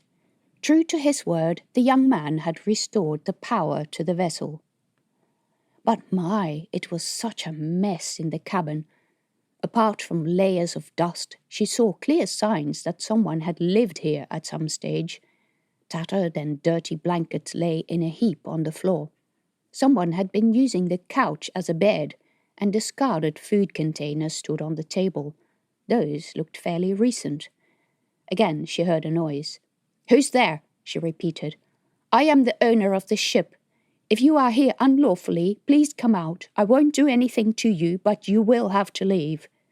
Again she got no reply, but she still sensed someone here. So she went to the sleeping cabin door and opened it. An avalanche of rubbish cascaded over her feet. Boxes, bottles, broken equipment, dirty rags. Tina swore, and Rex, who was looking in through the door, said, "Are you all right? Someone has used this to store rubbish." Obviously, she would not find anyone in here. The next door was a panel that slid aside and that, in flight, would fold out into a tube that led to the habitat module, attached to the bottom of a tube that swung around to create a semblance of gravity. When in dock, that tube was stowed, so there was no space behind the panel. So she opened the door to the cargo bay. She turned on the light and was met with an explosion of squawking, honking, and flapping. 2 large and furious balls of orange feet, beaks, and feathers rushed towards her. Tina slammed the door shut and leaned with her back against it, while the door was being attacked from the other side with much honking and hissing. "What was that?" Rex asked. "Geese." Seriously, who was keeping geese in her cargo hold? She waited until the animals calmed down. The cupboards on the right-hand side of the hallway held spacesuit liners and other supplies. The hard suits themselves, if they hadn't been removed, would be in the hold with the geese. But Tina guessed the suits would be gone, sold off to whoever paid the most money for them. She went back into the cabin and realized there was one place she forgot to check out: the navigation bay, and she remembered that in the navigation bay there was a hatch that provided access to the engine compartment, at least to the part accessible during flight. It was a tiny cubbyhole with, at the bottom of a narrow ladder, a number of panels for fine-tuning the engine and other ship processes. The room was not big enough to sleep in, but would be perfect for hiding. She yanked the hatch up and shone a light inside. It hit the face of a girl. She was in her early teenage years, very skinny, with skin so pale it seemed translucent, and with dirty short hair that was coarsely hacked off close to her head. She screamed and held her hands above her head. "Whoa, whoa, don't panic, I'm not going to eat you. Please, please, don't hit me." "Calm down. Don't hit me, I will pay." "Shut up. Don't hit me." "Did you hear what I said? Shut up." The girl fell quiet. She glanced through the gap between her arms. "See, I won't harm you. Now come out, and then take your animals and leave the ship." "Please, I have nowhere else to go." "I need the ship. It's mine, and I think you broke into it." "Please, please." "Is that the only thing you can say? What is your name?" Tina had to repeat the question 3 times before the girl lowered her arms, uncovering her face. She was a mousy, skinny thing with huge eyes. Her pale skin was marked with red rashes from her chin down. Her arms were thin as sticks. One of them bore a black tattoo of a rune-like mark. She looked like a child, but her budding breasts made her about the same age as Rex. "See, we don't bite. What is your name?" "Rasa." "How old are you? Where are your parents?" "I'm 15. My ma didn't want me because her boyfriend didn't like me, so she left me here." "Did you come on a ship?" She nodded. "Where did you come from?" "I don't know. My ma is crazy and never told me. We lived on ships that went around until she decided she had enough of me." "When was that?" "When I was 10. "And you've lived here ever since?" "Yes. I wanted to find my brother." Tina wondered how in the world she survived for all that time. "Well, Rasa, you can't stay here. I'm sure there are a lot of other places in this station where you can set up your cubby. Just get out now, and I won't tell anyone that you were here." She reached into her pack and retrieved the packet she had brought for lunch. "Here, you can have this. Just take your things and animals and leave." The girl climbed out of the cubby, took Tina's offer, gathered up a blanket, but not the other things, and left for the cargo hold. When she opened the door, the geese waddled out, still honking indignantly. There were 5 of them, big and white, huddled together with their heads held up high, regarding Tina with their beady eyes. Rasa herded the animals through the cabin. She had to walk past Rex at the entrance, and she took a step back and shuffled against the wall. "He doesn't bite, you know." The girl continued very carefully, eyes wide and fixed on Rex, until she was past him, and then she ran into the passage and disappeared around the corner. The geese waddled after her. "What was all that about?" Rex asked. "I'm not sure. Some kind of squatter." "What does the ship look like?" "I haven't looked at the vitals yet." Tina turned back to the pilot seat. When she sat down, her mind went many years into the past. When she had last come here, she had been broken and tired. After flying a long way from Pandana, she had been on the ship alone, and that was not ideal because she had to sleep sometimes. She remembered how glad she had felt when the ship was safely in dock, and how much she wanted to leave that world behind. She had put the ship up for sale at first, but she had received one laughable offer, so she decided to keep it in dock and go down to the planet to have some time to think. Who would have expected how quickly that time would grow into 15 years? She'd discovered she was pregnant while staying in a dingy hotel in Paris City, and she'd gone through a pregnancy marred with health issues. Rex was born in a clinic in Paris City. Tina still remembered the horrified look on the nurse's face. She brushed the dust off the control panels. It was a bit more than dust, too, because her hand came away black from some kind of mold that grew on all the walls. She reached for the compartment that held the earpieces, found one still inside and attached it to her ear. Then she turned the main switch on. A familiar humming sound went through the craft. The lights on the control panels flickered into life. The screen in front of her said 2% charged. Well, she couldn't expect any better than that. She tested the radio. An automated voice in her ears said, "Kelso Station Control, state your intentions." That worked.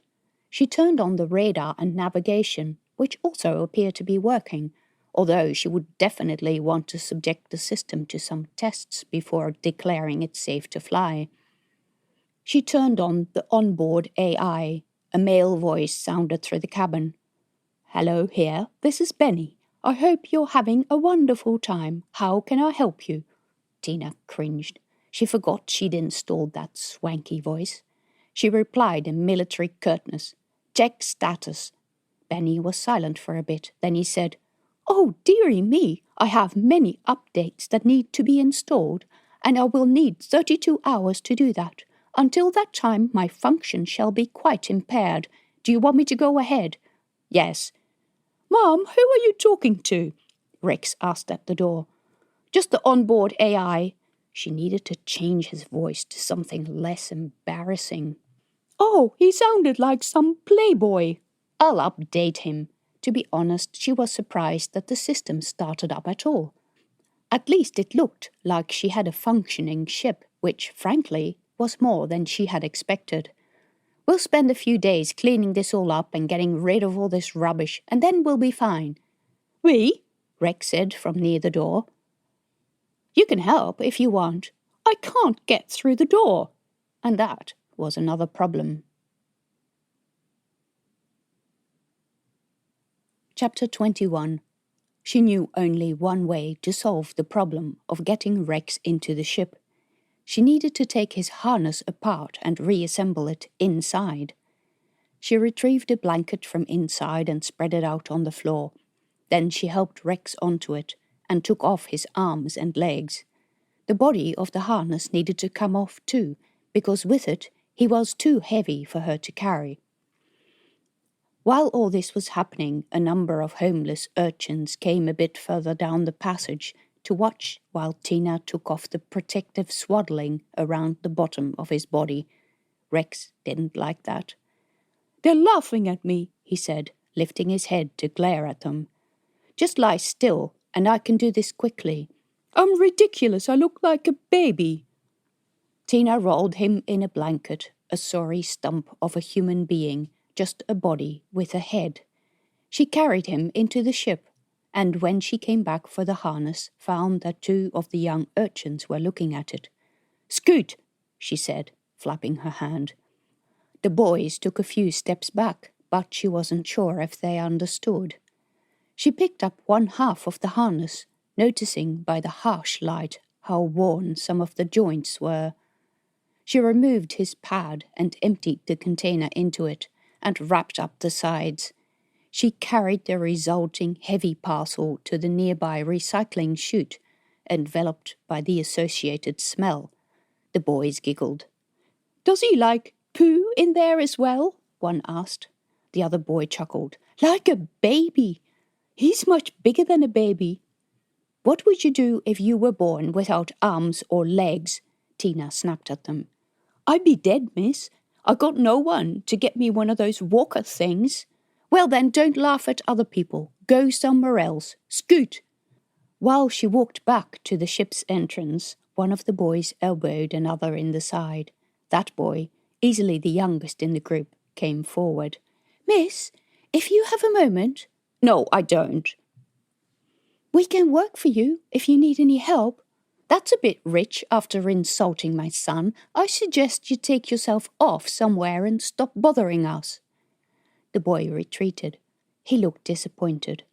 She watched until the group had walked so far down the walkway that they disappeared around the curve. She carried the other half of Rex's harness inside, refreshed all the pads inside, attached the empty container, and lifted Rex back into the harness. Once he was in, He checked that everything was working and walked a couple of lumbering paces up and down the hall. It was barely wide enough for him, and he wouldn't fit in any of the cabins. Anyway, they could get started. Tina went back outside in the hallway, filled the bucket with water, and put in some of the soap that she had bought. She set up Rex to clean the walls and floors and sweep the dust off the seats. He found a complete stash of squirreled-away canteen supplies in one of the cupboards, as well as a blanket and some spare clothes. "Do you think that girl was living here?" he said. "Yes, she was. That's what people do when they don't have a home." "What do you mean, don't have a home?" "Not everyone is lucky enough that they can afford a place to live." He frowned. "That means she has no family to look after her?" "Some people don't. It sounded like she ran away from an abusive stepfather." His face looked disturbed. "Then we just kicked her out of her home." "She'll find another place." "I don't like those boys outside. They look like they could cause trouble for a girl by herself." "Oh, urchins are used to that sort of thing. They know how to keep themselves safe." But Rex, in his usual innocence, managed to penetrate a corner that made her uneasy. Station authorities were rarely kind to these abandoned children. She had heard stories that they regularly rounded up all of them and forced them to undergo radiation that made them infertile. Authorities said that they did it to prevent misery, but it also rendered the girls suitable as sex slaves that could be abused and traded with impunity. Who knew what abuse the girl Rasa had fled? The tattoo on her arm might be a mark of previous ownership. And now she was thinking about this poor girl instead of her own problems of having to sell the ship and getting the money so that she and Rex could survive. And yes, Rex was right about it, but what could she do? She couldn't be responsible for the survival of the entire human race. She had a hard enough time looking after her own survival. Rex was occupied cleaning, and while Benny's updates were running, she might as well have a look for any information that hadn't been on the ship's systems when she left it. She checked all the system's folders and data storage, but found little that shouldn't be there. She did find a statement of her previous finances, which included her retirement allowance and what the Force called an exit package. The retirement allowance was still in an account somewhere. She was only allowed to take it out at the age of 60, and that was a decent while off yet. The exit package was partially still in the account. She had only withdrawn 2,000 credits of it to visit the planet, and had been unable to access her account from Gandama because the bank staff were just too incompetent. A bit less than 8,000 was left over. That money was hers and would go a distance towards paying the hotel, so she didn't have to put it on credit to be sorted out later. She noticed Rex looking over her shoulder. "Anything important?" he asked. "A bit of money, not terribly much, but it will help if I can get it out." He frowned. "Who's Alethea?" He sounded suspicious, in a don't tell me I have another sister way. "Alethea means truth in Old Greek. It's the name of the ship." "Oh," he gave her a sheepish look. "Did you name it?"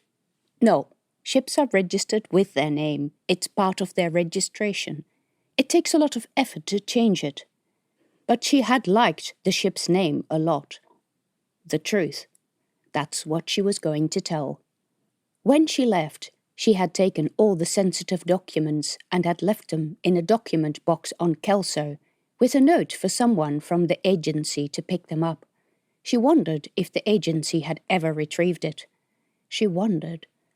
Every time agency personnel went on a mission in civilian space, they received 3 fake identities, in case they needed to stay undercover or use any of these boxes. They would designate one identity as the one allowed to pick up the box's contents. This identity could be used by other people, and would be destroyed afterwards. Tina checked the general population database, and there was still a person called Louise Medvier. The other identities also remained intact. It didn't look like the identity had been used. That could only mean no one had touched her data. And that could only be because someone, Dexter, would have kept her information from reaching civilized space. Why? Was it only because he feared missing his performance indicators? That seemed a dumb reason. Maybe she should check and take her documents out and forward them to the Federacy Force command some other way. It was probably too late, but at least she would have done the right thing. Another item on the to-do list. While she wiped down the control console and kept an eye on the status of the system scan, her thoughts went to her work with the project. When she had arrived, the retiring biologist had shown her the secret of the project, a tear in the fabric of space that the small station had already been researching for a few decades, very carefully and with great secrecy. A tear in the fabric of space meant something was on the other side, and those old scientists were keenly aware of the danger that this other side might pose when exposed to the human universe.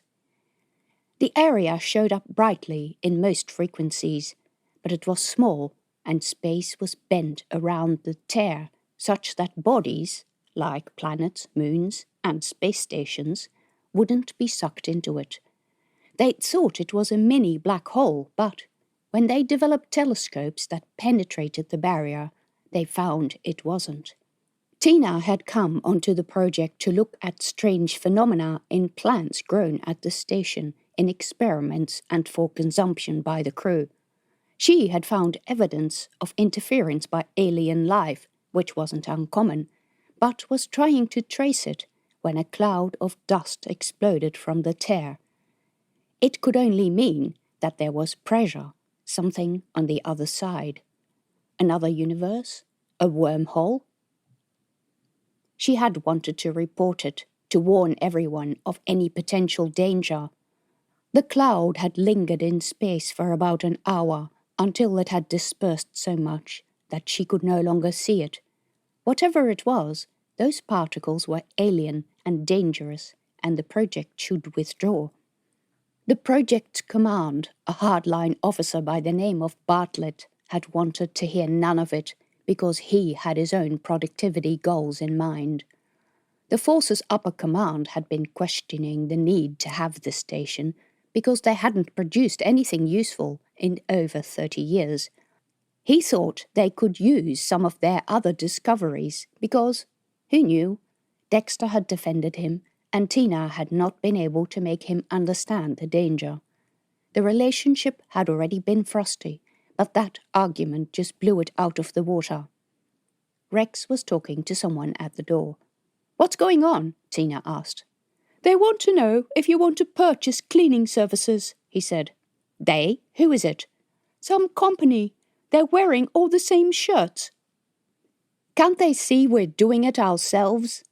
A voice came from outside, and a young man said, "We can clean your ship so that it looks new, so that you can get the best possible price when you list it for sale." "Thank you very much, but we're not selling. Please leave us alone." The young men retreated, and Rex looked at her, surprised. "We are not selling?" "Of course we are. But I have no idea how he knows this, which means someone must have told him.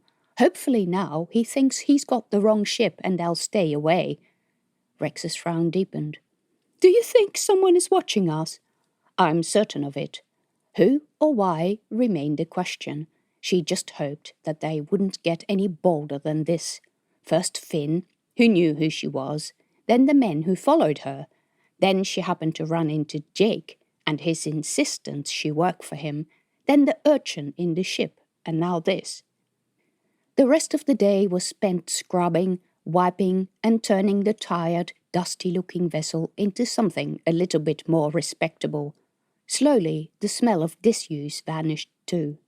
Benny came back online, and Tina let Rex have some time with him by giving him the task to copy all the financial stuff and erase it from the ship's systems. Whenever she walked past, Rex would be laughing. Benny really was hilarious. She pitied the new owner to have to deal with Benny's extensive knowledge of swear words. But then Rex surprised her by saying, "Mom, do you know that you can get from this onboard AI into the dockside computers?" She didn't believe him, but when she looked over his shoulder, found it to be true. The screen in front of him displayed all kinds of information about the ship that should not be available to them, including options to turn on and off communication and power. They worked, too. "How did you do that?" Tina asked him.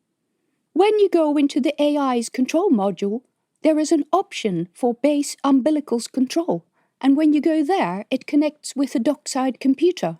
It looks like it's a menu that the ship defaults to, because the original control modules were superseded, and now the ship's onboard AI is not ready to handle those." "How do you know all that?"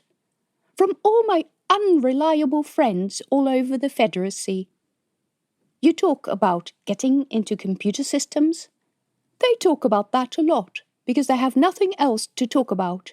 It's not like we can talk about girls or going out." That was kind of disturbing.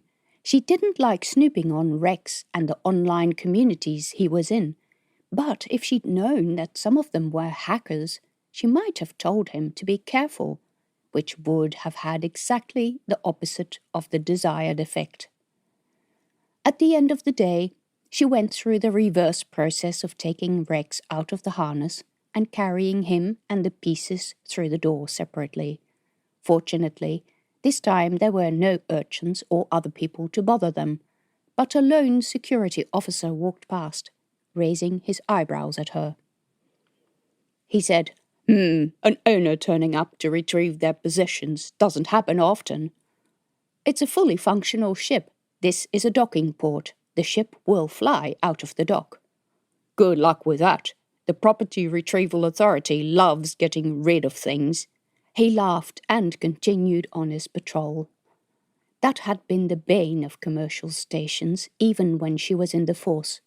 Sooner or later, even the most well-organized station turned into a graveyard for abandoned and superseded junk that no one came to pick up, but that no one could legally dispose of, either because the owners couldn't be contacted or because they had put in place protections that didn't allow the station to seize the property and sell it off.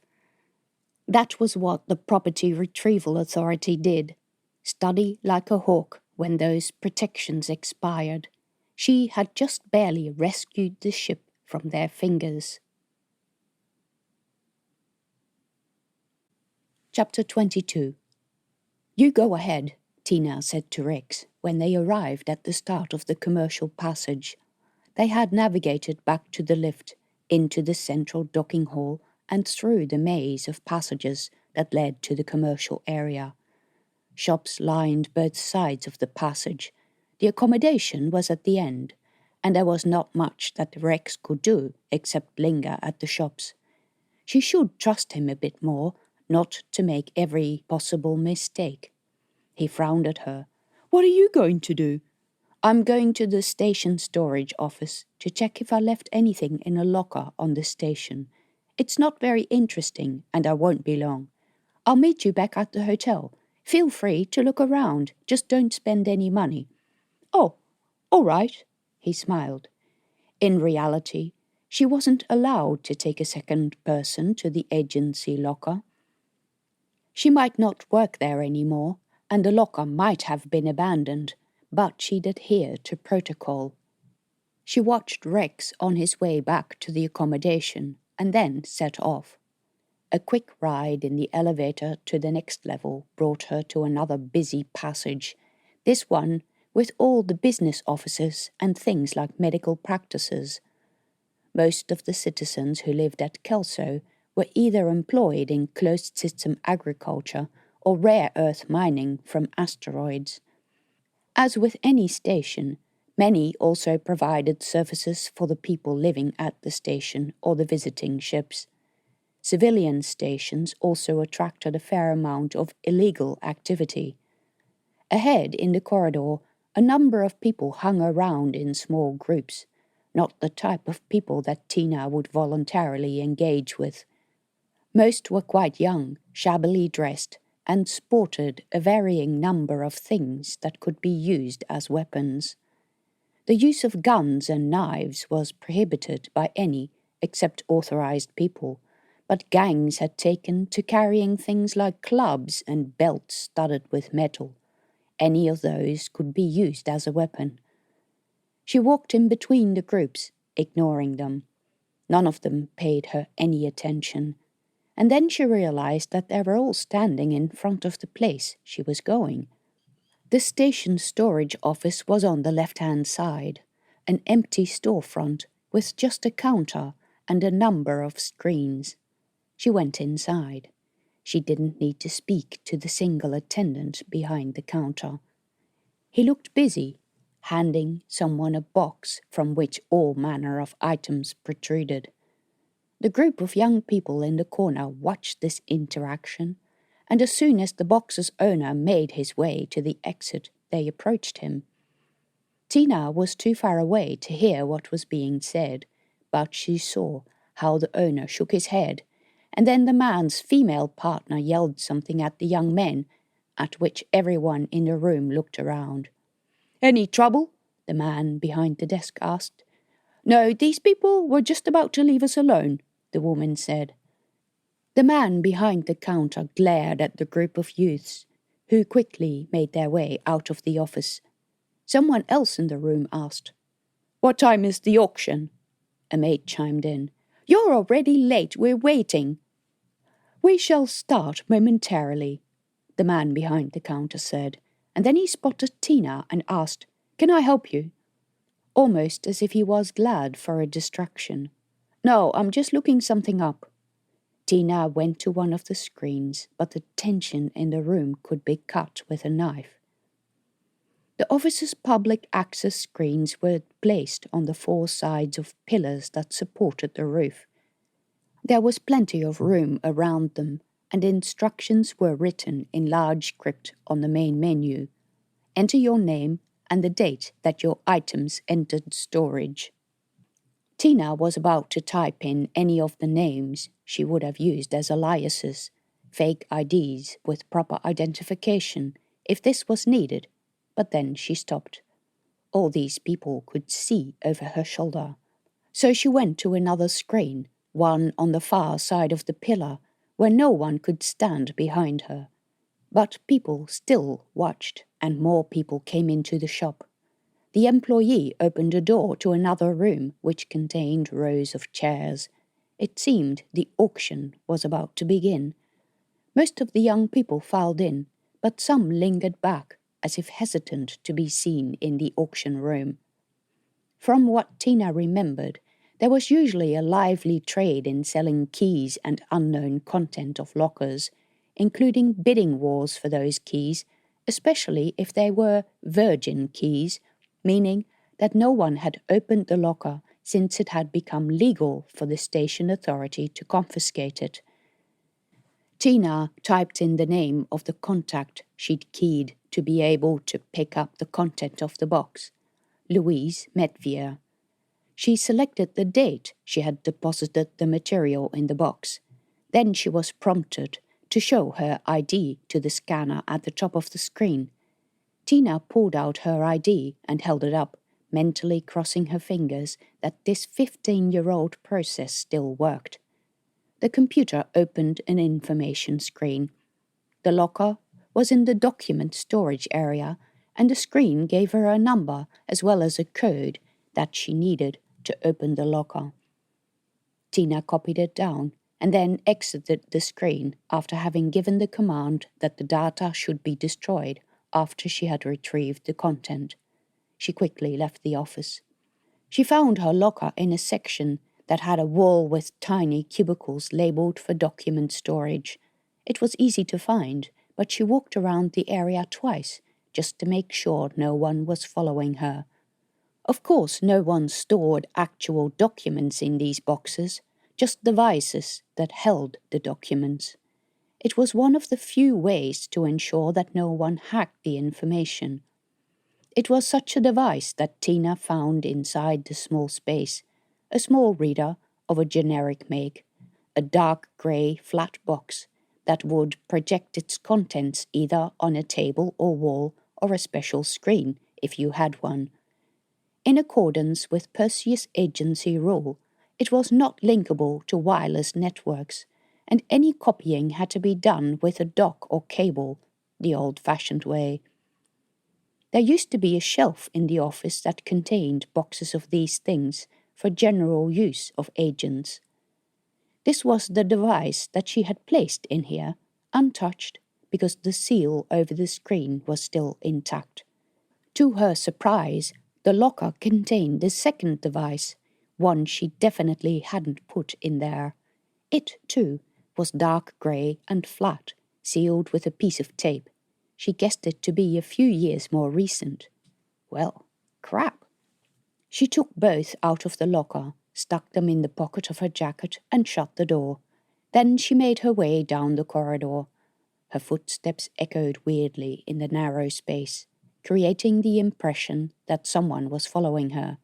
She looked around, but the corridor on both sides was empty, although the curved floor did not allow her to see very far. Without her uniform and her weapon, she felt naked. Theft and robbery were quite common in these stations, and police were always busy. Many of the big passenger ships arrived with stowaways who might work in the kitchens for their passage, but if discovered, they would be left behind on the stations. They had no papers, no official identity, and no home.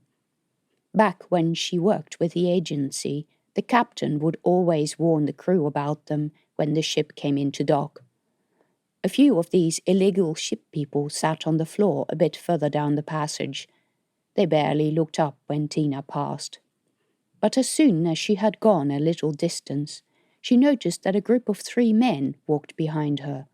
They pretended to be talking to each other, but they stopped whenever she did, and made a clear effort not to look in her direction when she looked in theirs.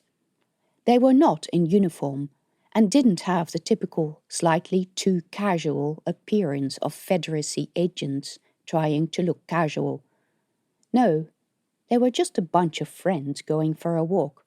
Or were they? She was starting to see danger in everything. Still, it was better to go back to the hotel. Ahead in the corridor, a group of people were entering a door that, when she came closer, turned out to lead into a stairwell. She followed them down to the next level, walking quickly. She stopped at the bottom of the stairs to see if the 3 men were still behind her. They were. Shit. She let herself out of the door at the bottom of the stairwell and entered another featureless corridor. It was virtually empty, except for 2 people at the very end. Tina headed in that direction, but had not yet reached the end before the door to the stairs behind her opened, and one of the men peeked out. The fact that they were following her like this meant they were not just casual friends. They were also not from the station authorities, because the authorities had many other ways to follow people inside the station. They only needed to track people's communication devices. These guys weren't even smart about following her. Holy crap, what did they want? She had no way to defend herself. Rex was alone at the hotel. Tina sped to the end of the corridor as fast as she dared without running. It ended in a T intersection. She randomly chose left because that was the direction the other people had gone. She had no idea where she was and hoped that if she followed other people, she might end up in the commercial passage from where she could find her way back. But the new corridor was just as long and featureless as the previous, and, what was worse, no one was in it. Tina ran. She looked over her shoulders several times, but she knew that she was not fast enough to outrun a couple of men half her age if they decided to give chase. She was woefully out of condition. At that point, her training kicked in. When followed, and finding another safe area is not an option, do something unexpected. The biggest unexpected thing she could do was go back to the ship, anywhere that led these characters away from Rex. The docks were well monitored with few people and few ways to hide your face or identity scan from security cameras. It was a gamble, but all spies, whether from the Federacy or not, were reluctant to be identified. They might not follow her in there. Then she could fake some sort of issue with the ship and call a security guard to escort her out. Or she could find something to keep in her pocket as a weapon. She quickly made her way through the passages back to the docks. The discs in her pocket thumped against her leg. It seemed she had been right about the pursuers. They didn't dare come into the lift with her. She had at least as much advantage on the men as it took the lift to get back, if they were going to follow at all. When the door opened, Tina ran through the passage, but when she arrived at the ship, it was to find someone already there. Chapter 23. In the access tunnel, someone had piled up blankets, and when Tina came closer, a goose waddled out of the shadows, honking at her. "Lena, come back here!" a young voice called. The urchin Rasa rushed out and grabbed the goose around the neck and chest. Then she stopped, looking at Tina. "Oh, it's you! I thought I said you couldn't stay in my ship." "I'm not in the ship." "True, but you're blocking the entrance." "You can get past." "Without getting bitten?" "I'll keep them away, I swear." The goose in her arms was trying to free itself by pushing its orange feet against her shirt. "Why did you come back?" "I have nowhere else to go. Outside, this area all belongs to the gang. When I go there, they steal my food and hurt me and try to sell me to the pimps." "What sort of gang is this?" "Thugs, you know. They mug people and steal stuff from the big ships. They get caught sometimes, but then they come out of jail and join the gangs again. They're not nice to girls. If you're a girl, you want to stay away from them. They're all around the docks in that area." "All right, stay here. I still don't want the animals in the ship. I'm trying to sell it and need it cleaned up." "You mean the ship will be taken away?" "I don't know what the new owner will do with it." Rasa's eyes were wide. Heavens, just how long had she lived inside? Tina had just kicked the girl out of a safe home, and now she was going to take the home away. Rasa held the geese to the side, while Tina walked past to the ship's entrance. She asked, "Do they lay eggs?" "Of course they do. They're all girls. I can sell you eggs. They're very big. Half a credit for 4. "I'll keep that in mind." Tina went inside the craft and sat down on the bench, leaning her head in her hands. This was all a lot less easy than she had imagined. She'd come here simply to sell the ship, not to solve all the unsolvable problems she had left behind, and all of everyone else's problems, and save the universe while she was at it. Ultimately, a desire to save humanity from itself was why she had left the Force, and, having found that, 15 years later, humanity was still keen to destroy itself, all kinds of reasons were tugging at her to have a second attempt at saving the universe. She blew out a breath. Let's see what was on this extra disc that obviously someone at some stage managed to place in the locker. An image of a man popped up in the air. He wore a Federacy Force uniform. He was middle-aged, his hair was short and grey, his eyes brown, and his bearded face quite friendly. Well, damn it, that was Vasily Dimitrov, colleague and friend. He stood at the front of Project Charon's station meeting room.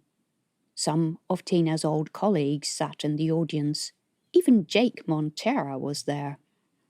Vasily was a doctor for the agency, and once a year he would give a health report of all the agency's employees as part of a very long and boring progress report. What we see here is the trend continuing from last year and the year before.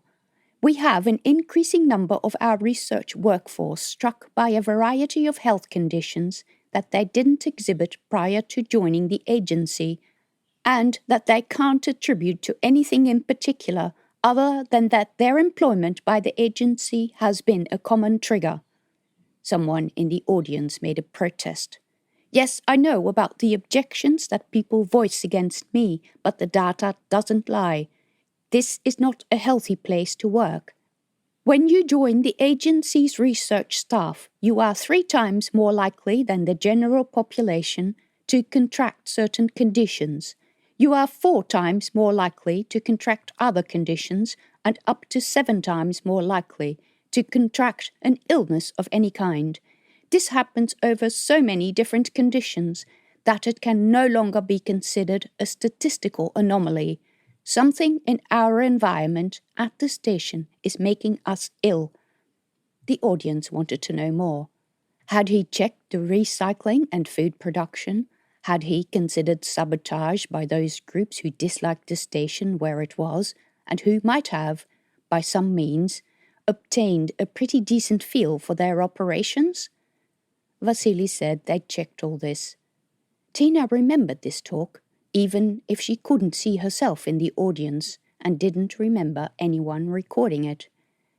Tina also remembered how, during this talk, she had the revelation that this could be caused by the dust from the rift. It should be something they should investigate. She'd grown accustomed to seeing the flashes of light that erupted from the area known as the mouth. She'd seen the chunks of rock that the agency pushed into it disappear. She'd done analyses on the fragments of material that the mouth spat out. Biological analysis, no less. Then the material she'd spotted coming out reached the area where they sampled rocks. They found something, molecular structures that were dividing and growing as they were being observed in a solution and at a temperature where nothing should be alive. That was the point at which she had become concerned. The projection changed to show herself in the spot where Vasily had stood. The existence of a rift at Project Charon is a poorly kept secret. It was discovered 30 years before I started working with the agency, when the agency was looking for an area to conduct antimatter experiments, but no one is sure if these experiments caused the rift, made it bigger, or whether it was already there. At first, no one knew what this rift was. We discovered it's a portal to another universe. We noticed that clouds of dust came out. We sampled the objects that came into contact with these clouds of particles. I was appointed to the team as biologist, but after the initial sampling, I was told my services were no longer needed. The only time I was allowed to study this material, I was highly concerned, but when I raised the alarm, authorities only told us to monitor the situation closely.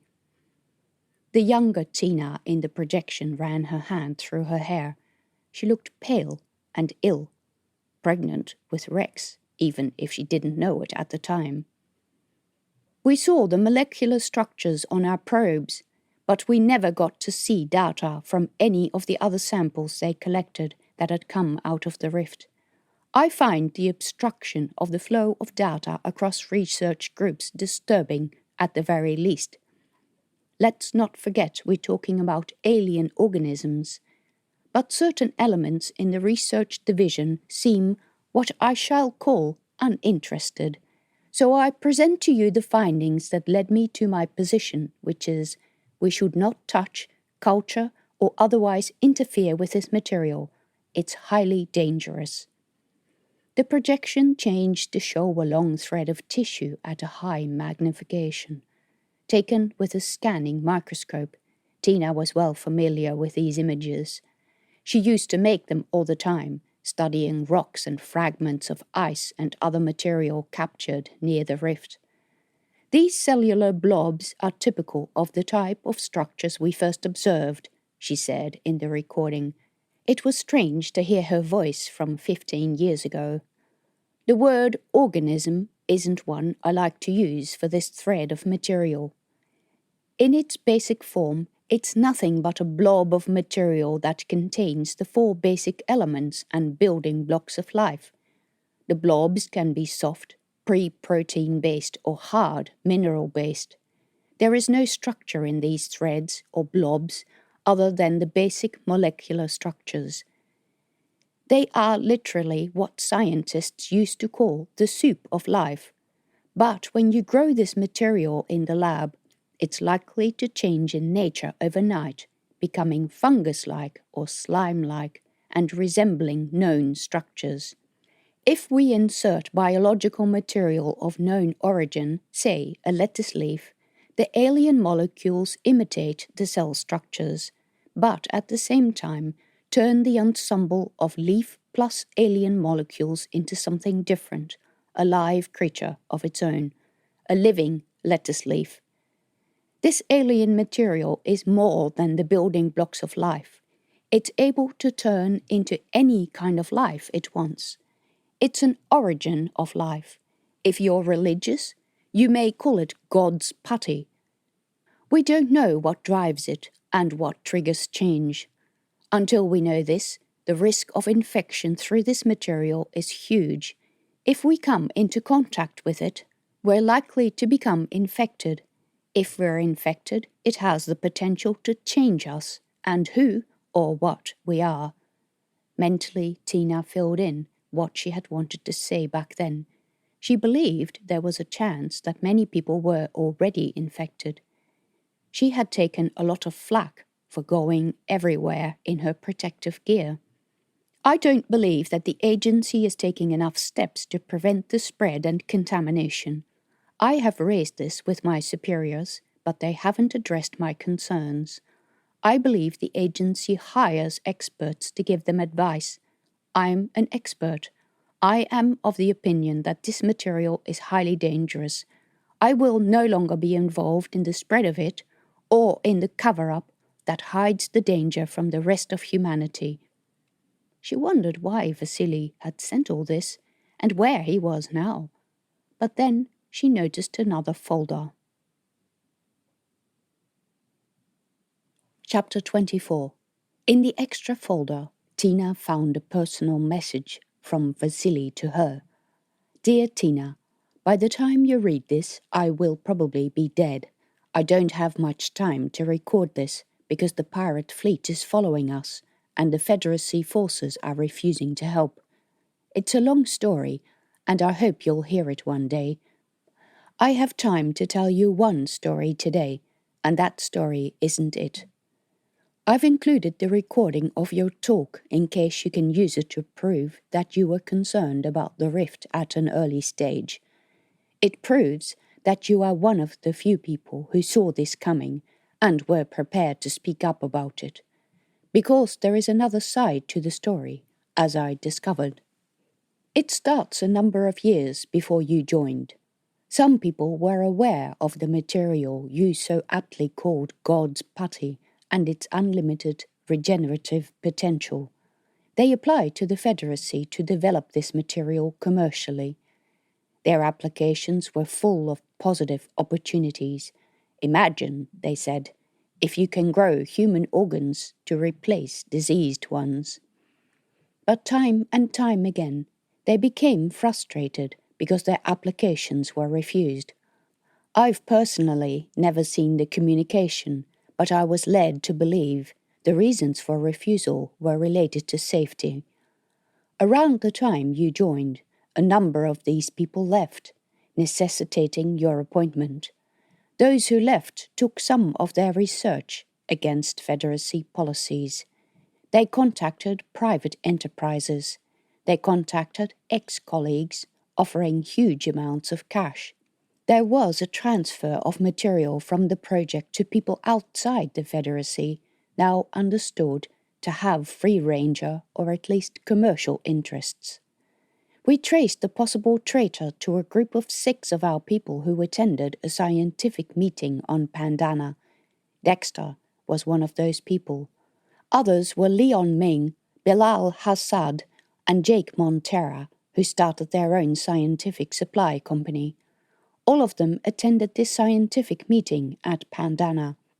We believe they passed the material on to someone who either paid them so that they could afford to start the company, or who promised to conduct further research that the agency was not going to perform. They were paid very well. Nothing more was said. Then things started to go wrong with people, including you and me, questioning the continuous health issues at the research station. You repeated the earlier research without knowing and got similar results. You raised the alarm. They ignored you. Why did they ignore you? Because there is still a huge financial interest tied up with the deal they allowed the commercial companies to sign. Even if all the reports we wrote all point in a worrying direction, they pretended it didn't happen, because several of the top brass in the research division are making corrupt money out of this, and they're afraid to have their cover blown. Meanwhile, thousands of people have become ill, but because they are pirates, no one cares. That is what we know about the spread of the condition. Most of the time, it's not infectious. The time at which the condition spreads is a process researchers have described as bloom, a period of intense growth, in which the ends of frond-like growths secrete a pink fluid, which may or may not froth up when it comes into contact with air. The fluid is highly infectious and will quickly establish new growths. We have heard unconfirmed reports that pirates may have handed it out to their prisoners of rival gangs as soap. All these individuals have become ill. Not only is their lifespan much reduced, but they are less human, as they seem to lose the ability to react in a predictable way. They're aggressive.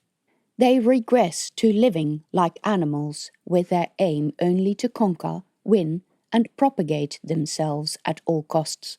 Sometimes they're people with growths all over their skin, but more often the damage is internal.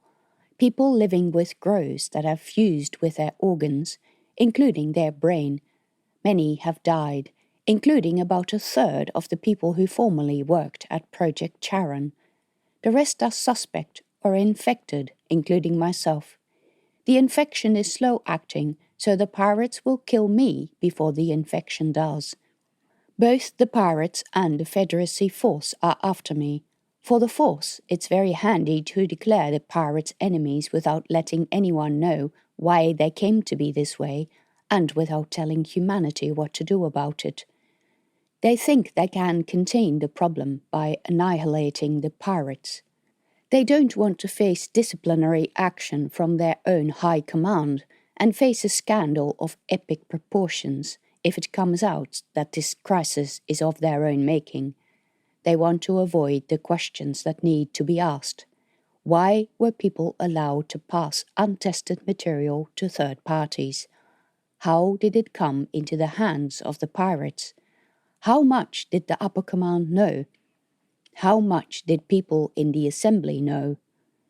We don't know that an alien entity is in control of them, but the condition has joined a large number of formerly separate pirate groups into a large army that is aggressive and expansionist.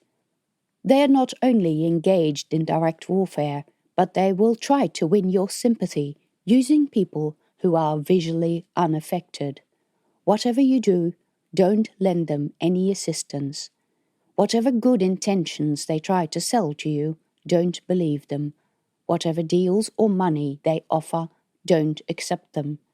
They will have infiltrated the mainstream authorities. They will offer you opportunities, but if you come back a few months later, they will be ill and barely human. They will kill you. They will torture you. They will destroy us. A deep chill went through her. Holy shit, holy shit, holy shit. And this message had lain here for years while the menace spread and had come to this area. Everything made sense. Simon Fosnet and the other men who had come that night attacking her home. Aggression without cause. Whatever deals they offer. And she was here to get the man money? For medical reasons, he said. Then Jake's offer to work for him. He couldn't say what the project entailed, except that she'd be working with that same illegally sold biological material. No, surely he couldn't say anything. Jake was in this with Dexter. And Dexter was in it for money or power. Dexter only thought about himself. Dexter might even try to get back at her. Was Dexter affected, too? Why was she selling this ship to fund some sort of pirate venture? She should go and rescue the shop in case the pirates had taken possession of that. Wait, did that mean she should keep the ship? She couldn't even think straight. She needed to go back to Rex. She sent him a message. He didn't reply. Well, that wasn't helpful. Tina turned both devices off, put them in her pocket, and looked around for something to use as a weapon. A hammer from the toolkit would have to do. Then she stuck her head out of the door of the ship. Rasa sat on her blanket in the access tube. "Have you seen anyone come past?" Tina asked her. "No." "Are you sure?" "I'm sure. Why should I make that up?" Tina entered the access tube. The geese came waddling forward, ready to go inside. She quickly slid the door shut. "They think it's their home," Rasa said. "It's not. I've just managed to clean off all the bird poop." Tina glanced down the passage in both directions. It was empty. Holding the hammer under her jacket, she went down the hallway. When she came around the corner, a man was coming the other way. He didn't look suspicious, but she didn't want to risk it. So she turned right, where she found a hall with a lift that stood open. She entered it. This lift, of course, took her to the short-term docks, where ships brought supplies for the station. Even if the station offices closed for part of the day, there was still a lot of activity here. Ships were being unloaded and people were carrying items and wheeling trolleys into storage compartments. Not all of the deliveries came from large commercial ships. Some of the ships were small merchant vessels. The trade in goods went on day and night. One of the ships even came from Cayelle. It was not a large ship. It had only just arrived, and two burly men in grey station overalls were unloading the cargo. An older man, presumably the owner of the ship, was telling them to be careful, following them around. One of the burly men snapped at him in passing. "Let us do our job. We've unloaded many vessels and wouldn't be doing this job if we didn't do it properly. We know what we're doing. Leave us alone." As the man was saying this, his colleague wheeled the trolley around him, and the owner, who stepped back at that moment, ran backwards into the trolley. One of the boxes fell off. The owner gave a strangled cry. "No, look what you've done!" The man who had dropped the box simply put it back on top of the stack and continued walking. The owner followed him. "I demand to see your manager. I demand to lodge a complaint." "Get out of our way, man. Let us do our job, or there will be more accidents." The owner whirled around and stormed off. The two men went back into the cargo hold. Tina noticed that something small had fallen out of the box that had dropped to the floor. Neither of the two men had seen it. It looked like a bit of fluff, but when she came closer, it turned out to be a spiky cactus seed. Tina picked it up. What was this doing here?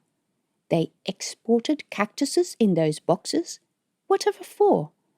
Vasily's words came back to her. Whatever deals they offer. The shop owner had offered to give her the shop in return for her cactuses. They were special to her because she had done breeding work with them, where she had worked out the complicated structure that allowed different species to breed with each other. She had even written a paper about it. Holy crap. Of course the pirates were after the cactuses, and her specimens in particular, or her knowledge about them. They were alien life. Semi-sentient alien life. like she had created by infecting lettuce leaves with the alien matter from the rift. What if the rift had opened before and material had rained onto Cayelle? The unusual cactuses only occupied a small area of the planet. The plant life in most of the inhabited areas was very different. The ship had to have come from Gandama. Hang on, what if they stole her cactuses? Tina checked the flights from Cayelle and found a couple of ships that fit the merchant ship's description. All stated Paris City as origin. One was said to carry agricultural produce, but it was docked on the other side of the central hall. A second ship belonged to a larger commercial company, which had its own docking space. But a third was both big enough and in the right area, and belonged to a private person. But she did a double take when she saw the owner's name, J. Montera. Yes, it was clear to her now. Jake had asked her to come and work for him in a special project that he couldn't reveal, while he owned a ship that smuggled cactuses from Cayelle, probably knew she was interested in them, and had he sent Simon Fosnet, or was this a separate incident? On the other hand, how many people could be interested in cactuses? Not only that, but she realized why Jake wanted her. Because she had spent a long time working with the semi-sentient creatures that lived on some worlds. But what was the secret? To interbreed cactuses with other organisms? Animals? People? Tina stuck the seed in her pocket. She walked through the old part of the port, and then the newer part with a big hall, where a giant screen displayed all the main docks and ships that were arriving or departing. One of the latter was the SS Stavanger. That meant Finn's shore leave would have been cancelled. She went into their hotel and expected Rex to be watching some stupid thing, but the room was empty. Well, shit. Chapter 25. Calm down, calm down. Likely he'd just gone for a walk. There were plenty of people in the commercial sector, and it wasn't as if anyone would do something to him in a busy area. Except that pawn shop with a gun. They might sell him illegal stuff he didn't even have money to pay for. Except those people who had been following her. They would know him and might try to kidnap him to get to her. Except Jake Montera and his secret project, or people from the Federacy wanting something from her. Calm down, calm down. She sent him another message. Likely he had just missed the first one. She waited. She stared at the screen, hoping for a reply that didn't come. She felt faint with worry. She had to go and look for him. In the hallway outside the room, the questions ran through her mind. What had happened to him? Why hadn't she insisted that he tell her if he went out? Maybe he had been in trouble and now it was too late. In her mind she saw Rex lying in a dingy corridor, a worm without his harness, dying a certain death if she wasn't there to help him. Somehow she made her way down the stairs and through the reception area. It was busy in the commercial thoroughfare, and a hand of panic that clamped around her heart made her alternately hot and cold. There were too many people. She couldn't see anything. She imagined figures lurking in every doorway, behind every dark window, inside every shop. People watched her, gazers following her down the passage. How many of those were spies, and how many were just casual observers? Where was Rex? Where could she ask about him? Which office could she go to and trust? She searched the moving crowd, the shoppers, the shop assistants, the delivery people. Rex was nowhere to be seen. Where could he be, and what should she do? And then she saw him. He was standing with Finn in front of a well-lit shop, deep in discussion. Well, what was all that about? They didn't look unhappy. Tina strode to them, making an effort to keep her emotions in check and not to appear agitated. "There you are," she said. Rex turned around and looked at her, and she knew she had failed. "What's wrong with you?" he said. "Didn't you look at your messages? He reached for his belt, pulled off the communication device he carried there, and looked at the screen. His face cleared up. "Oh, I didn't hear it. Next time pay more attention. I've just spent half an hour worrying about you." His face fell. "I'm sorry, I just didn't hear it. I thought you were going to stay in our room. It was boring and I decided to go for a walk. You said I could." That was right. She had. And now she was annoyed with herself for letting her emotions get away with her. Yes, it seemed a lot of people were curious about her, but it was ridiculous to think anyone would try to kidnap Rex to get to her, especially in a space station where every step was recorded and the chance of getting caught for committed crimes was very high. She breathed out tension. "So, what have you been doing?" "I was just looking around here, and then I met Finn." They both turned to the shop. Finn had moved away from the mother and son moment and was standing closer to the window. A couple of shops had been joined together and glass installed all down the front. Inside the open and well-lit space, people were using exercise equipment, but there was also equipment for sale. Part of the window advertising space was taken up by various items of body enhancements for sale. An eyepiece proclaimed that the wearer could see close up and in the distance and in different wavelengths and allowed the projection of data figures in the wearer's vision.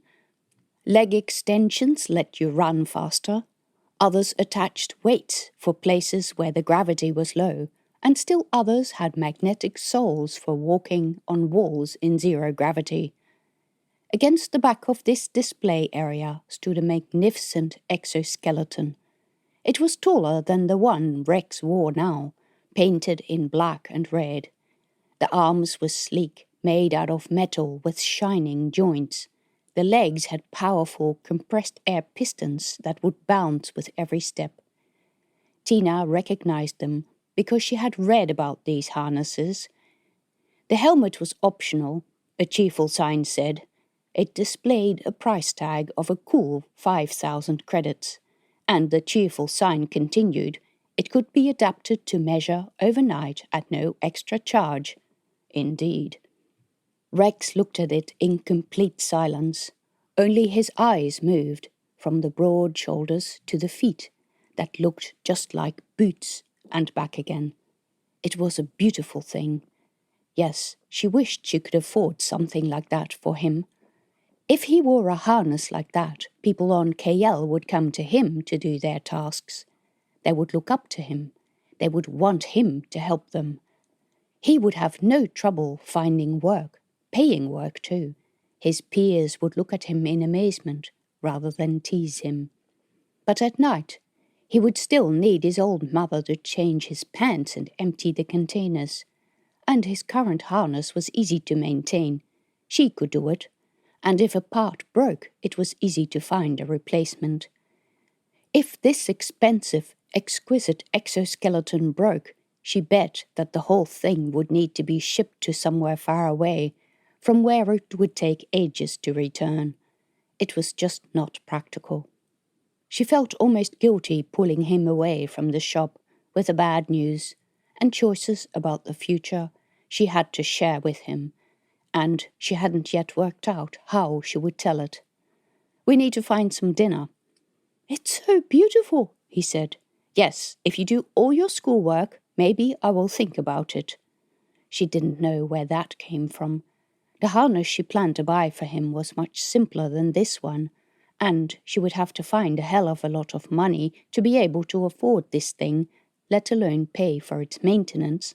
But she just couldn't stand the disappointed look on his face. Rex turned to her. His eyes lit up. "Really?" "Really." She would do her utmost best. When they walked away from the shop in the direction of the accommodation, Finn came with them. This was an unwelcome complication. Maybe Finn had been sent to keep an eye on her. She didn't trust him. "Don't you have to return to your ship?" Tina asked him. He wasn't even in uniform. "Not yet." Tina was going to say something about all personnel having to be on the ship when it was about to leave, but she knew that as well. Something was going on. "We're going to get some dinner," she said. "That's all right by me, if I can come." She wanted to say no, but couldn't bring herself to. They went back to the accommodation and found an empty table at one of the surrounding eating houses. It was not as busy as it had been the previous night, and Tina gathered that this was because the personnel of the warships had been called in. She asked Finn, and he told her a vague story about the ships departing because they needed to close a route. "How much do you know about these pirates? Have you ever seen any?" "Everyone on board the ships gets shown vids. The ones that we've captured are all affected with a skin condition that makes them look like toads. Their methods are arcane. They will try to capture and board a ship rather than shoot it from a distance, and when they do board your ship, you're gone. They fight like madmen, throwing themselves into battle based on the premise that their numbers are limitless." "Are they limitless?"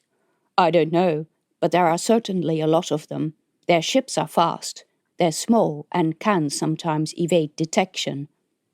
He changed the subject and asked about the condition she had found her ship in, and suggested things for her to look at before she could sell it. "I'm a ship's engineer, and I did work sometime in a small shipyard," he said. "I know the things that buyers will look at. I can help you." "So, if you're an engineer, why aren't you with your ship now?" "I have also flown on those big ships, so I know that leave gets cancelled the moment the ship is slated for departure. What are you still doing here?" He looked down. His mouth worked. He met her eyes and there was a guilty look in them. He knew that she knew that his ship had cancelled shore leave. "You were not on shore leave, were you?" He breathed out heavily and shook his head. "I had a disagreement with my superior officer, and they decided it was best if I didn't continue my service." "When did this happen?" He'd still been wearing a uniform last time. "I was officially released from service this morning." "Because the ship is leaving?" "Yes." "Can you talk about what happened?" "It's a long and very boring story, and the details of my life are pretty sordid." "You're part of the Caspari dynasty of Olympus?" he snorted. "You did some digging?" "A few things didn't add up to me." "Once a Perseus agent, always a Perseus agent." "I was a biologist. I didn't do any of the spying stuff, but it was obvious. If you tell me that you're off duty and you're eating alone without any other off-duty troops, I know something is up." "I guess I'm a bad liar." Rex was watching with wide eyes. It was good that he saw this, that the Force spat people out when they didn't fit their narrow ideal of what their people should be like. Finn snorted again and looked at his hands. Just when Tina thought that he wasn't going to say anything else, he started, "Yes, I am that Gaspari." He wasn't looking at Tina or Rex. "You don't have to talk about it," Tina said. "I'm out of the Force, so I might as well." "Only if you want to. I'm not exactly in an easy position either. Neither is my life a paragon of virtue, and I understand if you want to keep certain things quiet." "I'll soon have to return to my family. They're already highly unimpressed with my efforts. They'll probably say I'm only suitable to clean their lavatory blocks." "But you are an engineer. I looked it up." Tina briefly considered that he might have bought his way into the Force. But for all that she knew about the recruiting process, and all the bad things that went on inside those ships, hiring people without the appropriate skills was not a thing. When you were out there in space, the lives of thousands of people depended on the engineers. You made sure that they knew what they were doing. "Yes, I am.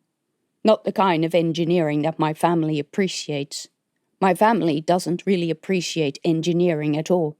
They prefer to leave doing the actual work to the lowly workers. They prefer to do shady deals over lavish lunches. I get the feeling that you don't like your family very much, he laughed. I thought I was hiding it well. And then they all laughed. He shrugged.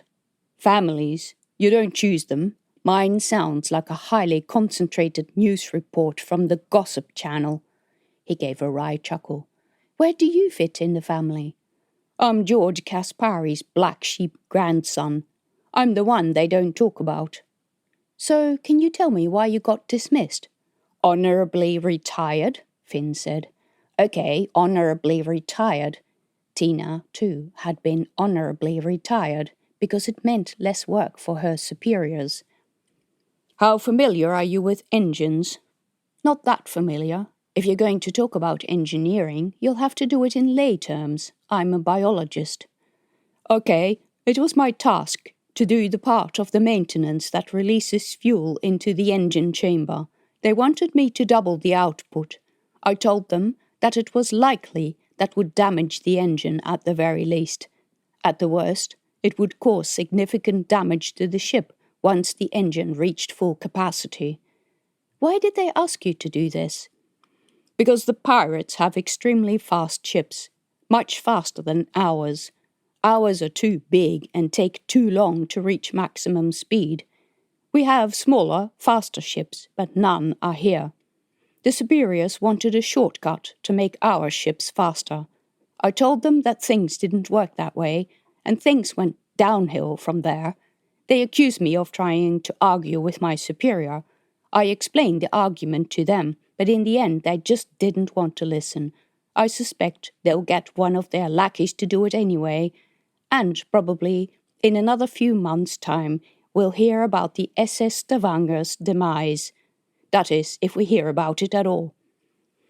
Tina shivered inside, because that was exactly the way she had been dismissed, for arguing with a superior, even if that superior was her husband, and if the path that he insisted on was truly suicidal. But she didn't want to talk about that, so she asked him, "What are you going to do now?" He shrugged. "Look for a job, I guess." "You said you worked with small engines?" "I have." "Could you check out my ship? I can't pay, but I'll buy your food." "That's a deal." "How good are you with weapons?" "I'm okay, but I need to have a weapon first, and I don't." Tina thought of the magnificent Federacy gun in the display case in the pawn shop. "Other things can be used as weapons." "Yeah, I guess." "Rex and I need protection. We would appreciate it very much if you could hang out with us, at least until we've sold the ship. A lot of people have been bothering us, and I'm not sure what's going on." "What sort of people?" "Young men, mostly, trying to sell us things or services we don't need." "So you're finding the ship in a less desirable condition than you expected?" "Not necessarily. If I can get it refueled, it will work, but it's a bit dusty. We spent most of today cleaning. It's amazing all the black stuff that will grow on the walls when you're not there. We also had a problem with a squatter." "Oh, they're everywhere. I hope you didn't have too much trouble getting rid of him." "Her, actually." His eyebrows flicked up. "What did you do?" "I told her to be on her way, but she came back with her geese." He laughed. "Geese?" "Yes, seriously, they're quite vicious." "Well, good on her. If she's got the animals defending her, that's probably why she's still alive." "She said something about being afraid of gangs, and so I let her stay in the access tube. I presume she'll keep people away from the ship. She's the same age as Rex.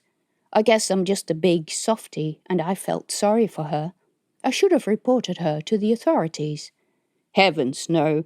The stations can't afford to keep prisoners. Most of these girls get sold off as sex slaves and are never heard from again." "By the authorities?" "Oh, they wrap it up in different words. They call it employment, but that's essentially what happens." They finished their meal. Finn insisted on paying and went to his accommodation. Tina watched him go. "What are you doing, Mum?" Rex asked. Do you want him to come and work for us in the shop? Would you like that? Yeah, he's fun. He can be my uncle or brother or something. Except Tina wasn't sure there would be a shop to return to. Chapter 26. After Finn left, Tina and Rex went up to their room. Tina wasn't sure how to tell Rex about the things she had learned and the suspicions growing in her mind. For the first part, down the hallway, they walked in uneasy silence. Then Rex said, "You said you went back to the ship." "Yeah, I forgot something." "Oh, and the girl had come back?" "She had. She said she was afraid of the gangs in the other parts of the station." They reached the door to their room, and Tina opened it, letting them into the slightly musty smell of well-used accommodation. Then Rex said, "Did you get your thing?" "I did." "Where is it?" Tina showed him the device. "Whoa, do they still use those? I thought the Federacy Force used the most modern stuff." "They do, but this has sat in a locker for 15 years. "You're kidding. It's the same one you put in?" "It is." "They weren't interested?" "Honestly, I don't know what's going on." Tina let out a deep sigh. "I don't know that it was such a good idea to come here." "Why not? Didn't you want to sell the ship?" "Yes, she did." Now she wasn't sure that was such a good idea either. If it was no longer safe to return to the shop, and how could it be when the lender would know where she was and would keep coming back for his money, which was his right to ask? And Rex was far too smart to be happy with simple answers. Tina sighed and sat on the bed. "For one, there's your father. You know, I don't like talking in a bad way about him."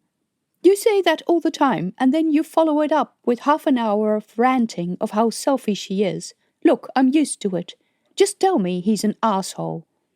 Tina cringed. He was probably right. After what he had done, it was impossible for her to talk about Dexter without letting her opinion of him shine through. She blew out a breath.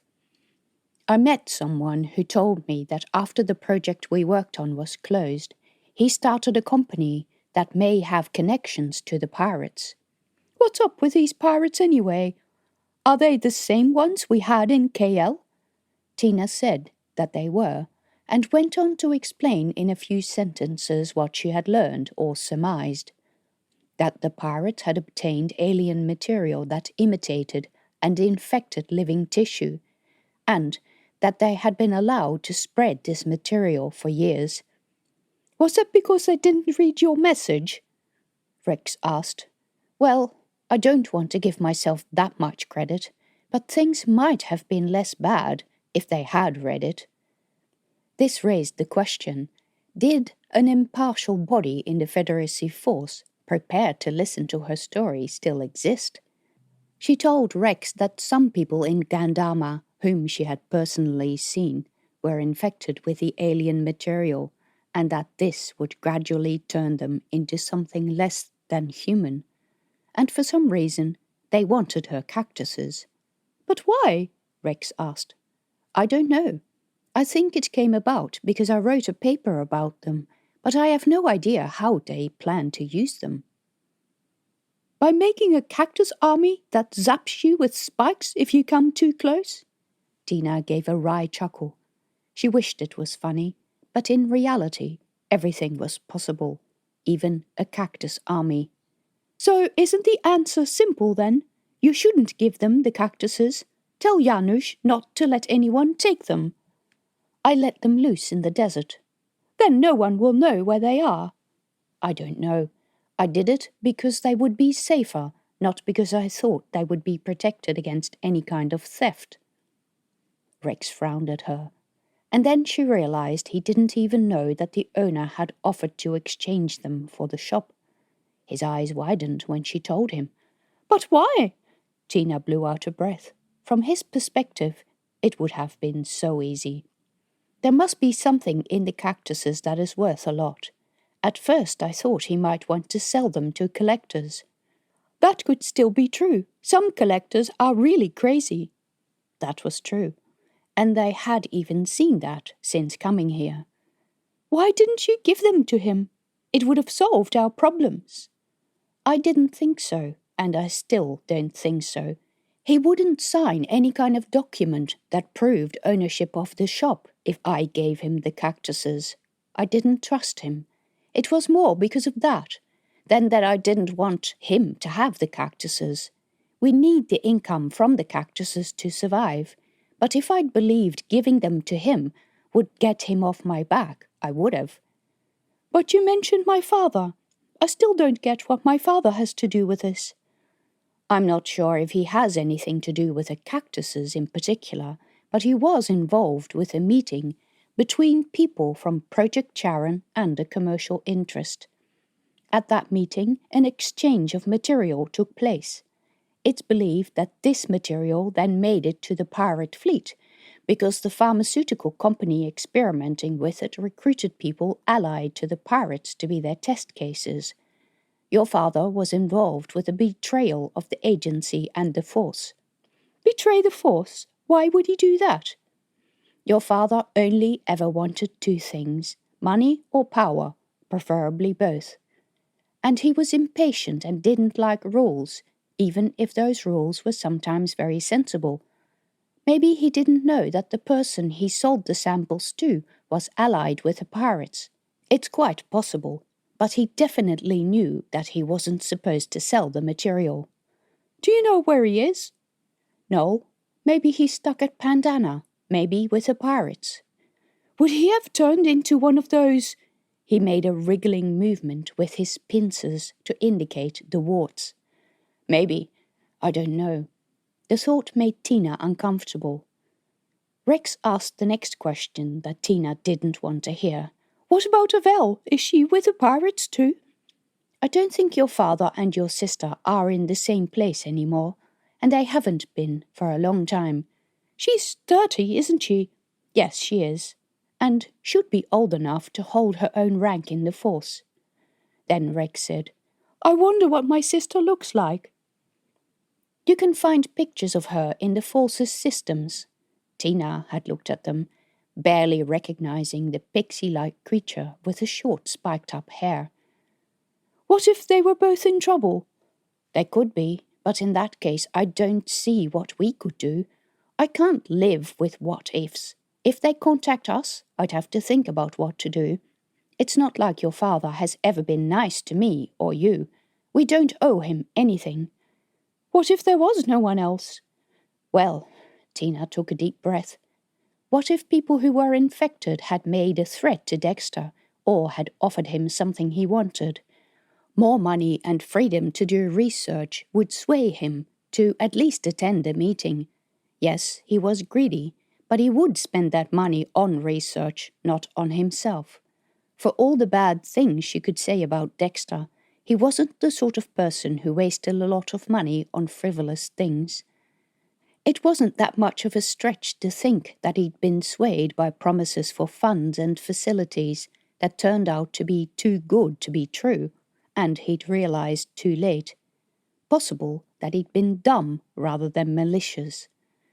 She had almost been taken for a ride by the lender and his medical condition. He'd wanted the cactuses. Anyone except her would have just given him the collection to retain her business. But people had betrayed her before, so she was cautious.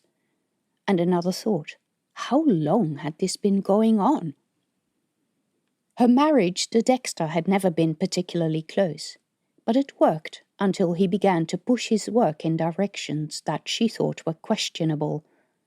At one stage he even wanted to use an agency ship to send people into the rift. That was just stupid. She told him so, and he got angry. It wasn't just a disagreement, but a fight that had scared her. He told her not to be ridiculous. Then he accused everyone of being too timid and said sometimes you needed to make sacrifices in order to move forward. They'd been hanging around this rift for over 30 years. Wasn't it time that something was done? Heavens, what if he had already been infected at that time? And if so, what did that mean for Rex? She helped Rex get ready for bed, washing him and giving him his injection and making sure that the attachment points were all clean. She had always assumed that his condition was due to the fact that she had spent too much time in space while pregnant. But what if his deformities came from having been born of a man infected with alien material? It was just too horrible to think about. She couldn't help feeling inadequate because he had to walk around in this harness that people wanted him to sell to collectors, and she had far too many other things to worry about. Rex always came somewhere down the list of priorities. There was a knock on the door. She frowned at Rex in his pajama bag, ready for bed. "Did you order something?" "From that expensive room service? Of course not." The knock came again. Tina went to the door and found one of the receptionists in the hallway. "Someone wants to speak to you," he said. "Someone?" Tina frowned. She didn't know anyone, other than Dexter, who clearly did not want to speak to her, other than Jake, and she didn't want to speak to him either. "Look, tell him It's someone from the planet below." That was even stranger. But she went with the receptionist and he took her to a small and cluttered communication cubicle behind the reception area. She was well familiar with these sorts of things and had often seen people use them, especially when she was out in space and they visited the stations. It wasn't allowed for personnel to contact their families from the ship because the ship's location was secret. Inside the small cubicle, the operator told her how to use the equipment. When she touched accept, an image came on the screen before her. Out of all the possible people it could have been, the image showed Janusz. She could barely believe her eyes. Why in the world would he contact her? "Hello?" "I bet you're wondering what I've got to say," he said. "I would be lying if I said I wasn't. It's not good news, I'm afraid, but I wanted to tell you, just so that you understand that I have nothing to do with this, because I am sure to get the blame if you find out from anyone else." Tina's heart was thudding. Something had obviously happened. "It was 2 days after you left," Janusz started. "I woke up one night and heard a racket next door, so I grabbed the gun and went out to check. Someone had broken into the shop again by cutting through the roller door. When they heard me, they ran out, throwing a firebomb over their shoulder. So I was caught between putting out the fire and chasing the miscreants. I chose the fire because I figured you'd want your shop when you come back." "Thank you." Although she had no warm and fuzzy notions about why he had done it, he'd wanted to limit risk to his own property. "So the miscreants disappeared into the desert, and no one has seen them since. I managed to put out the fire, but I'm afraid there's some damage to the back of the shop." "Have you reported this to the authorities?" "That I have. People can't go around burning shops, much as we like to do our own thing in Dixon's Creek." "What did they say?"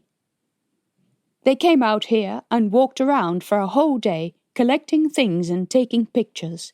They said there had been earlier trouble." "That was probably about the earlier attack on my shop. Did the thieves take anything?"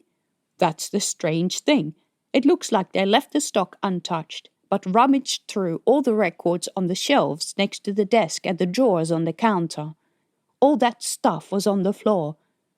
Never knew how much all those trinkets were worth, to be honest." Tina cringed. He'd been looking at her books and stock purchases. "Any idea why they didn't touch the stock?" "Nah, looking for money's my guess. I don't know what was there, and I don't know what you took, and what you left here, and what you put in storage. I didn't even know where you were gone, to be honest, which was why I didn't report it for so long. I thought there would be trouble, and I thought you were dead."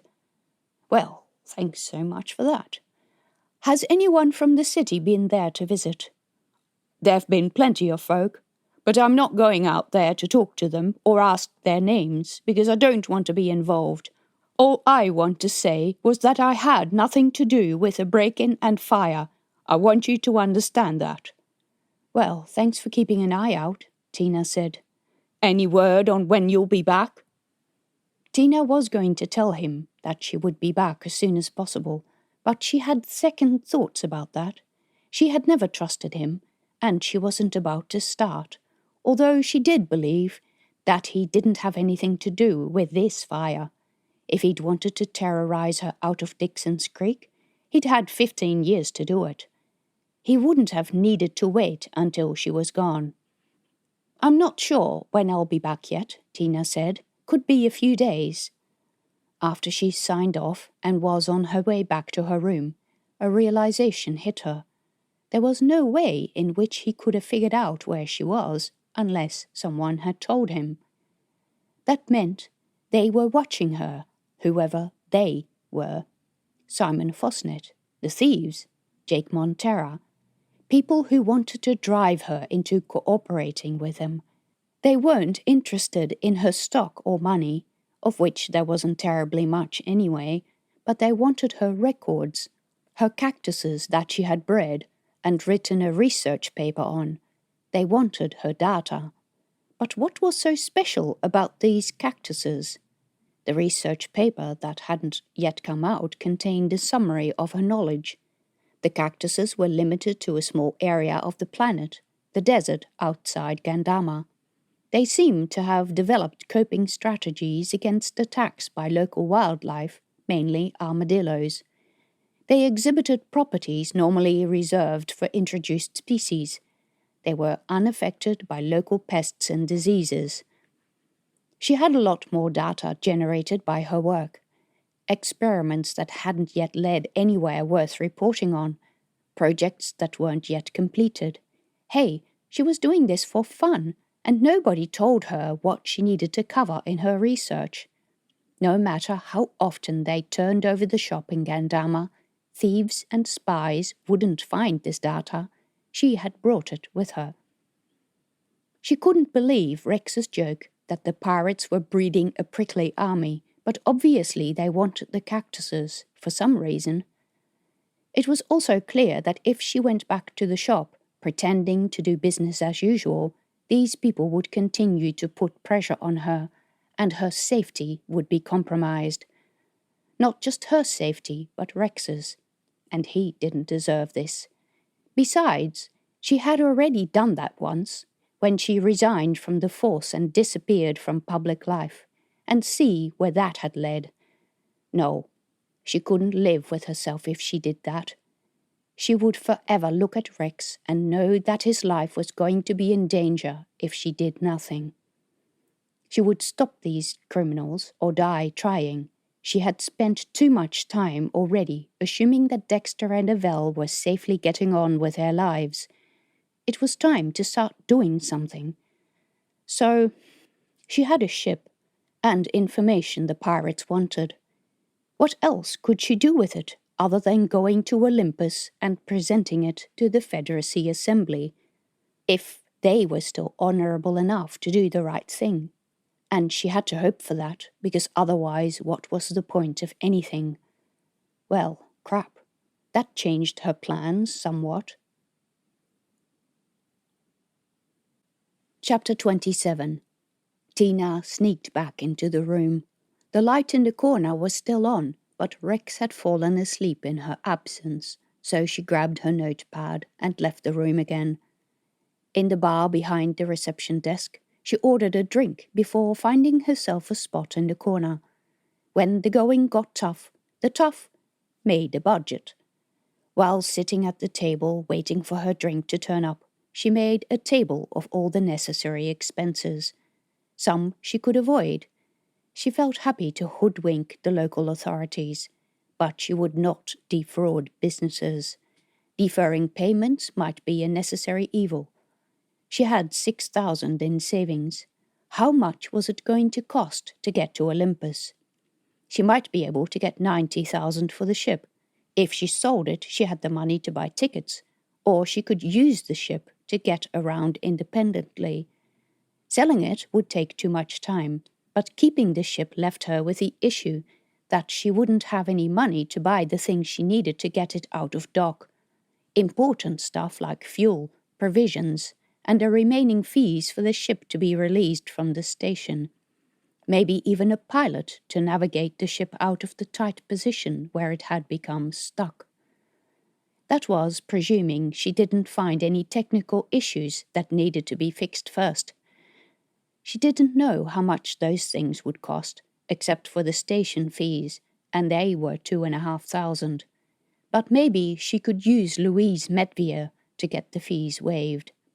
Or, if worst came to worst, she could get Rex to disconnect the ship from the station without paying. That backdoor into the dockside computer system he had discovered might be handy. How much was a refuel worth these days? She looked it up, 1,200.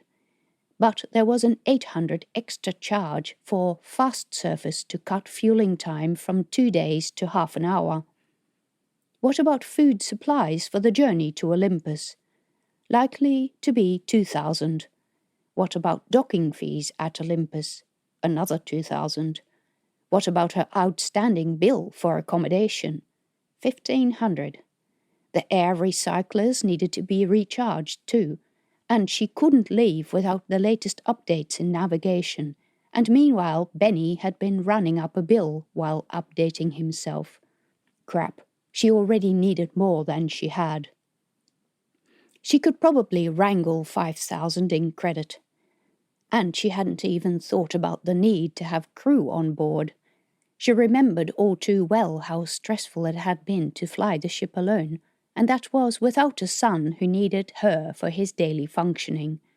Come to think of it, how was Rex going to sleep in the ship when he couldn't access any of the cabins, or get into the luggage compartment to get tools or other items if she needed them? Finn, he was from Olympus.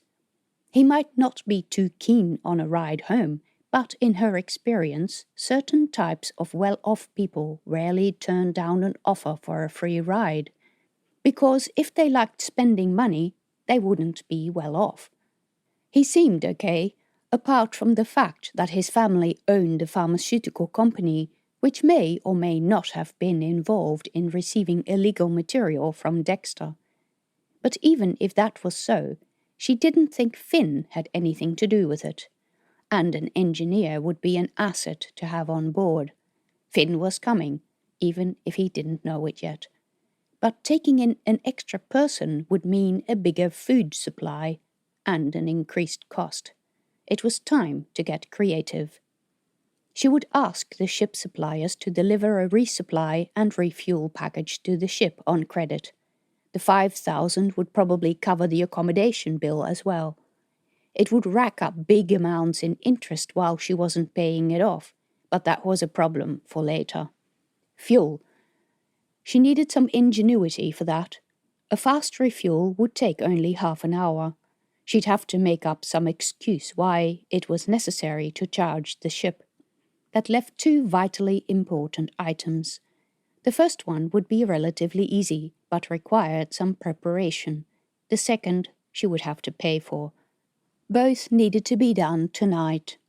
She found an online listing of Federacy Force insignia, found a special agent badge, and pasted the name L. Medvier over it. The 3D printing shop worked around the clock. Rather than risking her order being flagged, she went to the shop with her model on a data stick. It was for a party, she explained to the attendant who delivered her the fake badge. The thing was a bit crude, but since few people knew what these badges really looked like, it would have to do. She worked the uneven edges away with a screwdriver, stuck it in her pocket, and walked through the near-deserted commercial passage. The gym was still closed, although a light was on in the depth of the shop. The pawn shop, however, was open. The gun still lay in its case, an illegal weapon that belonged to the Federacy Forces. She went straight through the door and up to the counter. The shop owner lifted his eyebrows. He knew this was going to be trouble. "How can I help you?" he said. "Have you got something to sell? Something you want to buy?" Tina pulled out her fake badge. She doubted the man could read. but she bet he knew how to recognize the symbols of the Federacy. "I'm Agent Medveer from the Perseus Agency. I am here to lay claim on that weapon you have in the case over there." The man looked from the badge to her, his eyes widening. He opened his mouth several times and shut it again. Finally he said, "I thought there was something fishy about it." "Then why didn't you give it over to any of the soldiers who were just at the station?" His mouth opened further. He stammered, I didn't think they had time." To be fair, the troops had been on leave and would probably not have been interested, seeing that they probably found contraband material everywhere they went. "I'm here now, and that is an illegal weapon." Yes, sure." He reached under the desk and pulled out a little device which he took over to the cabinet and opened the back of it.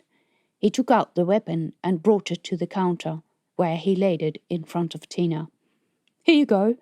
There was sweat on his forehead, and he seemed very nervous all of a sudden. With an equally trembling hand, Tina picked up the weapon and coolly inserted it into a plain bag. "I hope this means there won't be any charges," the man said. "I will look into that. You've been very cooperative." And Tina walked out the shop.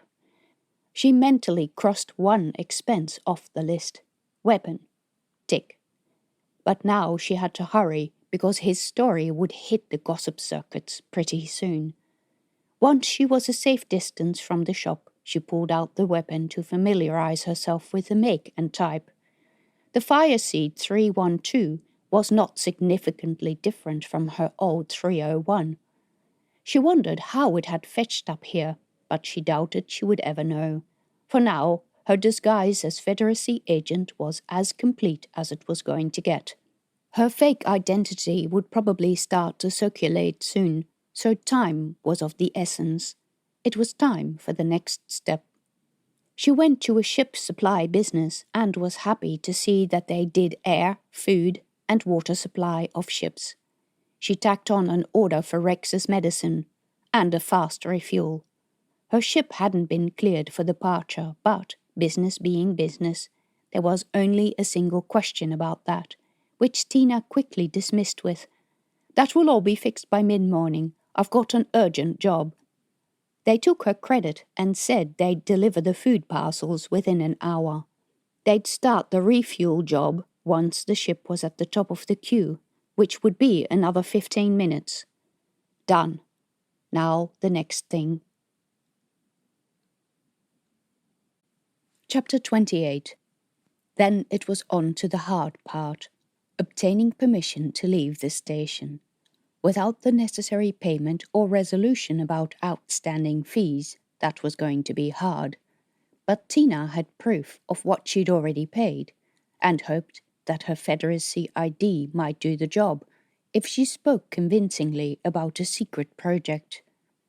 It was still reasonably busy in the Port Authority office, but obtaining a ticket for private craft departures allowed her to bypass most of the queues. The woman at the counter asked her some basic questions about her destination. Tina mentioned she was going to a nearby station in the system, and crew. Tina said it would be just her and one crew member.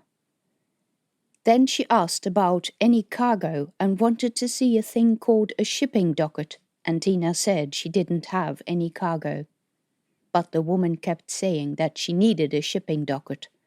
Apparently it was something new, and one had to obtain a formal declaration of the commercial or non-commercial status of the items on board the ship. Eventually she agreed for Tina to see a supervisor. She let Tina into a small office behind the counter and told her to wait there. And then she left, letting the door fall closed with a click. Tina's heart jumped. Was that? She rose and tried the door handle. It was locked. Well, shit, what now? So she looked around the room.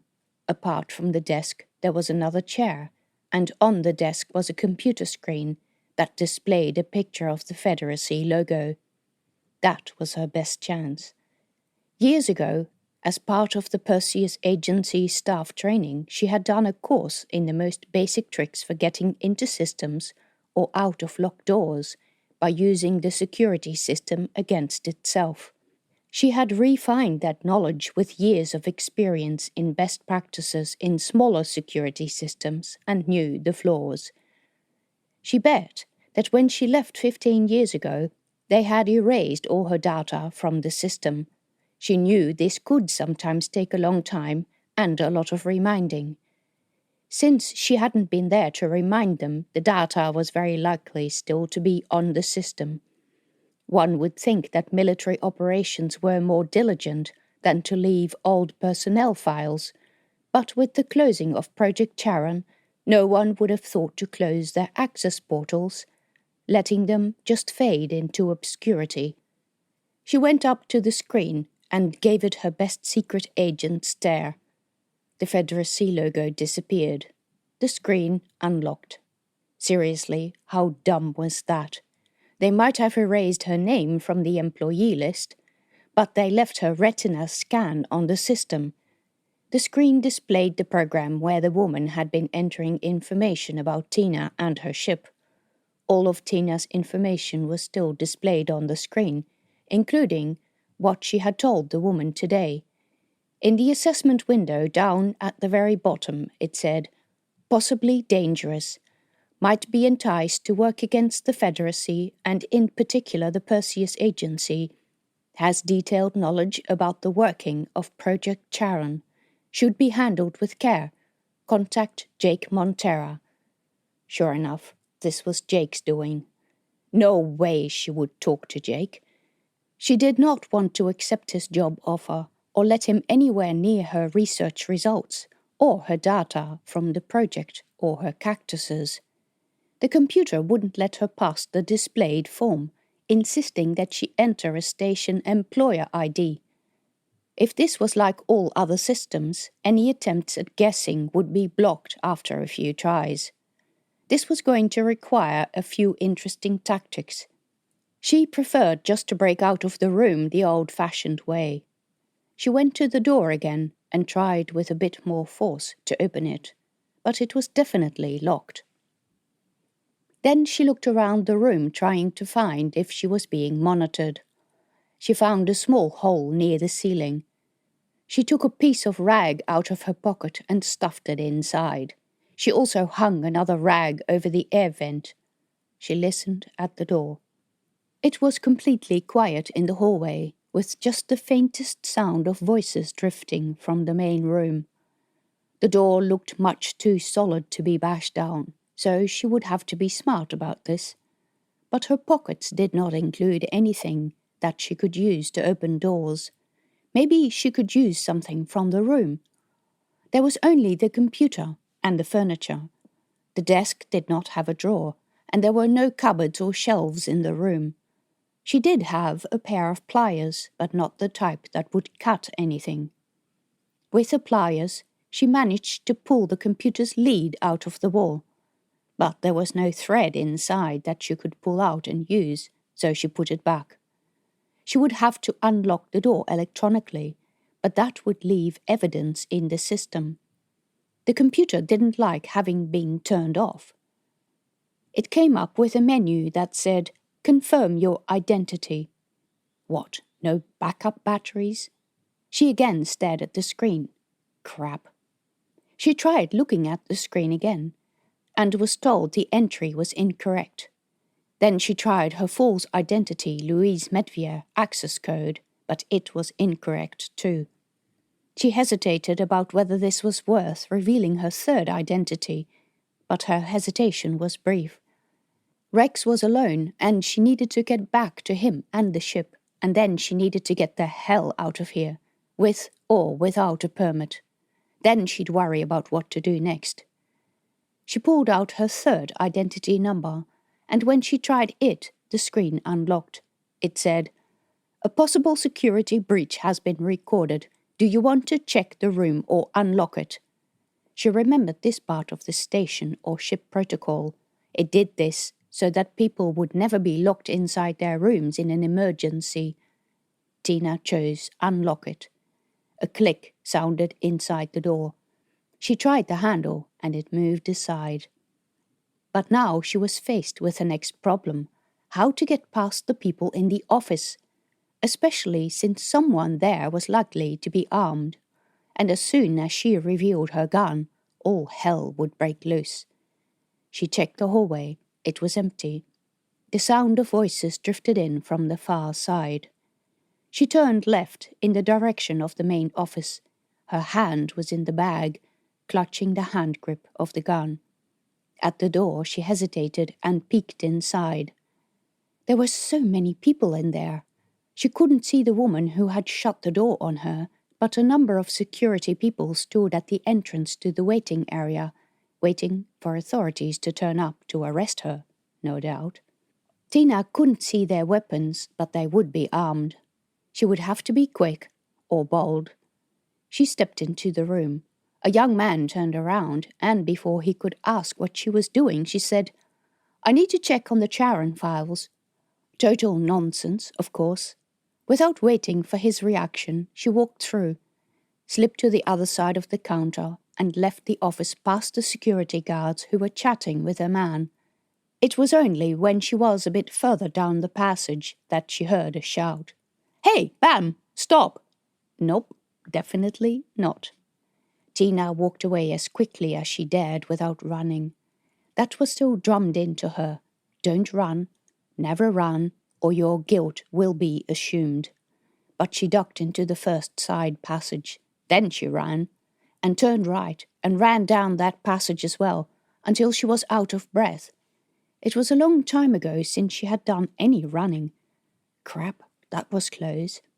Now she had a few more things to do, and she hoped she could do them before the ticking time bomb exploded. Chapter 29. Being an ex-military officer, Finn turned out to be much more of a morning person than Rex was. There were no proper days in space, and Rex hated getting up when it was still dark. She met Finn in the foyer of the place where he was staying, much fancier than her own accommodation. His mouth fell open when she told him about her plan. "You want to do what?" "I'm offering you free passage to Olympus." "Yes, but I might as well kill myself now, because this will destroy all opportunity for me to ever work in the Force or in any official position again." "Do you want to? Serving in the Force doesn't tend to suit people with strong ideas." It was true, and he knew it, even if he said nothing in reply. Tina continued, "Your career in the military is ruined, like mine. It's a reality. They will never re-employ us, because even if we're honorably discharged, everyone will know there was nothing honorable about it." "But I don't want to be considered a danger to the Force." "Why not?" "Are you kidding? If you pull this stunt, every form of law enforcement is going to be after us." "The Federacy Force is not law enforcement, and besides, they're too busy with pirates." He shook his head.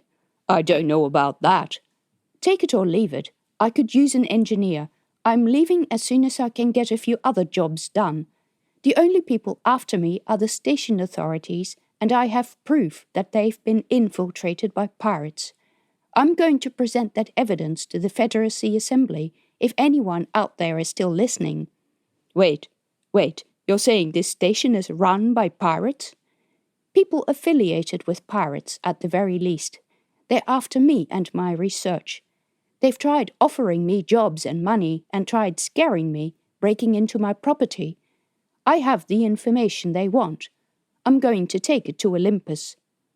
And then she told him about the multiple break-ins to her shop, the letter, and strange meeting with Jake Montera, and the skin condition that spread from the alien material that Dexter and Jake spread to the pirates. Finn's eyes were wide. "You mean people get grey, warty skin, and their fingers look short and stubby, and their nails grow into claws?" "Yes. Have you seen people like that?" "On this station, yes.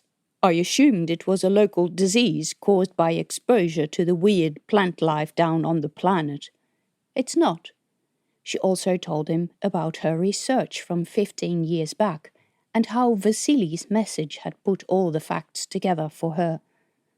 So you're saying these pirates are taking over space with an army of monsters? Something like that. But if it's just a disease, then they're not all pirates. No, but it's a disease that renders people into shells of their former selves. They're likely to be unsuited for duty, after which the pirates only need to come along, promise them something, and they're ripe for the picking. He nodded slowly. And they want my research on cactuses for some reason I don't yet understand. Are you sure? They could be after your work for the agency. They don't need me for that. They have Jake and Dexter. Those know far more than I do. Vasily, too.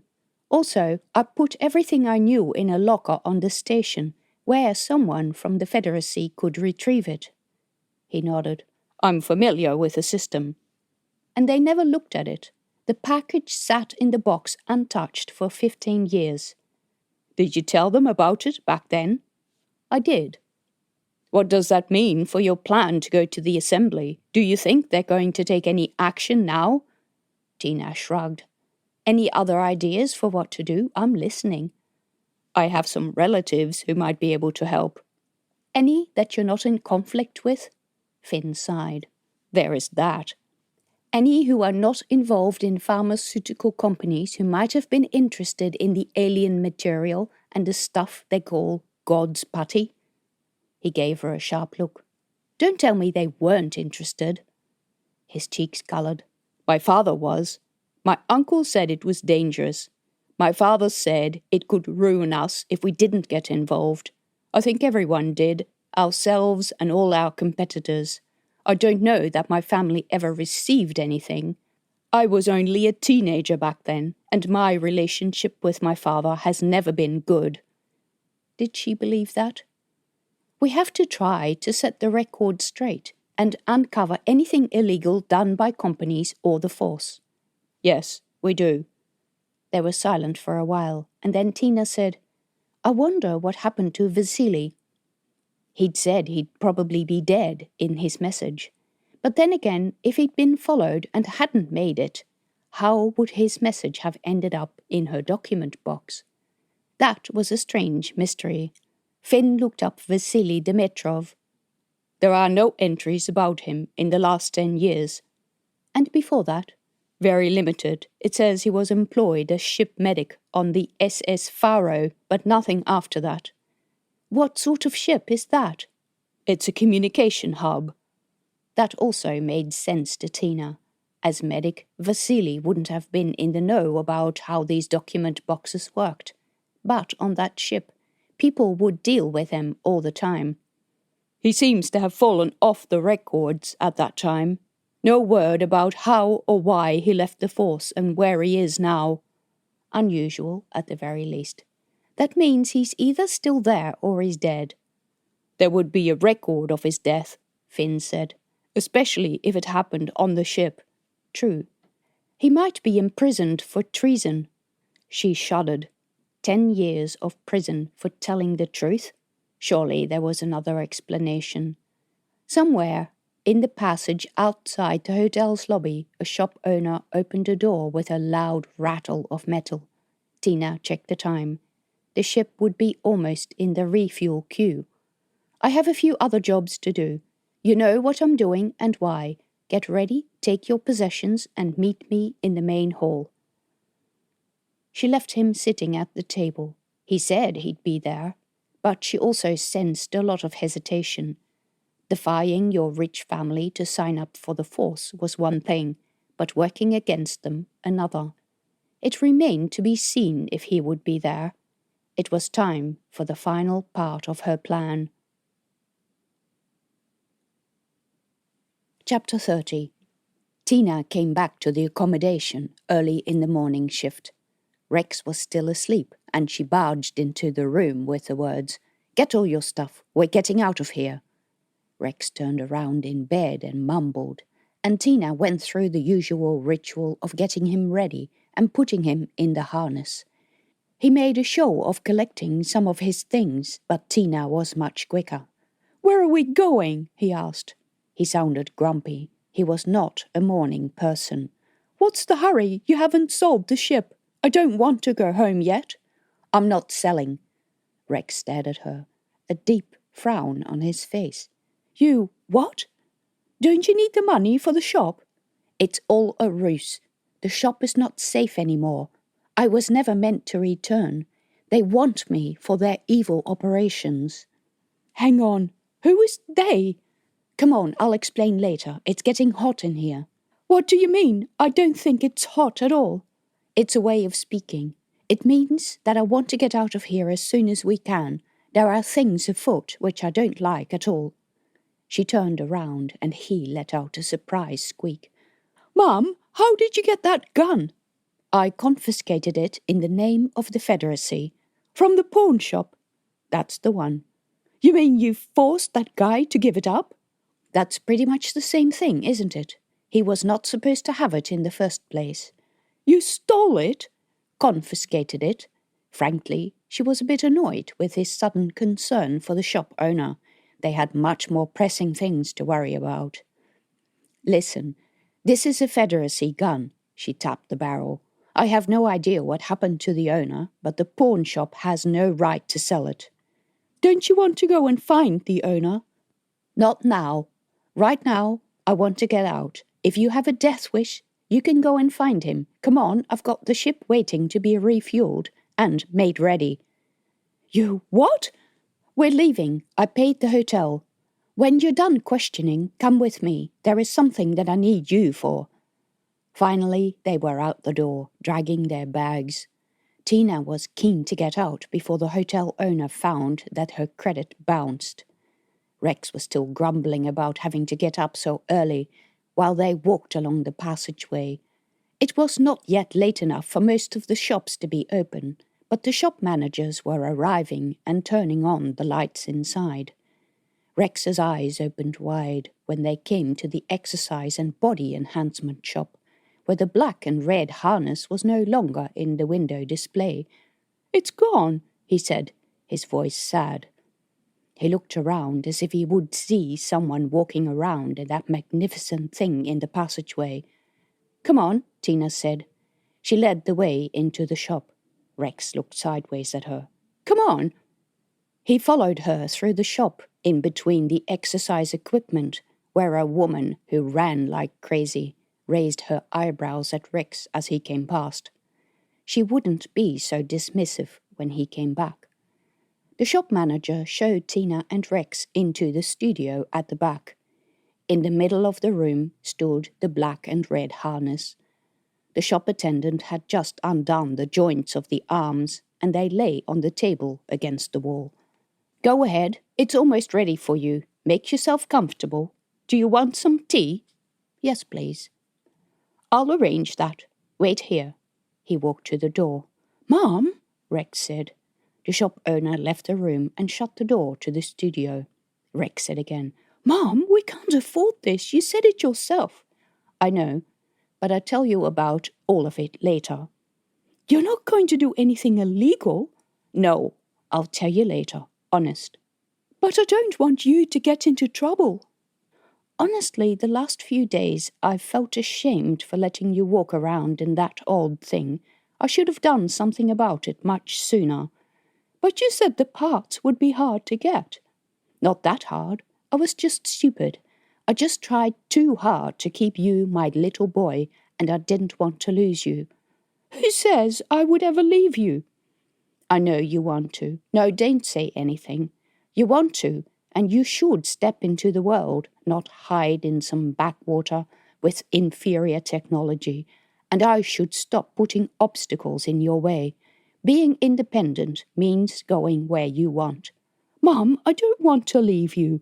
His eyes glittered. Aren't you lucky that everyone is coming, then? Everyone?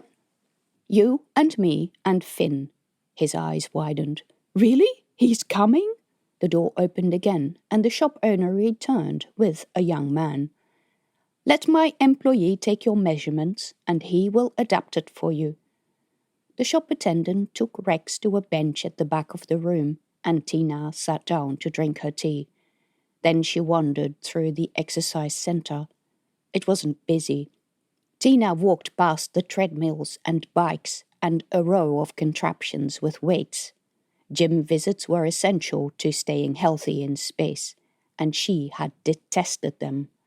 It was a little better if you had a private ship and didn't need to share a cramped room with other smelly people. But Tina hated the gym culture, the types that usually hung around and preened themselves in the mirror.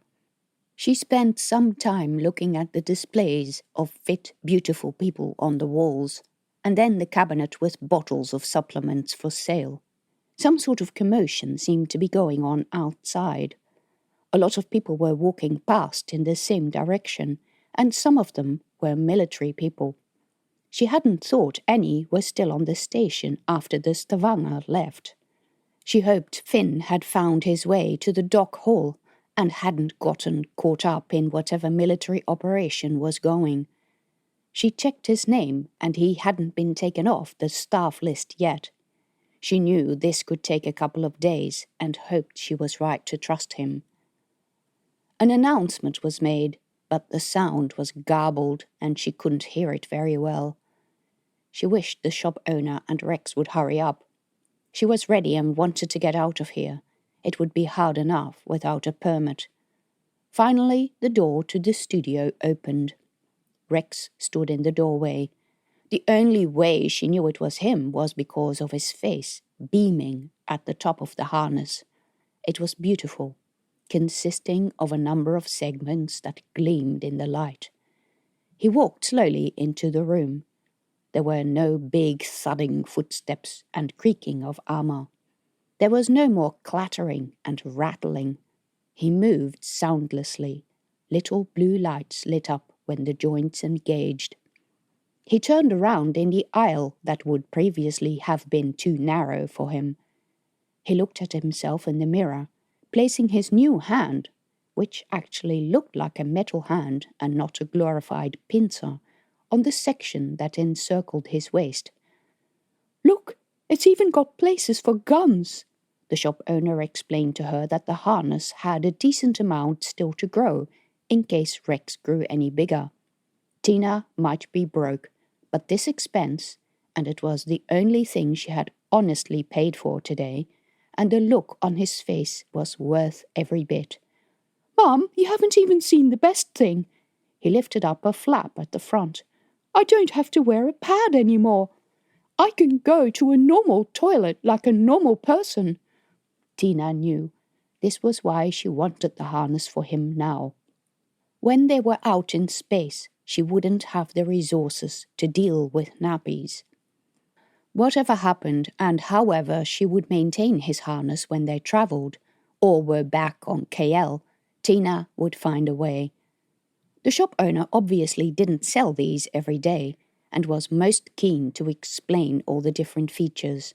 It came with a suite of instructions, and with Rex being as inquisitive as he was, Tina had no doubt that he would find out all these things by himself, but he delighted in running on the treadmill and lifting weights with his new arms. He was strong. Somehow she had a feeling that would come in handy too, one day. Tina kept looking outside, because something was definitely going on now. They really needed to get moving. "Do you know what's happening?" she asked when the shop owner gave her an opportunity. "What do you mean?" "There seems to be some sort of ruckus out there." He didn't know. They needed to get out of here, so she finalized the rest of the transaction as quickly as possible and left the shop with Rex. She could almost not hear him walk. It was eerie. "Are you happy now?" she asked him. "Mum, where did you get the money for this?" Rex asked. "I didn't think we had enough for this, and the hotel, and everything else." "Let me tell you a secret. We don't. But I found out some stuff I'll talk to you about later. We're going to Olympus, and we're giving Finn a ride. I've got the ship fueled, I've bought supplies, and we're leaving right now, because if anyone comes to me with another bill, I will not even be able to pretend I'm paying it. We're getting out of here right now." They left the commercial passage and turned to the entrance to the docks. This time, Their speed of walking was limited by how fast Tina could walk. Yes, age was catching up with her, and the good life had left her less fit and trim than she used to be. A lot of military personnel were still rushing past in the same direction. They didn't even give Tina and Rex a second look. While they walked, Tina picked up talk of an imminent pirate fleet attack in the area from discussions between military personnel. She tried her comm. "Finn, are you in the hall?" He said he wasn't. "Are you at the ship?" "I am. Someone else is here. She won't let me through." "That's Rasa. Tell her I sent you." "I did. She doesn't believe me." Rasa was doing her job too well. Just get into the ship and start the checks and scans. It would be hard enough getting out of the tangled mess of ships and cables once they were loose from the station. The more slowly they could do this, the better. The refueling situation had to be taken care of too. She hoped the ship's supplies had been delivered. A new message came onto the news screens along the walls. "Station alert. Have you seen this person?" It was accompanied by a photo Tina knew well.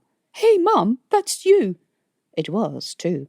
An old photo from the time of her employment with the agency. This was Jake's doing. "So it is. Let's make ourselves scarce." "And then you talk about me behaving. What did you do?" "It seems the station's authorities are compromised." An alarm started blaring in the passage. Shit, that was probably triggered by facial recognition. "What does that mean?" Rex asked. "What do you mean, compromised?" His voice sounded high. "Come on, I believe you can run now. Let's run." She set off along the passage and Rex followed her. He was still carrying both their bags, but it took him no effort at all. Somewhere in the station, a crash made the structure shudder. "What was that?" Rex squealed. "Nothing good." A voice came through the loudspeakers. "All residents, please take note. All residents must go to their living quarters or emergency stations. This is not a drill. We're under attack. All residents to emergency stations." Then a man's voice yelled, "There!" They had arrived at the docking hall, and the scene was one of mayhem. People were streaming in from all sides, out of other passages, on their way to the lifts, presumably to try to leave the station. People yelled and crowded in front of the lift doors, mostly doors to the 1 and 2 sectors. The light of the Sector 1 lift flashed, and a moment later the door opened. A number of strangely clad men burst in, all of them heavily armed and ready for fighting action. They wore pirate belts, proper, well-used ones with weapons, ammunition, supplies, knives and pilfered loot dangling from them. People screamed and pushed away from the lifts. Some dropped to the ground for fear of becoming a target. A man ran for the railing, shooting indiscriminately at the fleeing citizens. A couple of Federacy Force soldiers came in from the other side and took up the defense. "Come on, quick," Tina said. Her hand itched to get involved, but that would be a dumb move, unless she wanted the Federacy to know she was using an illegal weapon. "Who are those men?" Rex asked. "Pirates. I think Jake has called them in." She wondered what the clang was that they'd heard earlier. Surely, not even pirates would be dumb enough to compromise the structure of the station. The lift door opened again, and more invaders streamed into the main hall. They were clad in full body armor and helmets. Tina could almost imagine that they were covered in grey-skinned warts, even if she couldn't see whether or not they were. They carried weaponry she had never seen. There was no point in trying to shoot back. Getting out was the only option, and many other people had come to the same conclusion. They all queued in front of the Sector 2 lift. But no one had any interest in the A sector lift, which stood wide open. Tina and Rex ran along the wall, zigzagging between people, then crossed to the lift. Tina hoped no one saw them go in. The doors closed. Chapter 31. As the lift jumped into motion, Tina contacted Finn again. Are you inside the craft? Yes, but I can't get rid of the girl. She's scared. Damn, they would just have to deal with Rasa. Tina wasn't looking forward to that. Start the engine warm-up process. But we don't have a station pilot yet. Coming up. Tina, of course, hadn't ordered a pilot to take her out of the maze of the docks because she had no permit to leave, but she didn't need to incriminate herself any more than necessary by making her intentions clear. The lift stopped. The doors slid open. The hall outside was eerily quiet after the noise from the main hall. All Tina could hear was the thudding of her and Rex's footsteps, hers mainly, because Rex walked quietly. All kinds of worry went through Tina's mind, whether their food supplies had been brought, and whether Rex and Benny would be able to detach the ship. If they couldn't, the trip was going to be very short. Someone shouted behind them. 3 people rushed out of a side passage. 2 of them tackled Rex to the ground. "Hey!" Rex shouted. "Keep your hands off me!" He kicked around but didn't hit anyone. The 3rd person slung a rope over the top of him. In a flash, Tina produced the gun and pointed it at the men. "Let him go or I'll shoot." The 3 turned to her, bent over Rex. None of the men were affected by the warty skin condition, but these weren't Federacy troops. "Back away from him," Tina said, slowly moving forward. She held the weapon outstretched, pointed at each of the men in turn. "Let him go. Take the rope off his hands." She gestured with the gun.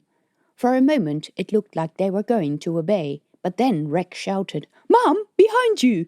Tina whirled around, saw a 4th man, fired. The figure was engulfed in light. Whirled back around. One of the 3 men shouted, "Grab him by the feet. We'll take the other end." They were after Rex?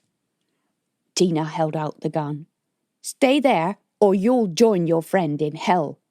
The recharge light was still flashing. Shit, how quickly, or slowly, did this thing recharge?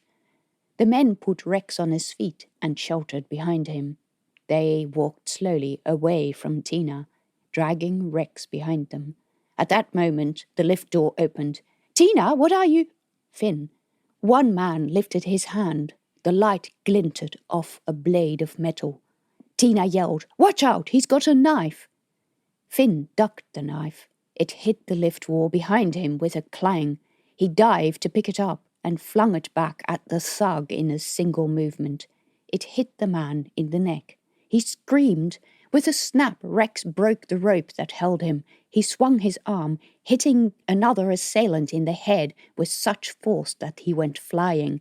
The man landed with a thud, while the other crumpled to the ground in a pool of blood. The 3rd man came out from behind Rex, pointing a gun at Finn. Tina fired again. Rex shouted, "Hey!" Her shot went past him, hitting the man in the shoulder. He screamed and ran off, clutching his arm and his burning jacket, almost tripping over the gun he dropped. Finn picked up the weapon. "Mom, what were you doing? You almost shot me." "Almost," Tina said. "Almost is good," Finn said, putting the weapon in his belt. Rex stared at Tina, open-mouthed. "You freak me out." "I like the snapping of those ropes," Tina said. "But I think you may need some more hero training. Let's go." Finn picked up one of the bags Rex had dropped, and Rex took the other. The 3 of them ran through the passage, and Tina was definitely the slowest. But it didn't take long before footsteps sounded behind them. Finn glanced over his shoulder. "How many?" Tina asked. 5, 6, too many to shoot." "Shit. How ready is the ship?" "As ready as I could get it. I can't see any faults, but I have no idea how you plan to get out. It's a mess of cables and structures out there. We need to wait for the pilot." "No time." "What? If we try to blunder out by ourselves, we'll take half the docking structure with us." "So be it, we're getting out." "But you'll lose docking privileges." "For escaping from enemy attack, I doubt it." Tina had no more breath for talking, but while they ran through the passage, she realized the horrible truth. The break-ins had never been about the cactuses, or maybe only a little bit. What these pirates really wanted was Rex, her son, who had been born after having been exposed to rift material and after 15 years had not shown any deterioration of his skin or his mind. And she was sure as hell not going to let them get their hands on him. They got to the ship's docking tube. Rasa sat in the entrance under her blanket, the geese mildly alarmed at the fast-approaching runners. "Get out of the way," Tina called. Rasa got up, clutching her blanket, her eyes wide. Tina ran into the tube. She registered that the panel next to the door was on and showed 100% readiness. She pushed open the door. It still stuck, but it was only the inner door because the airlock was folded outwards for docking. Damn, she hoped it still worked because she hadn't tested it. Into the cabin. She flung off her jacket and gun, hit "Prepare for departure," and dropped into the pilot seat. The outside projectors and the banks of control lights came on.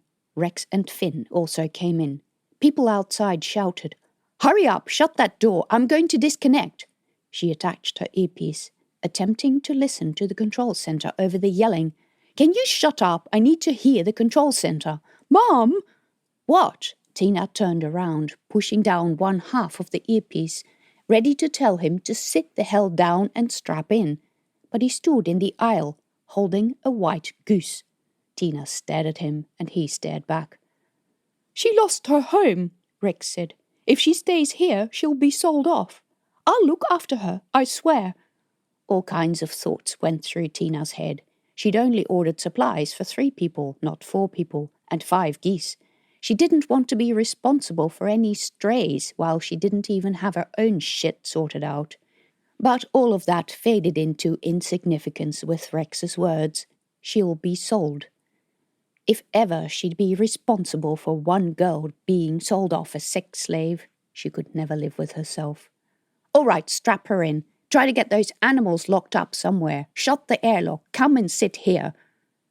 Finn went to the door, pulled Rasa inside. She didn't appear to understand what was happening and protested with a squeal.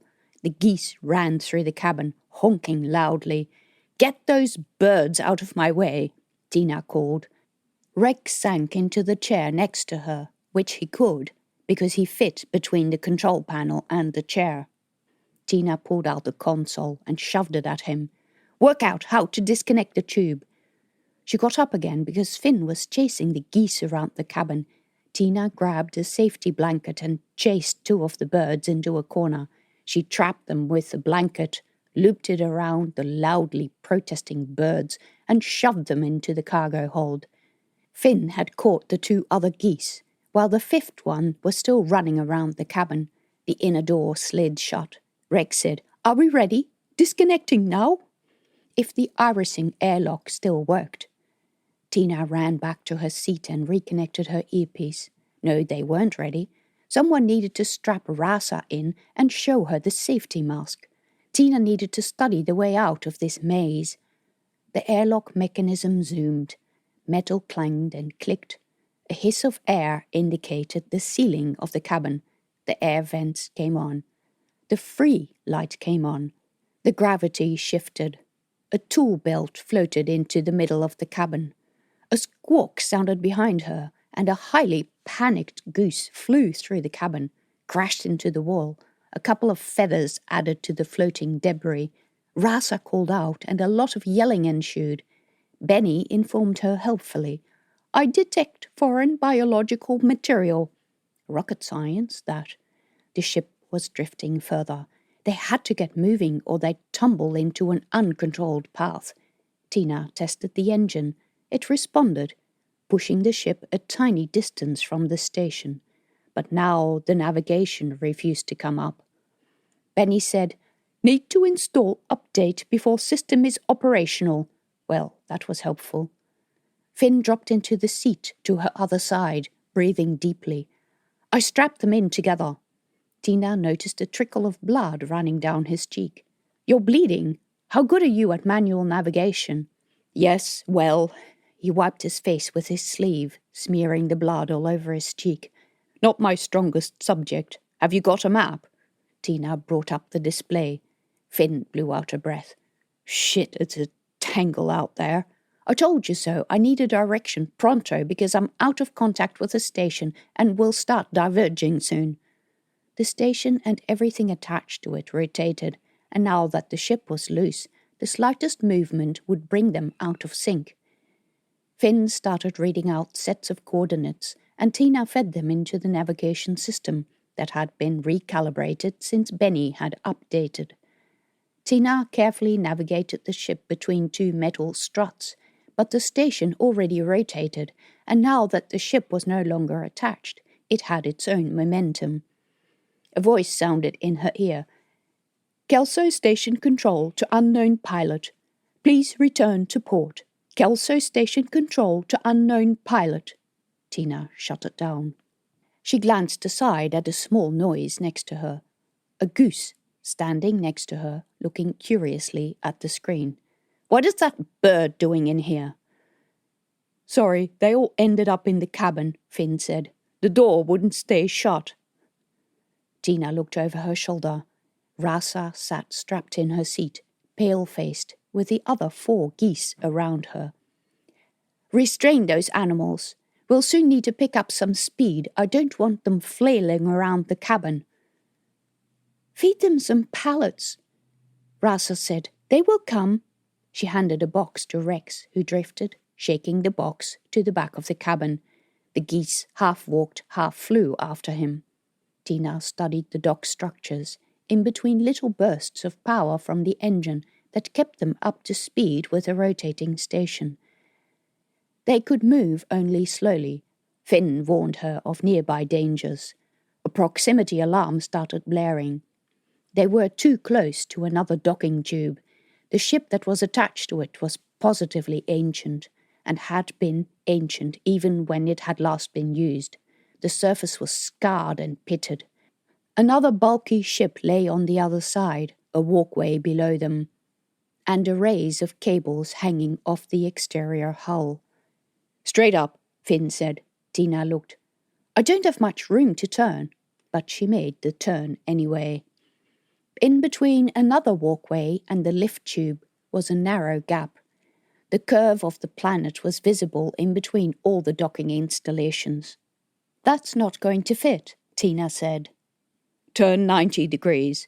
Tina found a point to fix on to keep the ship's speed the same as the station's rotation speed, and then turned the ship on its side. Hey, Rex protested. If it bothers you, keep your eyes shut, Tina said. I don't feel so good, Rasa said. Rex, make sure that if anyone spews, they do it in one of the bags that are in the armrests. Tina increased the engine power. The ship moved forward, but then a massive shape blocked the view of the planet through the opening. It was a ship, but not the blocky and functional shape of the SS Tavanga. What is that thing? It's massive. Tina killed the process that ramped up the engine, staring at the behemoth coming past. The grey's surface kept coming and coming. Hatches, missile-firing turrets, external pipework. It's a pirate ship, Finn said. That? I thought pirates operated in small bands. They did. That's what I've been trying to tell you. They got together. They occupied stations and sectors of space.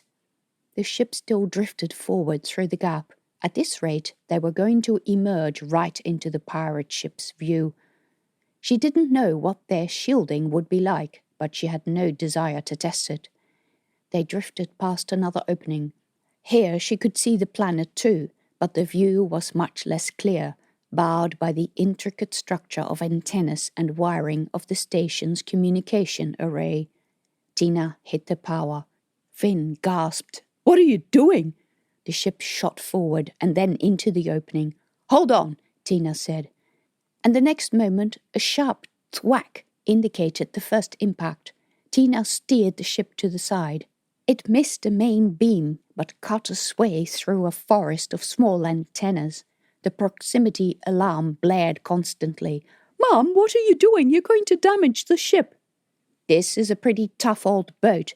Tina pressed her lips together, navigating between the more solid structures as best as she could. She turned off the alarms. Better do some minor damage than running foul of that behemoth. Then they were free. "That ship's going to come after us?" Rex said. "No, it's not," Finn said. "Look, that's the SS Stavanger getting ready to engage it." Tina enlarged the view on the main screen and saw he was right. The SS Stavanger was moving out of dock as the pirate ship glided into safety by putting the station in between the two ships. She blew out a breath. "I don't know how that's going to end, but it seems a good place not to be at the moment." For once, luck was with Tina, and the Federacy Force did what it was meant to do, while Tina pulled away from the station into the darkness of space. Chapter 32. It was all backwards. Normally, you did inventories and checks before departure. Now, Tina needed to do the checks after she was sure they had escaped safely. The ship had enough fuel, but they were a bit short on food for the journey to Olympus, with one extra person and a few geese. Once they were well away from the station, Tina could give the command to unfold the habitat arms and set them into motion, so that passengers could move in there and experience a semblance of gravity. That brought the necessity of a new round of cleaning by Rex and Finn, while she stabilized the ship and checked the autopilot. The level of dust in the habitats was not as high as in the control cabin, because they had been stowed for all the time the ship was in dock. The smell, however, was something different altogether. The geese were not happy in the weightless cargo hold, so they would have to reserve a cabin in the habitat and somehow wrestle them down there. Rasa herself had retreated to the back of the ship. She clung onto the back wall with her blanket, shying away from anyone who came near, especially Finn. Neither Finn nor Rex could convince her to move. When the autopilot was stable, Tina abandoned the controls and went to her, trying to unloop her arms from her knees, but she hung there, shivering, in a tightly held ball. The tang of vomit hung around her. "Come on, it's safe now." "I don't want to leave anymore," Rasa said. "It's too late, you're stuck with us, so we might as well make you part of the crew." "I don't feel well." "Go down into the habitat. You won't feel so bad there. Do you still want to find your brother?" Rasa nodded. Her eyes were wide. "Then come with me." Tina managed to pry her loose and guided her towards the opening to the passage that led to the habitat. She pulled herself down the passage until the artificial gravity started pulling at her and climbed the rest of the way down the ladder. Finn and Rex had cleaned up the habitat and, with its comfy couches and warm lighting, it looked much friendlier than the cabin. Currently, the walls displayed a forest, so it looked like a cabin in the woods. Tina gave Rasa one of her shirts and a pair of trousers, which were much too wide, but also found a belt to hold them up. They'd be unlikely to make it to Olympus in one trip, and if they stopped somewhere, new clothes for Rasa would be on the shopping list. Rasa looked a bit more comfortable now. "You said you'd help me find my brother?" "If we can. What do you know about him?" She opened a heart-shaped locker she wore around her neck and pulled out a tiny stained card with a picture of a young man in a Federacy Force uniform. Great. Tina went in search of the food supplies, sorted them into breakfasts, lunches, and dinners. "Just so that you don't think I'll provide all the catering, I'll show you how the food preparation works, so you can do it yourself. I'm going to divide the food up into daily rations because we'll be short, and I have no idea what's going to be facing us. Do we have any news on Kelso yet, Finn?" Finn picked up the control module from the table and changed the display on the walls from showing a tranquil forest to showing Kelso Space Station. "Whatever is happening, there is no external sign of damage." "Where are the two ships?" "Circling each other, see? There is the SS Stavanger. Yes, Tina saw it. Finn said, if they're going to play that game, the Stavanger has a lot of onboard supplies. I'm sure it can keep going for a year. I don't know. Everything about that pirate ship says to me to never underestimate them. Tina could see in Finn's eyes that he knew that. Looks like you stepped out just in time. It's a rotten thing to do to your mates, he said, looking at his hands. Tina knew that feeling. She also knew that there should be more news about the attack on Kelso, but it was likely that the news was being suppressed by the station authorities under the influence of Jake. How many stations do the pirates control? She asked. Finn said, it's a battle for each individual station. We don't always hear the results, especially if the pirates win. Up until now, Tina hadn't realized how desperate the situation was. She asked, what do the pirates want with the stations they've taken? Good question. To control the communication, resupply and docking, I guess. Tina wondered if cactuses was another reason, but answering that question would be for later. First, they needed to get to Olympus safely. The first thing was to start training Rex as a fully fledged crew member. He was still awkward in his new harness, and Tina wanted him to be able to help Finn with tasks that were just so much easier with more than one person, like configuring the ship.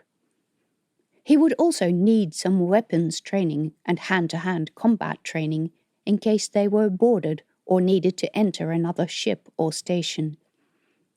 Then she would have to find some way of making Rasa useful. What they would do when they got to Olympus was a question that would be answered later. For one, no one knew if the world was still solidly in Federacy hands. But if it was possible, Tina would deliver the material she had left in the box 15 years ago, as well as the letter by Vasily to the assembly. Then the decision about the next step in fighting the menace would no longer be in her hands. If it was up to her, she tried to isolate the pirates and find out how the alien infection spread, and then what to do about it. She would head that project if they asked her, as long as they didn't ask her to re-enlist in the Federacy Force. But a civilian scientific organization? Totally. She had no guarantee, though, that the Federacy Assembly would see things her way. If Tina knew one thing, it was that governments worked in strange ways. Thank you for listening to Project Charon, 1 Re-entry. Of course, the story is not finished here. In the next volume, Tina and her crew get stuck on a space station where a surprise is waiting for her. Find out where to get this and other books in the series on my website, pattyjansen.com.